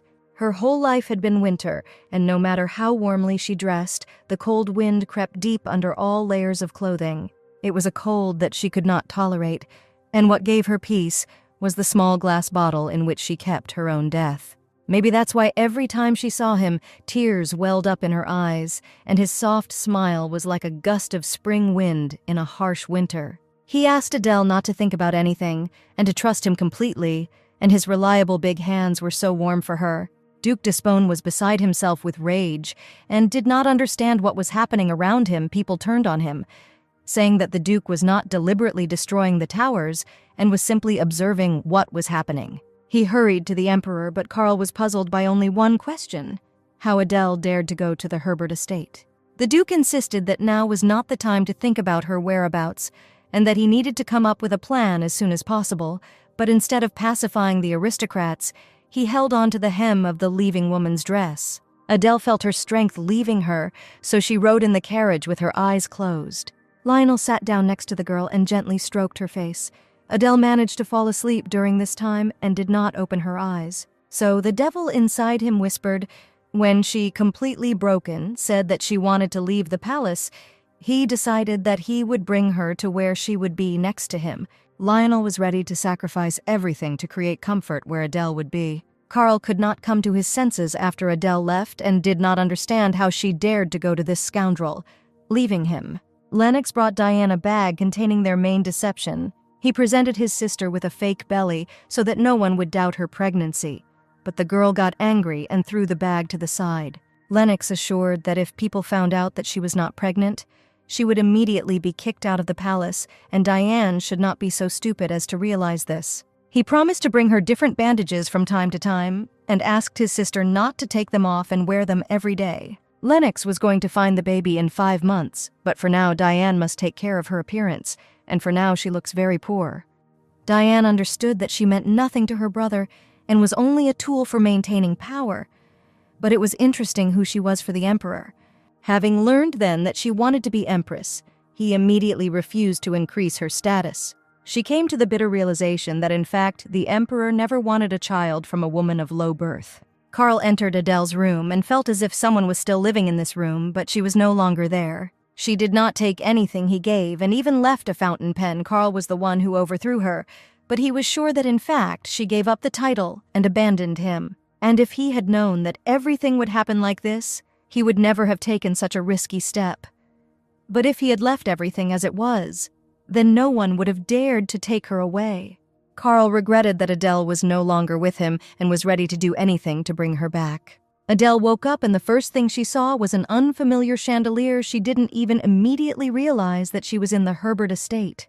She didn't count how many days had passed since she left the imperial palace, but she couldn't sit idly by. Alexa brought Valdor a list of people from the magic squad who are loyal to Duke d'Espona and those who hold the same views as them. Her Highness said that she did not have the opportunity to return to Gottroff, but she also could not live peacefully in the empire where Karl ruled. So the Valdor brothers pledged to create all the conditions so that the princess could live peacefully. A few minutes after the message that Adele had regained consciousness, Lionel was already standing near the door of her office. Lionel slowly opened the door and entered Adele's office. Adele was sitting at the table writing something on a piece of paper, and she looked pretty calm. The girl smiled and was delighted at the unexpected appearance of Lionel.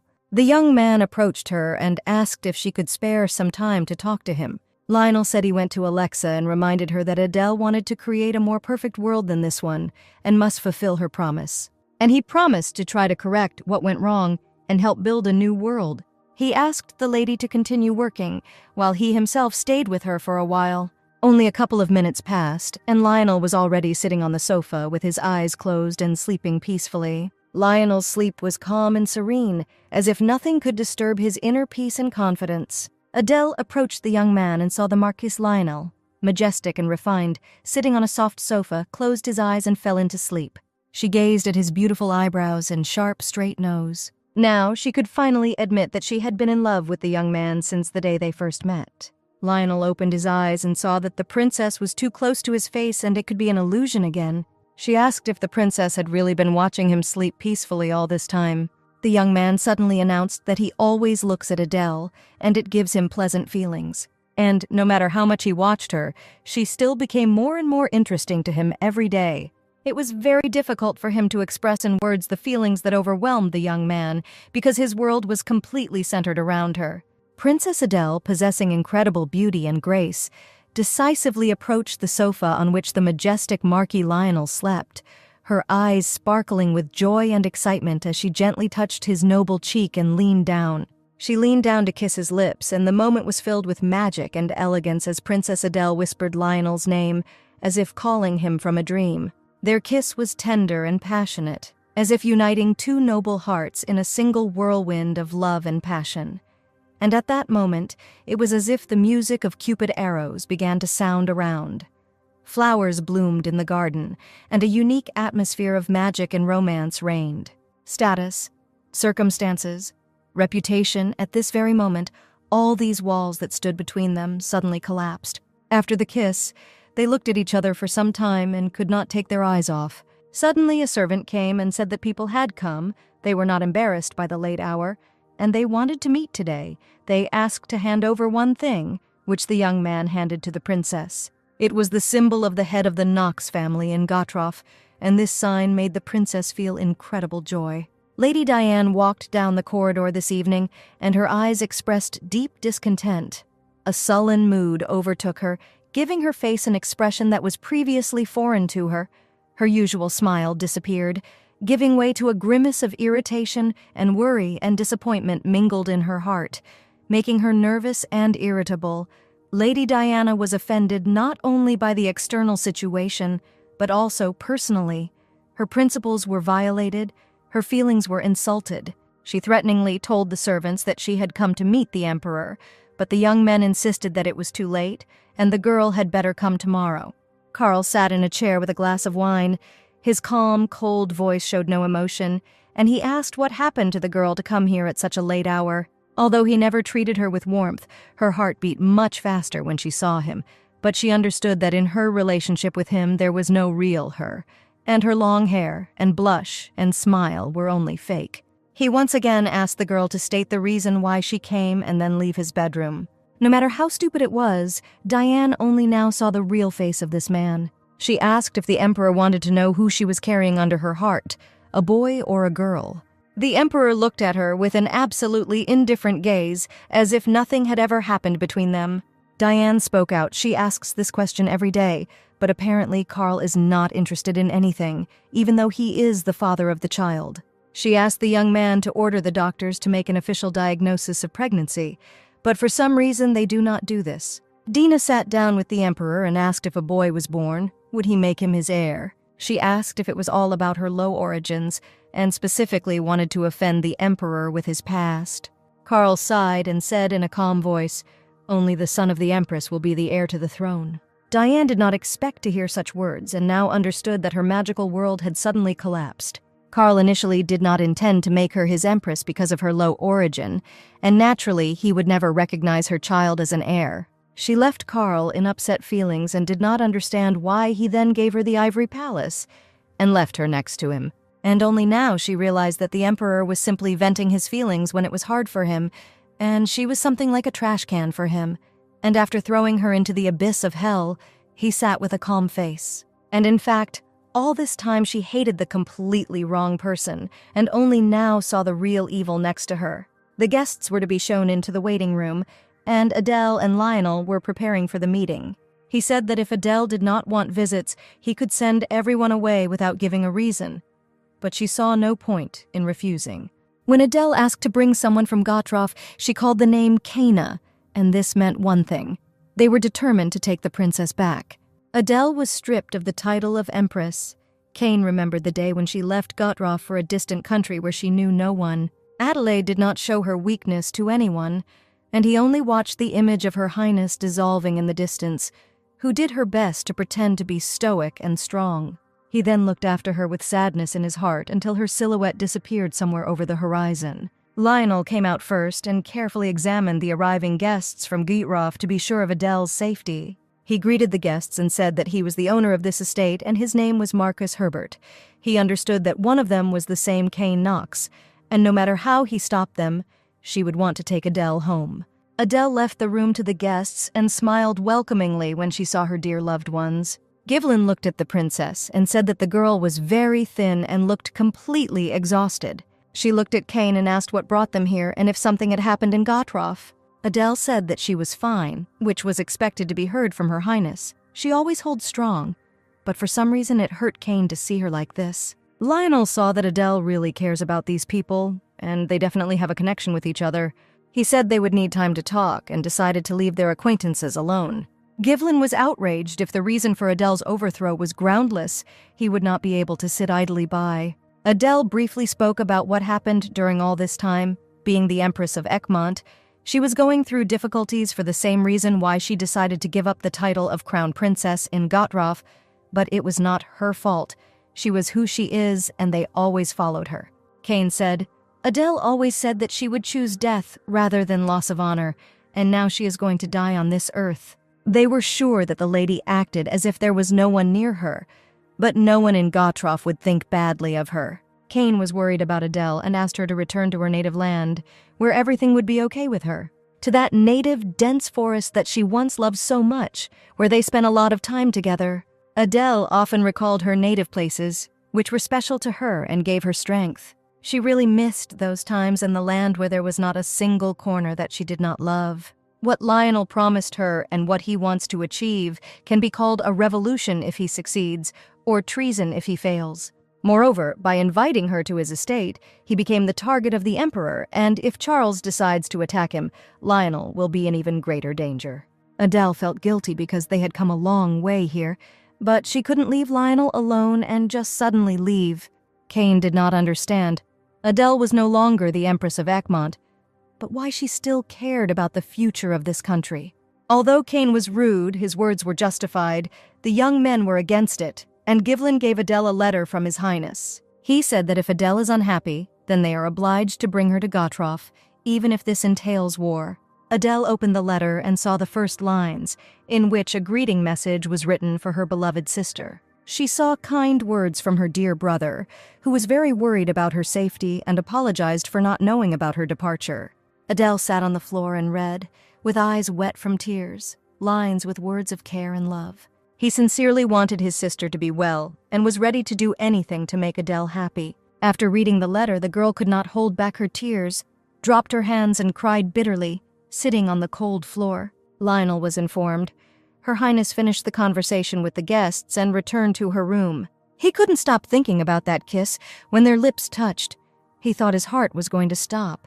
In fact, the final goal of his revolution could not be called fair, because he did all this for himself, because he wanted to keep her next to him.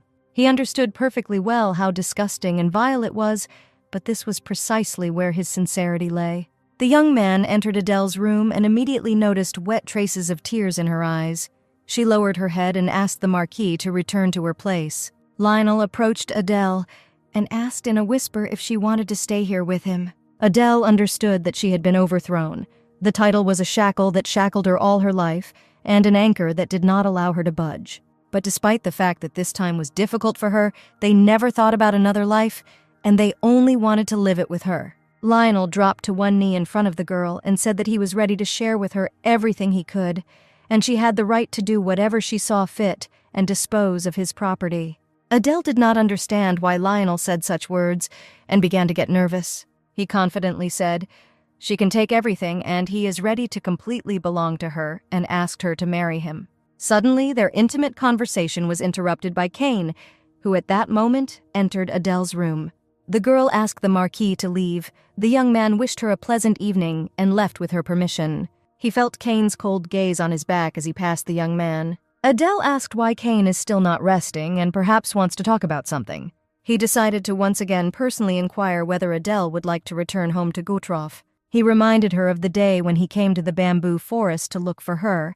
Then she said that she would show her the huge world that they would build together.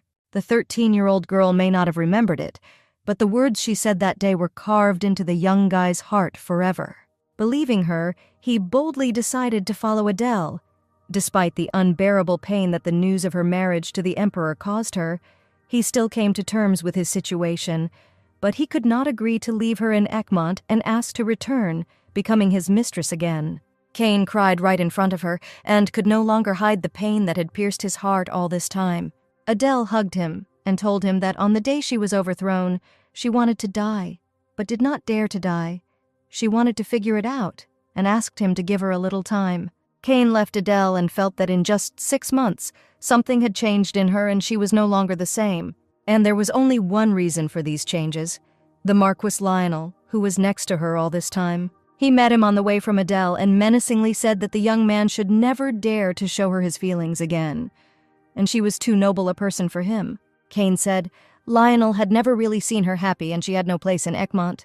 Kane shouted, he will definitely return Adele to Gutroff and Lionel will not be able to stop him. Their dialogue was short-lived, and Lionel saw how Kane was afraid of losing the princess forever.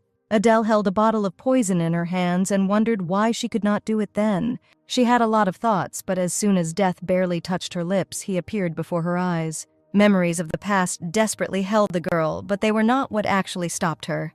Hannah went to see Adele in the morning and wondered if the girl had been sitting in the office all night and it was bad for her health. But she replied that her mind was now clearer than ever. Hannah felt that Adele had probably come to the right decision. Adele stood up from the table and thanked Hannah for everything she did, because she was the one who brightened up her life here. She spoke as if she was planning to return to Gutroff, and decided that now it was necessary. Duke d'Espinay never ceased to reprimand Lennox for his failure to bring their plans to fruition. He said that the actions of the aristocrats caused him some suspicions.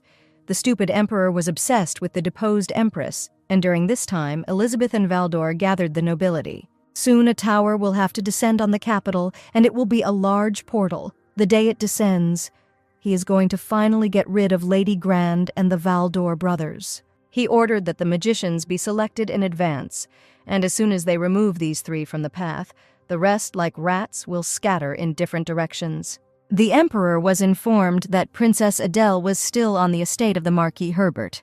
The servant noticed that His Highness was behaving strangely and had already asked Adele's location several times. He stood up and told the young man to prepare everything for the trip. He urgently needed to meet with Adele, and he was going to personally visit the estate of the Marquis Herbert.